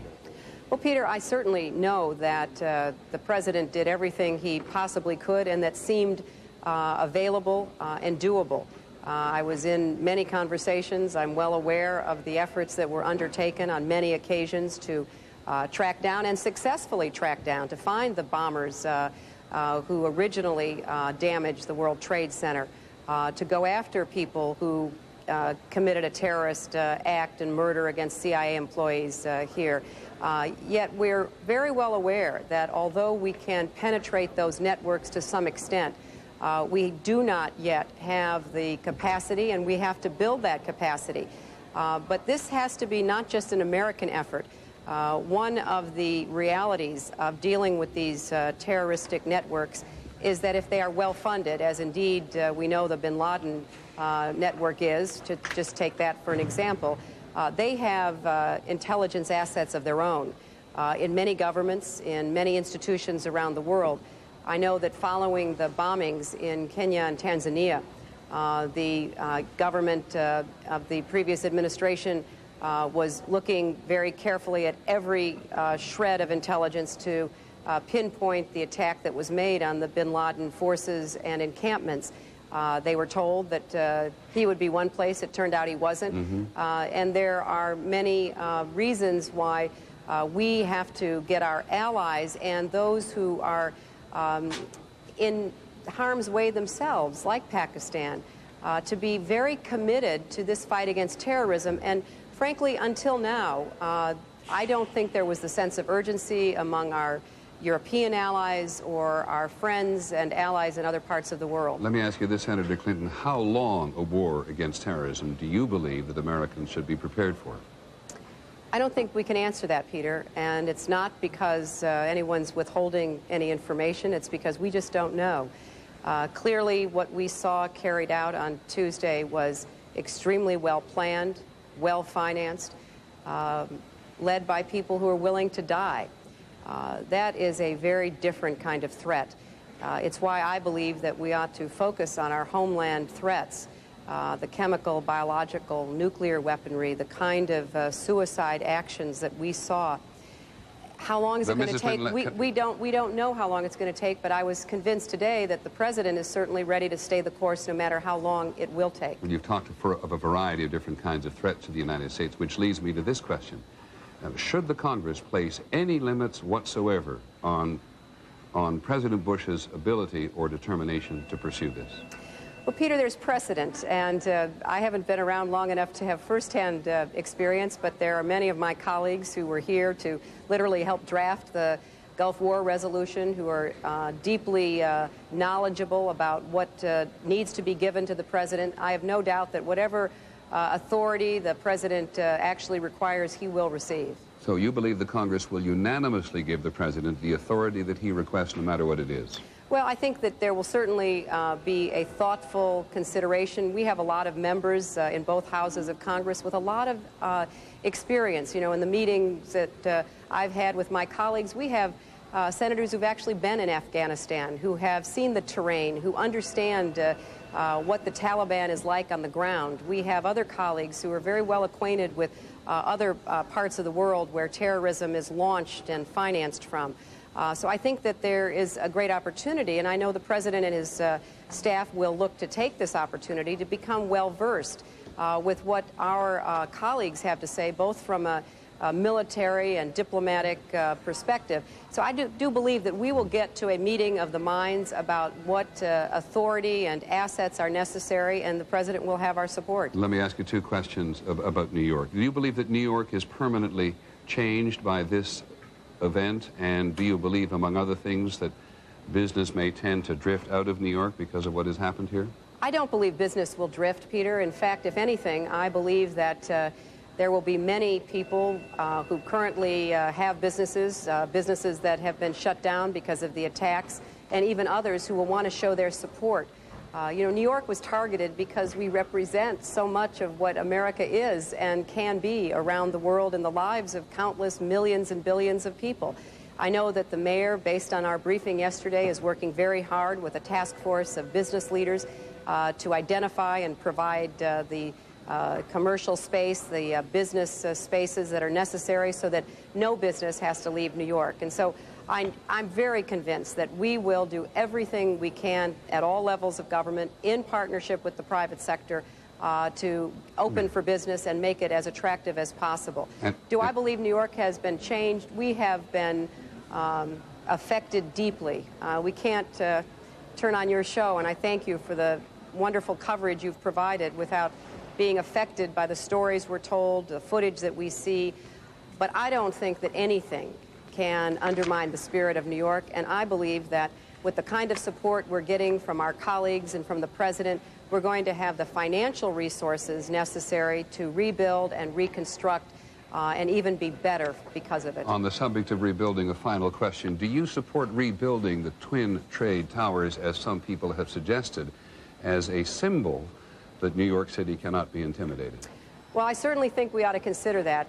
You know, after the bombing, there were those who thought that we should turn our backs on the towers. I believe we should proudly look at the symbols of what represents New York. If it's feasible and appropriate to rebuild something like the towers, I would certainly be in favor of that. But we're a long way from making those decisions. Right now, we have to continue to do everything in our power to try to rescue anyone who might still be alive, and then we have to turn to the hard work of identifying those who are missing. We have to provide the mental health services, the grief counseling. We've got literally thousands and thousands of people out of work. You know, I just got a call from people representing janitors who don't have any work to go to. They've got people missing, but they also have people who are now without an income. We know that there is going to be so much that has to be tended to in the immediate days following this, that I think we have to put people's needs, the humanitarian concerns first. But, you know, we'll get around to making sure that what New York is and what New York symbolizes will never, ever be missing from the landscape of America and the world. Senator Clinton, thank you very much indeed. Thank you, Peter. Senator Clinton says New York will come out stronger than it used to be, a sentiment certainly borne out by the spirit we have seen so far in the Big Apple.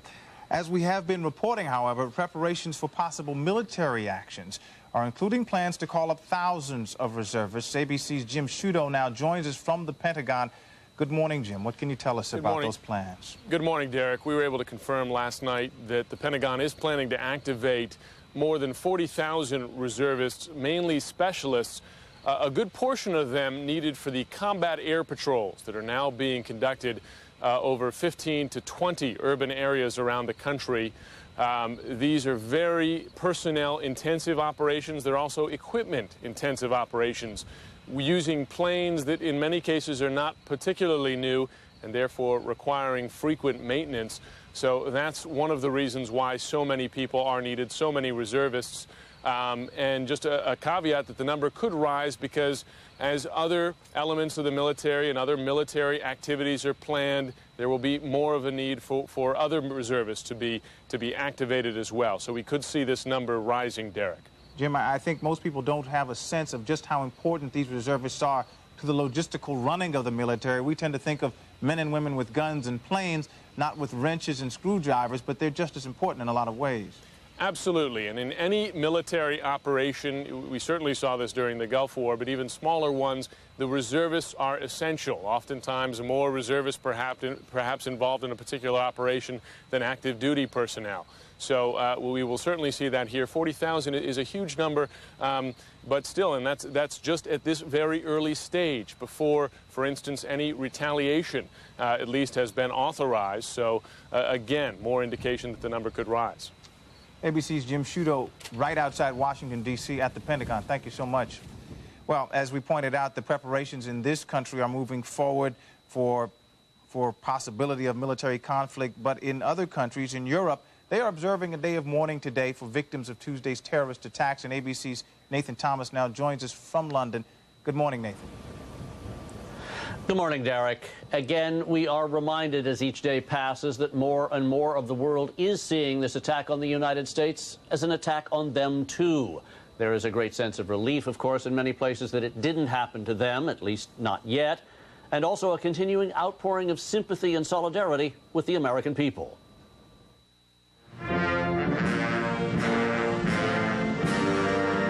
Here in London at Buckingham Palace, an unprecedented changing of the guard. At a ceremony unchanged for hundreds of years, the Queen ordered the band to play the American national anthem.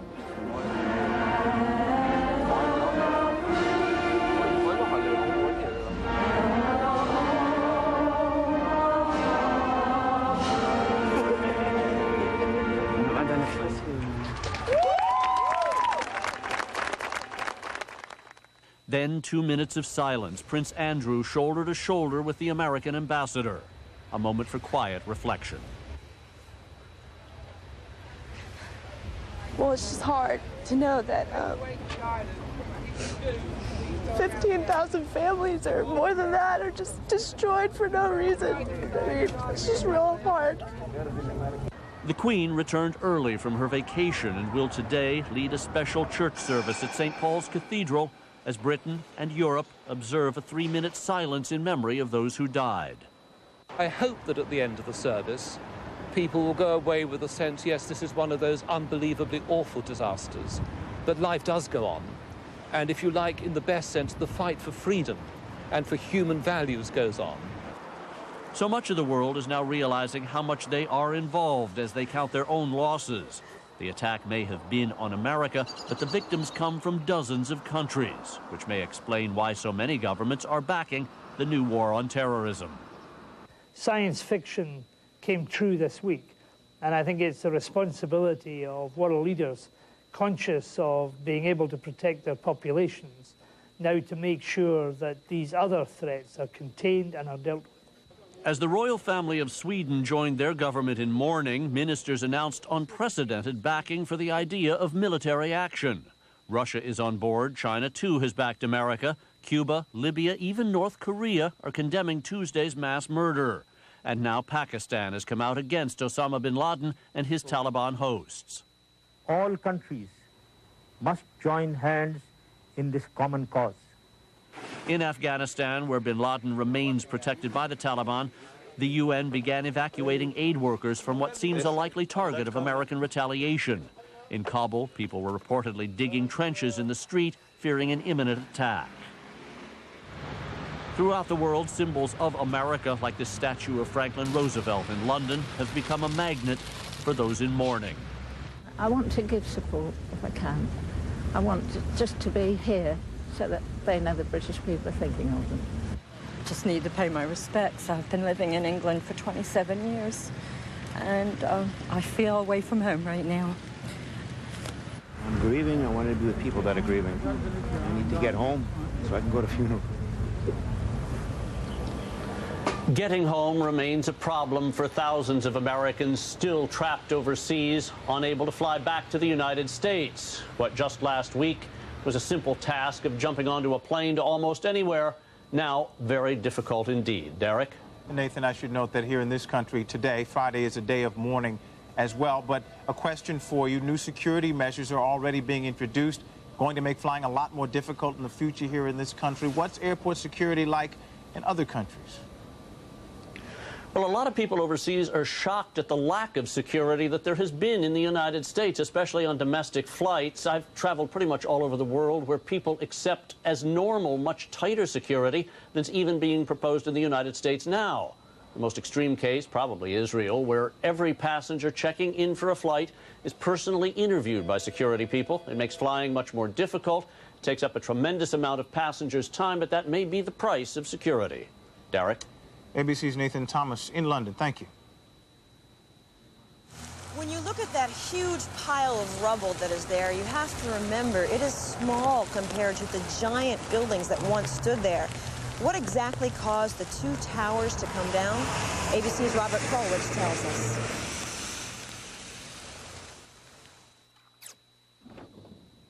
World Trade Towers rose 1,362 feet into the sky. Visit those same towers today. At their tallest point, they rise maybe 100 feet above the street. And while it's true there are 6 floors below street level, now filled with debris, engineers at the firm that built the building's best guess to account for the missing 1,200 feet of material from each tower is that large portions simply vaporized into the dust that rained down on New Yorkers immediately after the collapse. It was that powerful. Get out of here! We're talking here about 43,600 windows, 600,000 square feet of glass, 200,000 tons of structural steel, 5 million square feet of gypsum, 6 acres of marble, and 425,000 cubic yards of concrete, turned in good part into a cloud, says environmental medical doctor Stephen Levin. I was astonished at the degree to which solid materials were turned into pulverized dust as a consequence of that building collapse. I think it was striking. The Environmental Protection Agency has been sampling the dust, and one specialist told ABC they believe the clouds that appeared immediately after the collapse were mostly gypsum dust from drywall, cement dust, and plaster, which can cause problems. Cement dust is an irritant. Fine glass powder is also an irritating material. The EPA did find spotty levels of asbestos. A sample on a police car turned out dangerous. Another sample a couple of blocks away, not dangerous. But most interesting, in the mix, they are looking, they think, at specks of steel that used to be beams and elevators, marble from the lobby floor and facings. So what were once the strongest architectural elements in the two towers were pulverized, large portions turned into clouds like this one. Still, there is this mystery. If some of the hardest materials were vaporized, how to account for the presence everywhere of paper, fully intact letters, business forms, stationery. Paper is so fragile and combustible, and yet somehow, maybe because we have so much of it, it was everywhere. Robert Krulwich, ABC News, New York.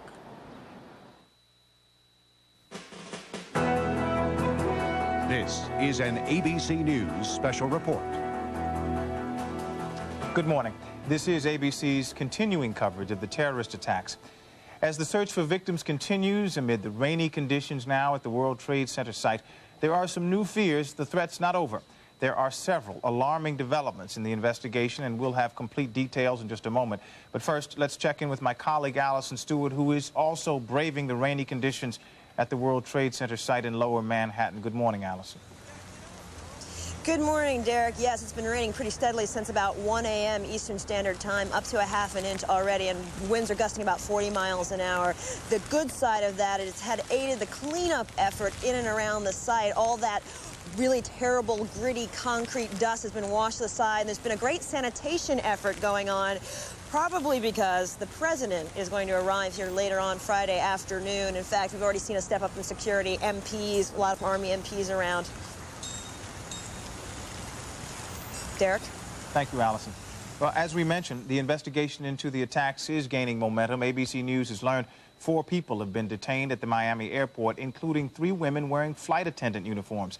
And in New York, several people have been taken into custody at Kennedy and LaGuardia airports. ABC's John Miller has part of the rapidly developing story.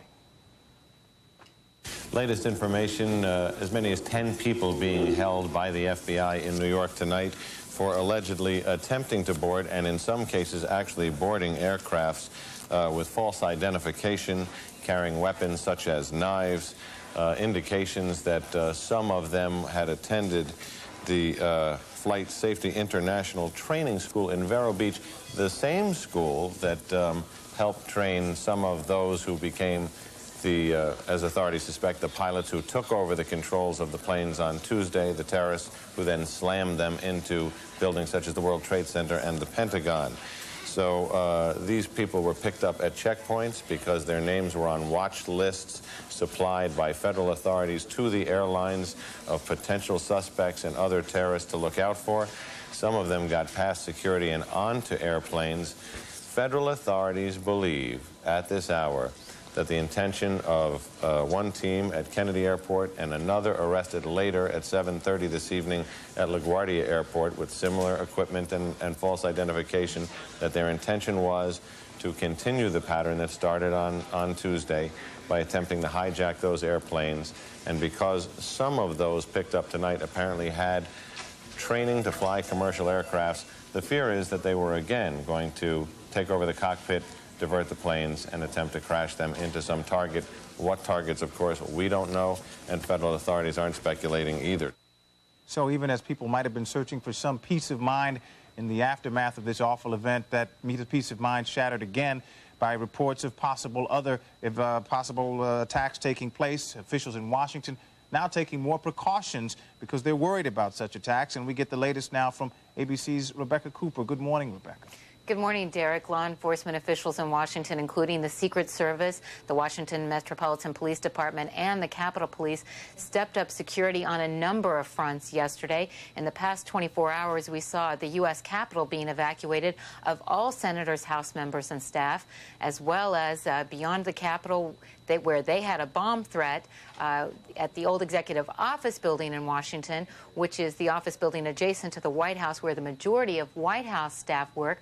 They were evacuated as well because of a perceived threat when a fire alarm went off. Now, these are responses that we don't typically see. Bomb threats are quite common, actually, in Washington, and it's only been in the past 24 hours that the police and the Secret Service have been this responsive to those types of threats, and it is because they are continuing to accumulate information that shows that the people who carried out the attacks on Tuesday may not yet be finished with the job. And in fact, one more new piece of information, Derek, the Associated Press is reporting that officials in the Philippines are saying that the U.S. Embassy in Manila was also supposed to have been attacked on the day of the attacks against the World Trade Center and the Pentagon. The State Department is not yet confirming that report to us, and in fact, we just got off the phone with the U.S. Embassy in Manila. They do acknowledge that they are currently in security meetings to discuss this very issue, but they're not yet confirming those reports from the Filipino officials. Meanwhile, yesterday, the president sought to put on a more positive face, visiting a local Washington hospital to comfort victims of the attack at the Pentagon and rescue workers, and telling them that the American public stood by them and encouraging them to show a brave face to the world. But behind the scenes, the president was busy calling foreign leaders, trying to organize an international coalition that one senior State Department official told me earlier in the day was going to require a higher level of dedication from our friends and countries overseas in combating terrorism than had ever been asked of them before. Derek? I'm just curious about the thing you said earlier about the level of evidence that they're sifting through. And ABC News has reported earlier that they have been describing this evidence as troubling. Anything that suggests that there are more hijackers out there, that more incidents could be about to take place? Well, as you have been reporting not only this morning, Derek, but as you were noting in our coverage yesterday as well, there are individuals still believed to be at large in the United States, and there are individuals believed to be still working actively overseas in perhaps carrying out not only attacks sometime in the distant future, but now there's an increasing concern that there were attacks that might have been planned for Tuesday that they are still attempting to carry out. And that's why we saw these flights shut down overnight, as ABC News has been reporting for several hours now. The people who got onto the planes in New York and appear to be attempting to hijack more planes and hit more U.S. targets. And that's very troubling to American government officials, and they indicate that they are seeing a number of pieces of evidence that point to further threats on a number of different fronts, and that's why they were taking so many precautions at the White House and at the Capitol in the past 24 hours. All right, ABC's Rebecca Cooper, thank you very much. In Lower Manhattan, rain has soaked the search crews who've been working for almost 3 days now. Thunderstorms moved into the area earlier this morning, and showers are expected to continue through midday, and my colleague Allison Stewart is near the site where the World Trade Center once stood, and it is indeed a very wet night. Allison? Yes, Derek, it's pouring, in fact. What's going on down here seems to be, the main focus seems to be the care and feeding of the rescue workers. Of course, they have to be at the top of their game. I talked to 3 EMS fellows who said that their main purpose there is to take care of abrasions, cuts, and saline solution for the workers' eyes. And in fact, St. Vincent's Hospital earlier this evening, last evening I should say, made a call out for saline solution. If you go to any of the donation drop-off areas in the New York area, the list of things that they need for the workers are work boots. They're cutting through their boots. Gloves. Many of these workers are working without gloves, down to their hands being bloody. Again, saline solution. This concrete grit really gets in your eyes, as well as things like handy wipes. Now, if you're not in the New York area and you want to make donations, there's lots of internet sites that are available. You can always go to the tried and true SalvationArmy.org, and you can donate money, which will help those folks. They've served over 200,000 meals during the course of this event already. Back to you, Derek. Allison, just very quickly, you talked about the fact that the rain had damped down the dust that was so troublesome. Has this speeded up or slowed down, though, in an overall sense, the effort to dig out? The rain, there's 2 schools of thought about the rain, Derek. One is that it is actually, again, cleaning everything off, cleaning off the dust, which will enable the dogs to be able to do their jobs. The other school of thought is that the rain is making the site very heavy. The concrete dust is turning into kind of a mud, and that's already almost sort of a pick-up sticks site up kind of area where things are tilted precariously on one another, and they're already walking on that area, obviously very gingerly. So those are the 2 schools of thoughts. All right, Allison Stewart, thank you so much. Most New Yorkers now trying to resume their usual routines, but getting fully back to normal is going to be a very slow process, and ABC's Dan Harris went out to take a look at that. It was a day to give thanks for the return of the mundane. Street cleaning, food deliveries, even traffic. I think it's good for us to return to normal and to do the things we need to do to keep going. Routine is very comforting, so to see, you know, that it hasn't been completely and utterly disrupted is definitely a familiar feeling. It feels good. Reinstating the routine is sometimes a struggle. This law firm, Cleary Gottlieb, is scrambling to set up temporary offices after its main office in the World Trade Center complex was destroyed. I think so far we're holding on. We'll be happy when we have a bunch of beds to flop in and a bunch of desks to sit at, but other than that, we're doing fine. One way or another, much of New York north of 14th Street above the disaster area is now limping back to life. Most bridges, tunnels, and train lines are now open. Schools are back in session. Stores are opening their doors. For many, getting back to business sends a message to terrorists. That life has to go on and that these people can't beat us down. That we're New Yorkers and nothing stops us. You can't let a minority of people ruin the majority. While on some levels life has returned to normal, New Yorkers are now living in what is essentially a split reality, because right below the surface there is anger, tension, and fear. Law enforcement is almost always present, and always on high alert. Police thought there might be a bomb inside this car on the Upper West Side. And this local news crew was in the middle of an interview at LaGuardia Airport when another bomb scare broke. They really shouldn't overreact. Things are safe in the city. The city is extremely well protected. Also, spontaneous displays of sympathy and sorrow are happening in public parks and at fire stations, where people are bringing food and flowers and writing notes of condolence. Just let them know that they're on our minds and that, you know, that they are friendly neighbors and that their neighbors are thinking of them in such a time. Appreciate their hard work and bravery. No one disputes that New York City will eventually get back to normal.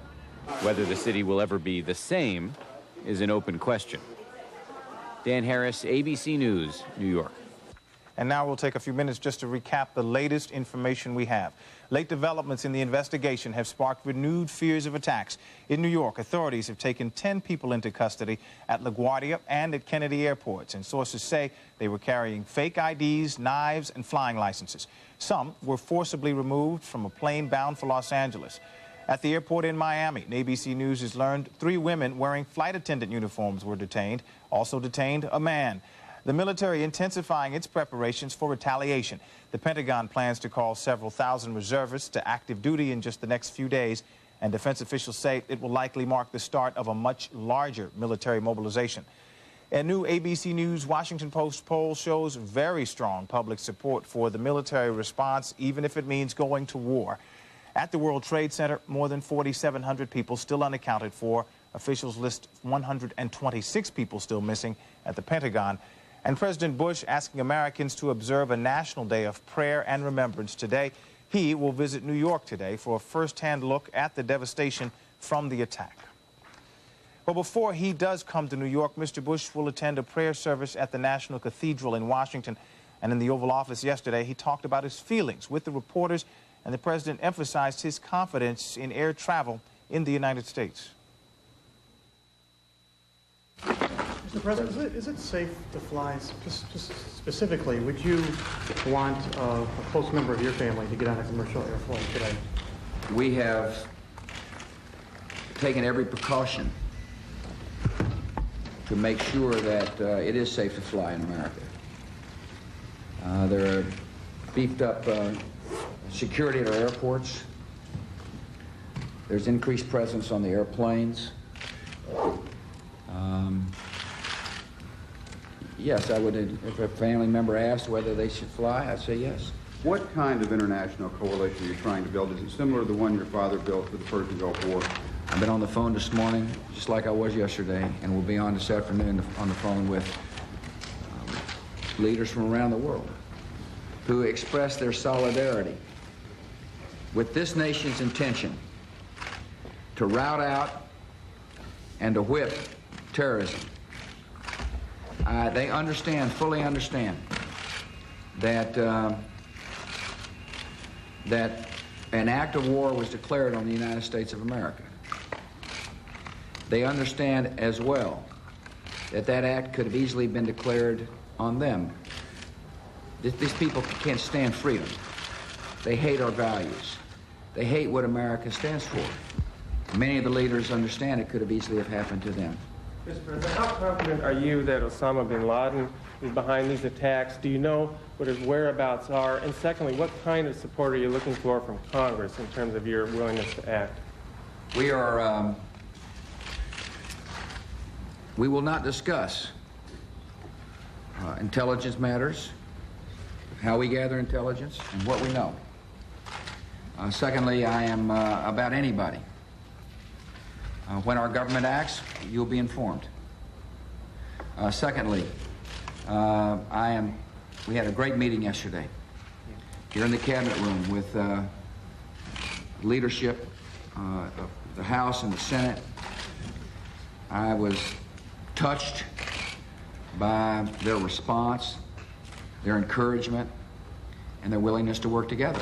And I would be very pleased to see a strong resolution come out of Congress supporting the administration and what we intend to do, and we're working closely with Congress. Secondly, progress is being made on a supplemental.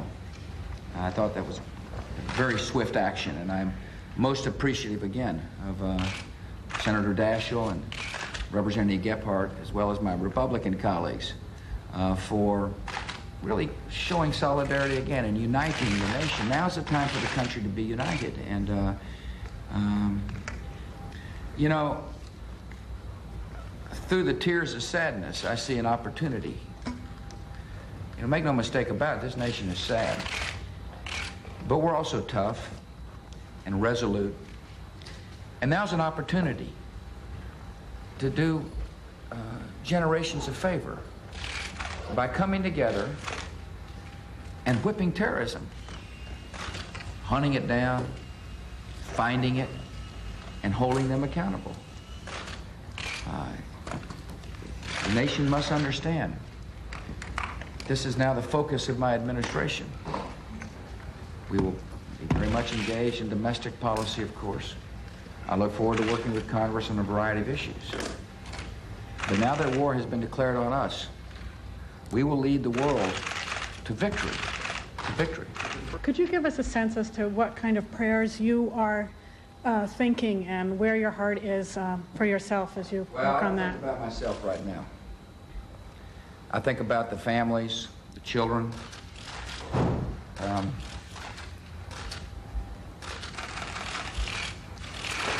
I'm a loving guy, and I'm also someone, however, who's got a job to do, and I intend to do it.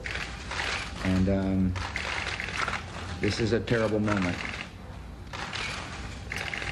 but this country will not relent until we have saved ourselves and others from the terrible tragedy that came upon America.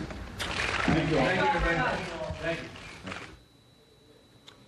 President Bush talking to reporters in the Oval Office, obviously very emotional.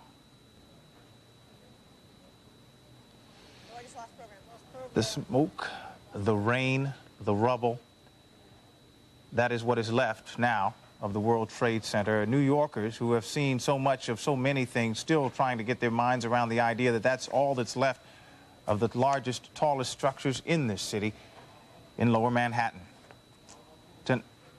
Tonight, the search and the digging goes on despite the bad weather as people in this city struggle to get some sense of normalcy. And of course, normalcy in New York City and in fact across the country means opening the stock markets, opening part of the economy that has been basically closed down since Tuesday. Well, those markets will hope to get going again on Monday if a test of their systems tomorrow works out. Robert Hormats of Goldman Sachs and former Labor Secretary Robert Reich spoke with ABC's Ted Koppel about just how important that is to the nation's recovery. The reason for getting the market open relatively soon is because this terrorist action really was a terrorist action which, among other things, aimed to cripple our economic system. That was certainly one objective, as well as, of course, the horrible human carnage that we've seen. And one of the symbolic elements of getting the stock exchange going again is to demonstrate that our economic system is resilient, that it can come back, that the institutions that are the basis of our economic system, the stock exchange is one of them, will survive and will come out as resilient as it was 2 or 3 weeks ago. We're still going to have problems adjusting, but I think the fact the institution survives and comes back is symbolically extremely important.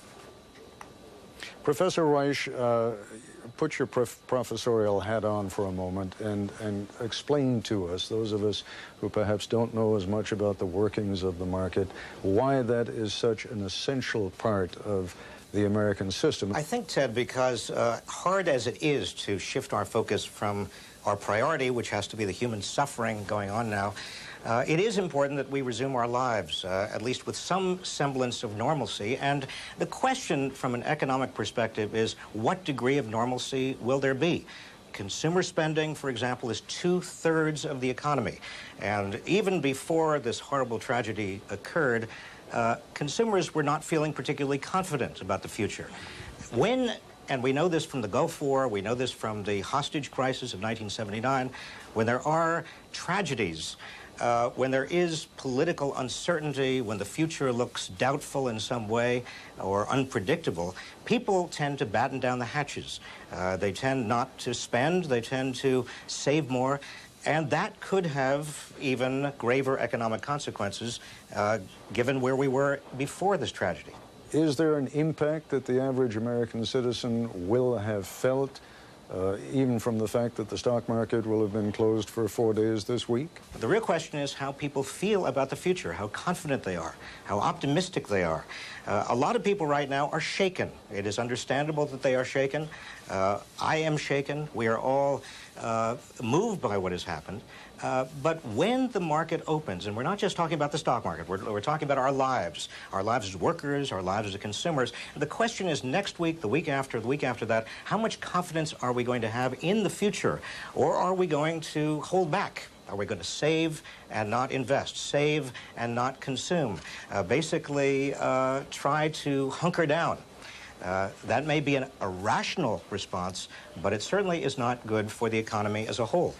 Mr. Hormats, what is your sense of what will happen when the market does open? Is this going to be enough? Professor Reich has been talking about the psychology of investment and the psychology of our very economy. What is this incident going to do to that perception? Well, I think Bob Reich is absolutely right. Psychology is very important. There is a short-term and a medium-term issue here. In the short term, the disruptions we've seen in our economy, transportation, communication, lost hours at work, a whole range of elements will make the economy a lot weaker over the next couple of months. But I think in the medium term, the outlook for the economy would be determined a lot more by how people react and how the government reacts than by the event itself. And the government is doing a number of things. The Federal Reserve is creating more liquidity. There's going to be more fiscal stimulus. There'll be money to help reconstruction and more fiscal stimulus in general. The U.S. government is working with other countries in the Group of Seven to shore up confidence. But the average American also has a very important role to play in this process. Franklin Roosevelt made the point there's nothing to fear but fear itself. Fear is really one major psychological burden on the economy. And Mayor Giuliani made a very interesting point. He said that one of the roles that New Yorkers could play, and I think Americans in general can play, is to go out and try as best we can, given all the adversities we've faced, to resume a normal kind of life, go about our everyday work, go about our everyday activities, and really try to boost confidence. This country has come together quite impressively, as it has in other crises, and one way it can come together is resume a greater degree of normalcy. We should have confidence about the future. We've come through crises in the past. We can come through this one. And again, stock markets are going to make an attempt to open again on Monday, and as we take a look at these firefighters in Lower Manhattan at the site of what was the World Trade Center, just taking a quick break from their very tiring efforts to get underneath all of that rubble. The question again raised by Peter Jennings in that last interview has to do with confidence. Has confidence been shattered? Is confidence the casualty that goes along with all the other casualties, all the other losses we have suffered in the last several days of people and lives and, of course, property? But amid all the tragic stories we have seen at the World Trade Center, there are also stories of hope. ABC's Lynn Scher takes a look at one of those stories. In a city numbed by pain, finally a moment to feel good. These are survivors, employees of Mancini Duffy, an architectural firm, together for the first time since they fled World Trade Tower 2 on Tuesday. Miraculously, from a building where entire companies were wiped out, not a single life in this firm was lost. I didn't see you there, and I didn't know where you were. For Chairman Ralph Mancini, it was a time of profound relief and lingering trauma. Mancini Duffy was one of the first tenants of the World Trade Center, which went up in the early 1970s. Proud of their address in the glass and steel colossus that would become the most prestigious financial complex in the world. They moved into offices on the 17th floor of Tower Number 1. Until February 26, 1993. Watch out! Shaken by the bombing, the company considered moving out, but ultimately relocated to Tower 2 on the 21st and 22nd floors. That's where many of the 140 employees were when the plane struck. 2 days later, several miles north of Ground Zero, in space lent to them on Park Avenue by a client, this was to be their first reunion, a chance to start rebuilding. But incredibly, just as these corporate refugees were arriving, evacuating the building? There was a bomb scare in this skyscraper, and everyone was ordered to evacuate. But they've evacuated the whole building, so we really don't have anywhere to go. By the time the all clear sounded, It is safe to go back into the building. the Mancini-Duffy folks had migrated again, 3 blocks north to a space donated by another client. Now the reunion could really begin. See that everybody is safe. You see that everybody is okay. God blessed us that we were able to do and come here today amongst all of us as a family. And you always know that the most important part of my life is a family. And God didn't take that away from us. It took away from a lot of other people, but he didn't take away from us. So that means we've got to move on, and we've got to be strong. And we'll be strong because we're just strong people.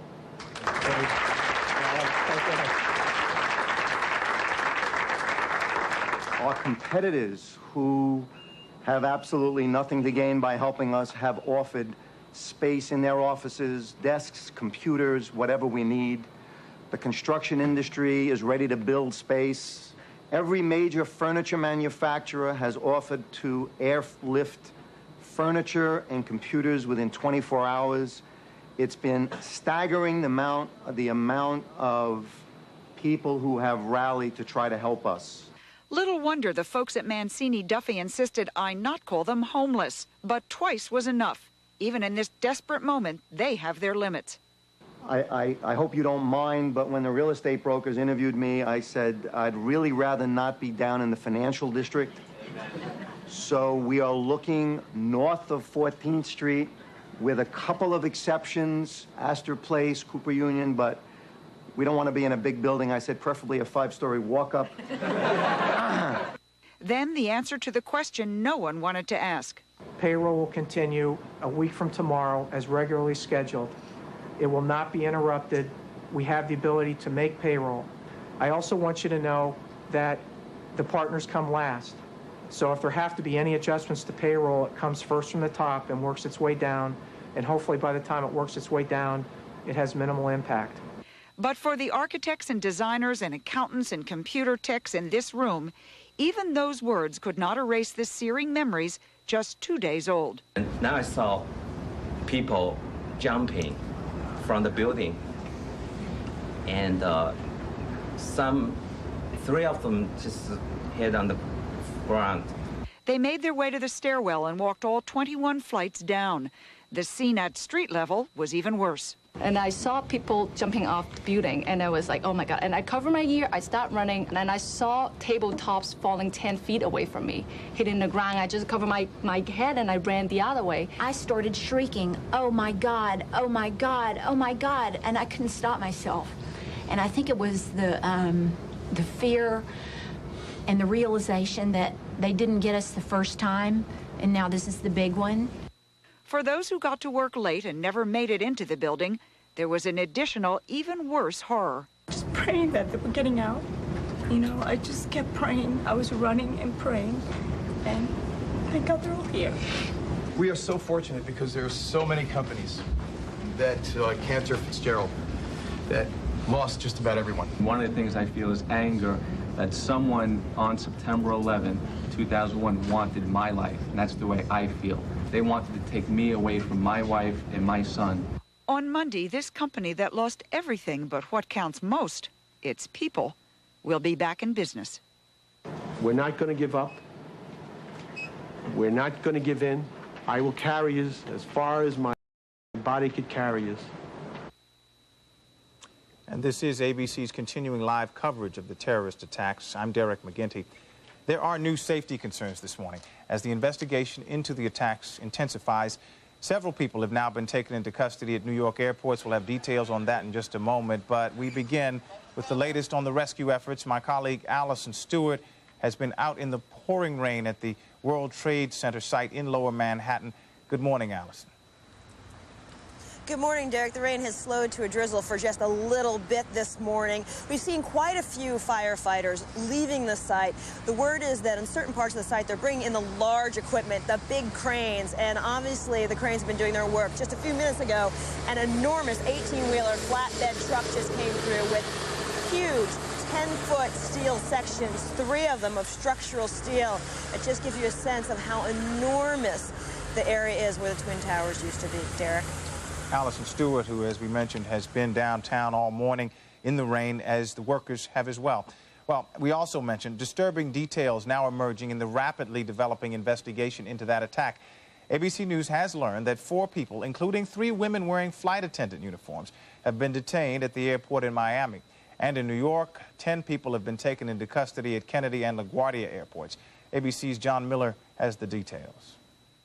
Based on this information about what federal authorities clearly now believe was 2 new attempts to hijack planes and have change-off pilots, is what were the next targets? There is no more World Trade Center. Was it the Empire State Building, the UN, you know, the federal building where the FBI has left its quarters because they felt it was a security risk? And then the second question you have to wonder was, along with, was there a Washington target? Was it going to be a White House this time, as the White House has already suggested they felt they were on a target list? What would have happened? Both in the airspace in New York and in Washington, D.C., there are now fighter jets on patrol in these no-fly zones. Would there have been an engagement? And would somebody have had to make the difficult call to shoot down an airliner filled with innocent passengers and a crew of terrorists? ABC's John Miller explaining that even as folk were beginning to sort of get a little bit of normalcy, that has been taken away by the fact that the attacks, or the potential for attacks, is still very much on the minds of people in Washington and, in fact, all over the country. In Washington, ABC's Rebecca Cooper can bring us up to date on the latest on the possible security threats. Rebecca. Good morning, Derek. ABC News has spoken to some of the passengers who were on board the flight that was scheduled to leave JFK, and they tell us of a terrifying few minutes while passengers were loaded onto the flight, and they had been told over the intercom that the flight would be departing in 30 minutes, and the next thing they knew, a team of heavily armed SWAT agents had descended on the plane, telling the passengers to get down and stay low while they took away the 2 individuals believed to have been planning to hijack that plane. So tensions are continuing to fray as passengers are trying to get home and off of the ground from the places where they had been stranded since Tuesday. And one more new update for you, Derek. The government of the Philippines is telling the Associated Press that they have reason to believe that the U.S. Embassy in Manila was targeted for attack on Tuesday as well. So not only are citizens living inside the United States feeling quite vulnerable right now, but U.S. citizens living and working abroad realizing that they were vulnerable on Tuesday and remain vulnerable as well. Derek? Now, Rebecca, we understand the White House has said basically that today it will say officially what people have been saying behind the scenes and in the news media and everywhere else for the last 3 days, that Osama bin Laden is the chief suspect and that all the evidence points his way. That's right, Derek. Secretary Powell has pretty much all but come out and named Osama bin Laden officially, but the government has not done that yet. But senior administration officials have told ABC News that they are prepared to name Osama bin Laden perhaps as early as today, cautioning us that it's really up to the FBI, and they may have some reasons to delay the official announcement by 1 or 2 days. But they say that certainly all signs point to Osama bin Laden, and they are prepared to make that official announcement quite soon. Any sense of when they might be able to move forward on normalizing airport security, or at least making it so more people can fly, since what happened today obviously put a lot of things on hold? Well, in fact, Derek, earlier in the day, President Bush met with reporters at the White House, and he told us that he felt safe enough about the skies that he was willing to put his own relatives on the planes that were going to be taking off today. But once those incidents happened at JFK and LaGuardia, then it became an entirely different situation. But I will tell you that White House Chief of Staff Andrew Card, while acknowledging to us that the president had been fully briefed on those incidents, they were quite reluctant to comment on it publicly because they want to calm the public's nerves, not further fray them. Derek? All right, Rebecca Cooper in Washington, thank you so much. The gruesome search through what is left of the World Trade Center is being made a bit more tough this morning because it's been raining since about 1 a.m. and my colleague Allison Stewart has been out in the rain right near this site. Good morning, Allison. Good morning, Derek. I'm certainly not the only one who's been out here in the rain. Quite a few volunteers continue to work towards the effort. I'm joined by Forrest Tellis. And your volunteer opportunity presented itself at your doorstep. You're a Tribeca resident, yes? Yes. Tell us what happened. Well, I was coming down to see if there were any stores or delis open today, and also to see what the logistics were, because they said it was going to be more of a frozen zone. Right. And when I came down, I opened the door, lo and behold, I see a truck pull up, and the police are kind of, bothering the people, and I'm just watching, and it turns out to be a friend of mine, who happens to be Drew Niperon, who is a partner with Robert De Niro in several high-end Tony restaurants. High-end Tony restaurant ventures. And he was, unloading some food and supplies. And I wondered, what are they going to do? Set up on the terrace of the restaurant across the street, which, because we have no power, was closed. But you ended up being food for the workers, correct? Right, and it ended up being food for the workers. And so I said, what's going on? And he told me, and I said, you need some help? He says, sure, yeah, you can help us. I said, not just me. Then I organized some neighbors who happened to be around, plus my roommate's son. Yeah.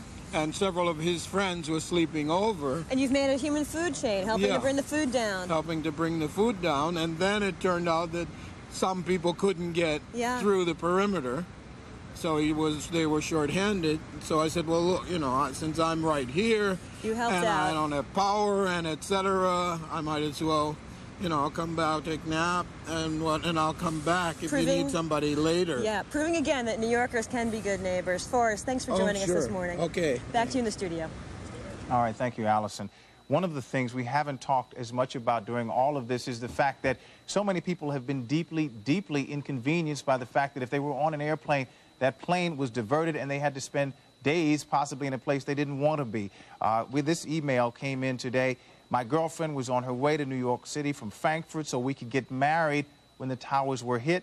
Her flight was diverted to Newfoundland, where she and 400 others have been stuck. They have no fresh clothes, are sleeping in a high school, and they have only one phone to make calls. Now, of course, very difficult to talk about inconvenience when folk are dying and have lost family members and such. But the pain is indeed very real.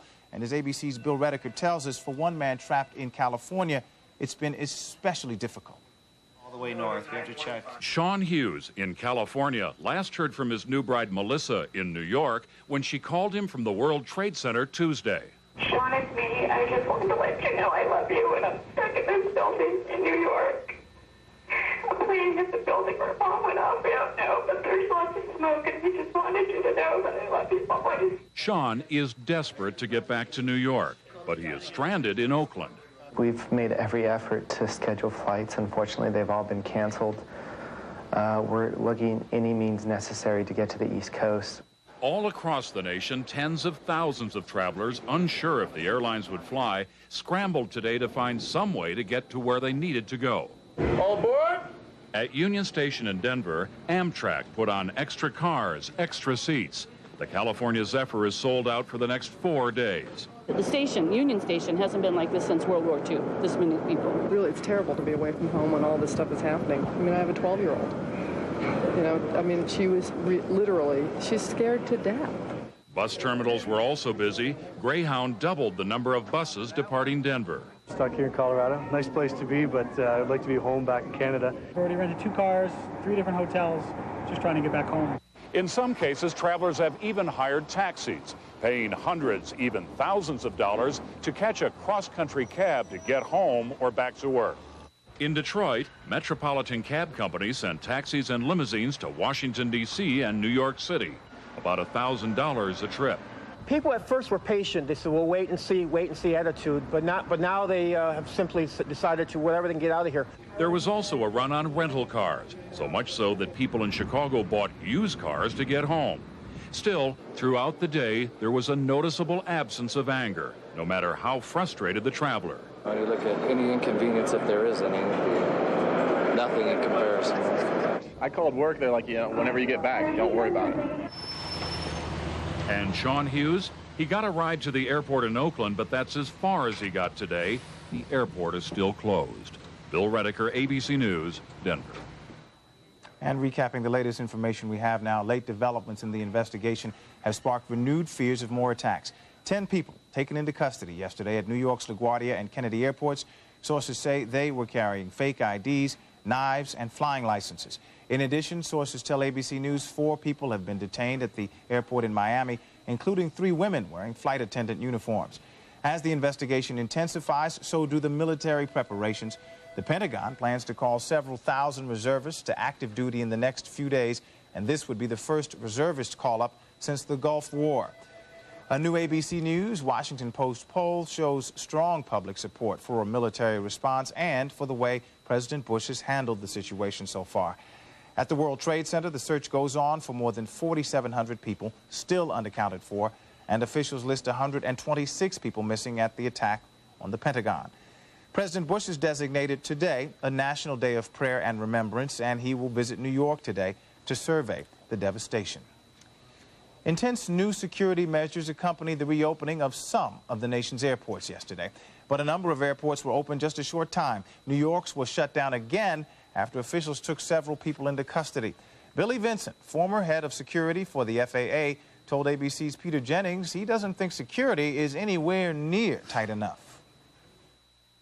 One of the things that puts me in the position of not being comfortable at this time is that I'm not comfortable that everything has been done that should be done in the way of boosting our security level. What do you mean?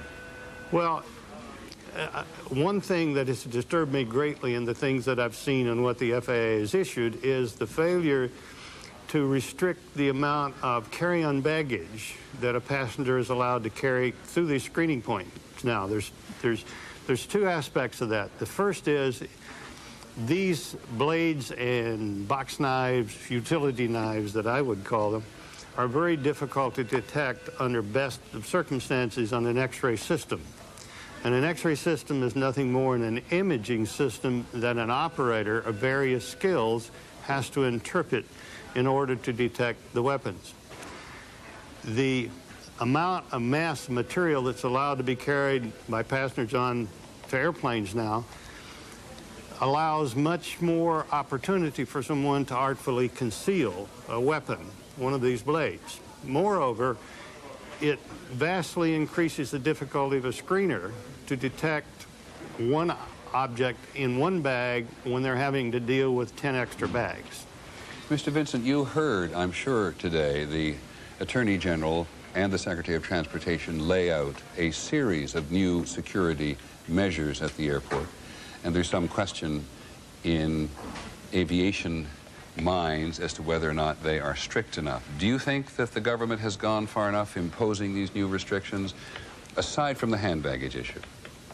Nowhere near far enough at this point. Every time we have a crisis like this, and have had a crisis like this over the last decade or so, the first thing we hear is the government has implemented strict, stringent new security measures. Well, they're not stringent enough, and I'm privy to those things that the government has issued because I operate within the system. I'm not at liberty to say what all those details are, but they're nowhere near what I would feel comfortable with in flying today. Do you think this is an embarrassing incident for the Federal Aviation Administration tonight at the very least?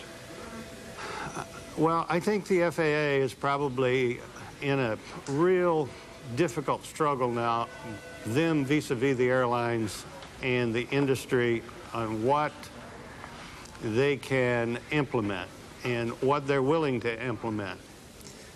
The carry-on baggage is one illustration that I'm astounded that restriction hasn't been placed already. I gather... I beg your pardon, go ahead. No. We're already also sitting here after many years arguing about the full baggage passenger reconciliation process, which has not been implemented. What does that mean? Well, today we're worrying about suicide pilots, but someone can also put a bomb in an airplane and not get on the airplane. because we don't reconcile the passenger and the bag, or the baggage and the passenger, on all the flights in the domestic system as we're required to do in the international system. I remember living for many years in the Middle East, and anywhere you traveled, you had to identify your bag right outside the aircraft before you got on board, and any bag that wasn't identified by a passenger did not go onto the aircraft. Is that the system you think would be most appropriate here? Well, that is the old physical matching process. It's much more sophisticated now, and it has been done by U.S. carriers since at high-threat locations in the international arena since July 7th, 1985. But all international flights under the International Civil Aviation Organization, of which the U.S. is one of 185 nations, must do that and have had to do that since April 1 of 1989. I gather there has been something of a struggle, may be too strong a word, but a difference of opinion in the last 24 or 36 hours between the aviation industry and the government as to whether or not the government should take over in the fullest possible sense the security at airports throughout the United States and on board the aircraft, including either reintroducing it, or by reintroducing in a full way something called the Sky Marshal program. Can you talk a little bit about that in general? Well, in struggle is, I think, a very appropriate term, but that's always what happens under one of these crises, when we should have been dealing with this under more sane and rational times and making the right decisions at that time. If you would allow me for a moment, think of the enormous, absolutely enormous cost that we've incurred now. And the argument by the airlines and others is always, well, we can't afford that, and so on. But the consequences of not doing it, we can see now, which is much, much more onerous. Now, as far as the air marshals are concerned, the federal air marshals since the mid to late 1970s have been an entity of the Federal Aviation Administration. They reported to me when I was head of security in the FAA. They report to my successor 4 or 5 times removed now, General Michael Canavan. They are in existence in the FAA. They are considerably reduced in what they used to be in the numbers. They are very professionally trained, and they are a very viable, useful part of a true layered security system, and they should be used. There are other, though, ways to go about this to boost that protective system in the U.S. domestic system, however, because when an FBI agent travels, he usually travels armed on an airplane. So do some local and state and other law enforcement officials. We could broaden that program temporarily, perhaps, to put more armed people on the airplane, provided we did all of the right training with the Federal Air Marshal Group that's located in Atlantic City, New Jersey, at their headquarters. Do you believe, Mr. Vinson, that at this moment tonight, the situation in the country warrants putting armed agents of one service or another on every commercial airliner that is traveling in the United States?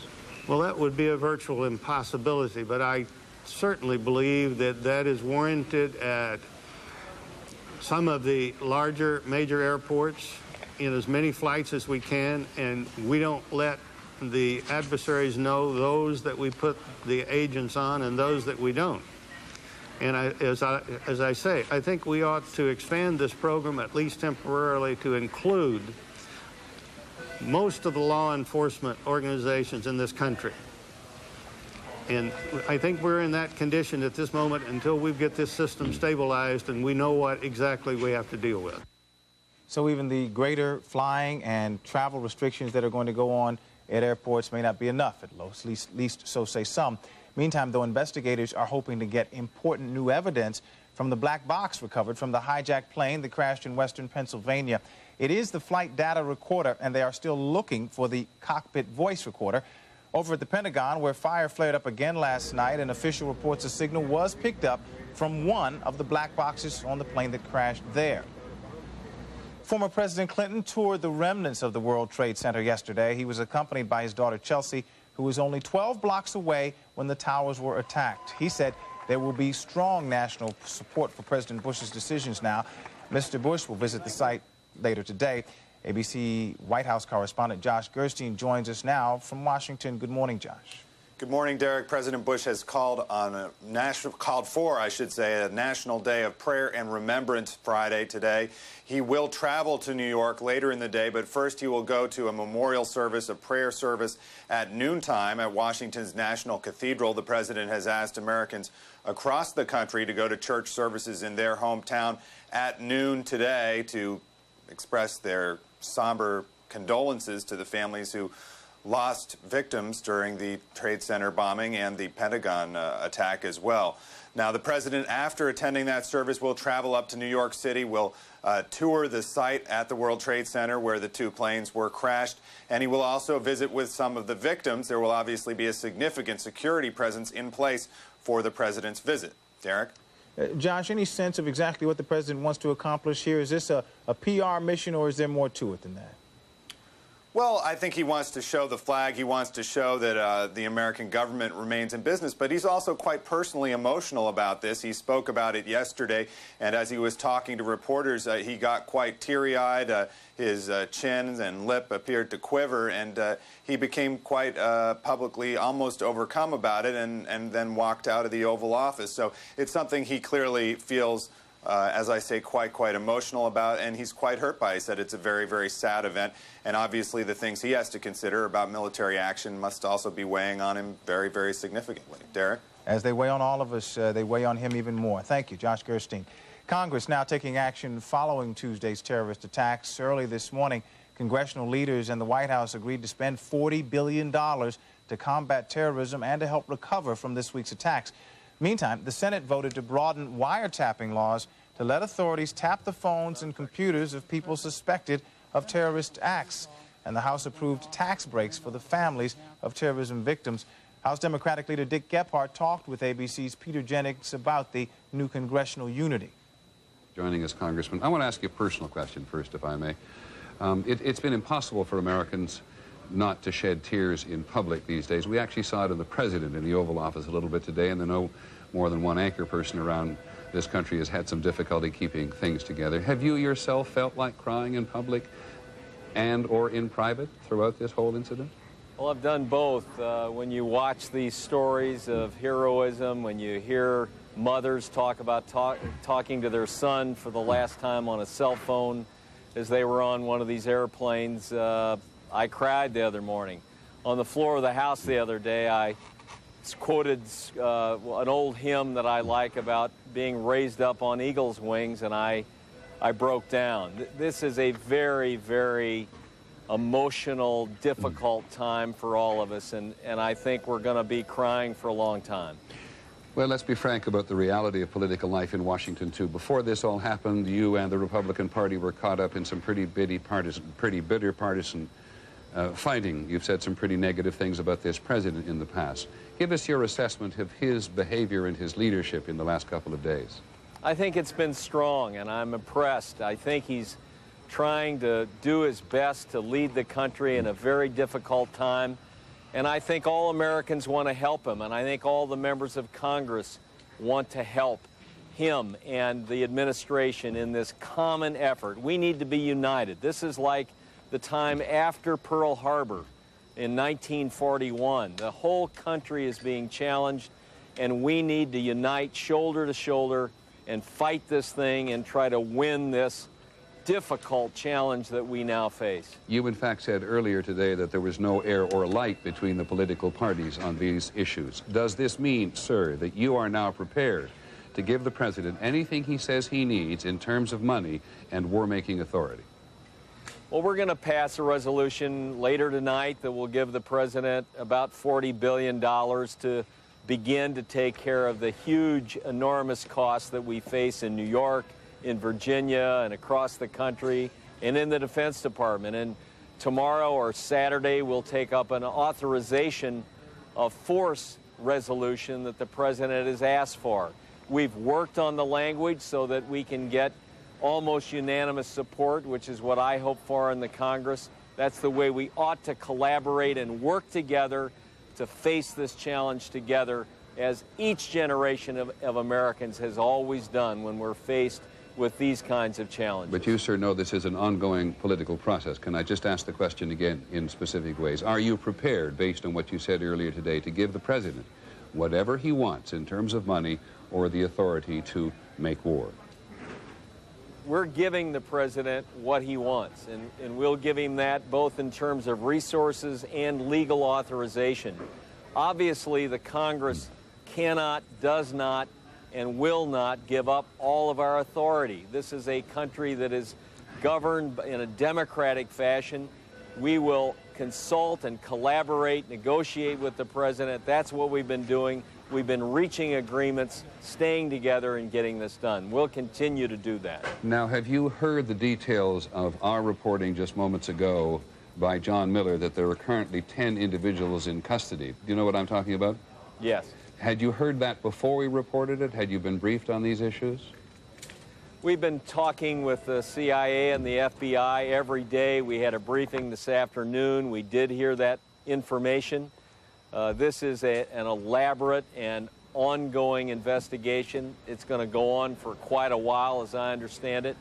And this is just part of that ongoing investigation. Well, it's much more than terrorism in the world today is a complicated foe and a difficult foe, and we're going to have to stick with it to see this through. But let me put it this way, sir. Based on what we are hearing from senior officials and what we have reported just a few minutes ago, that there are currently 10 new individuals in custody.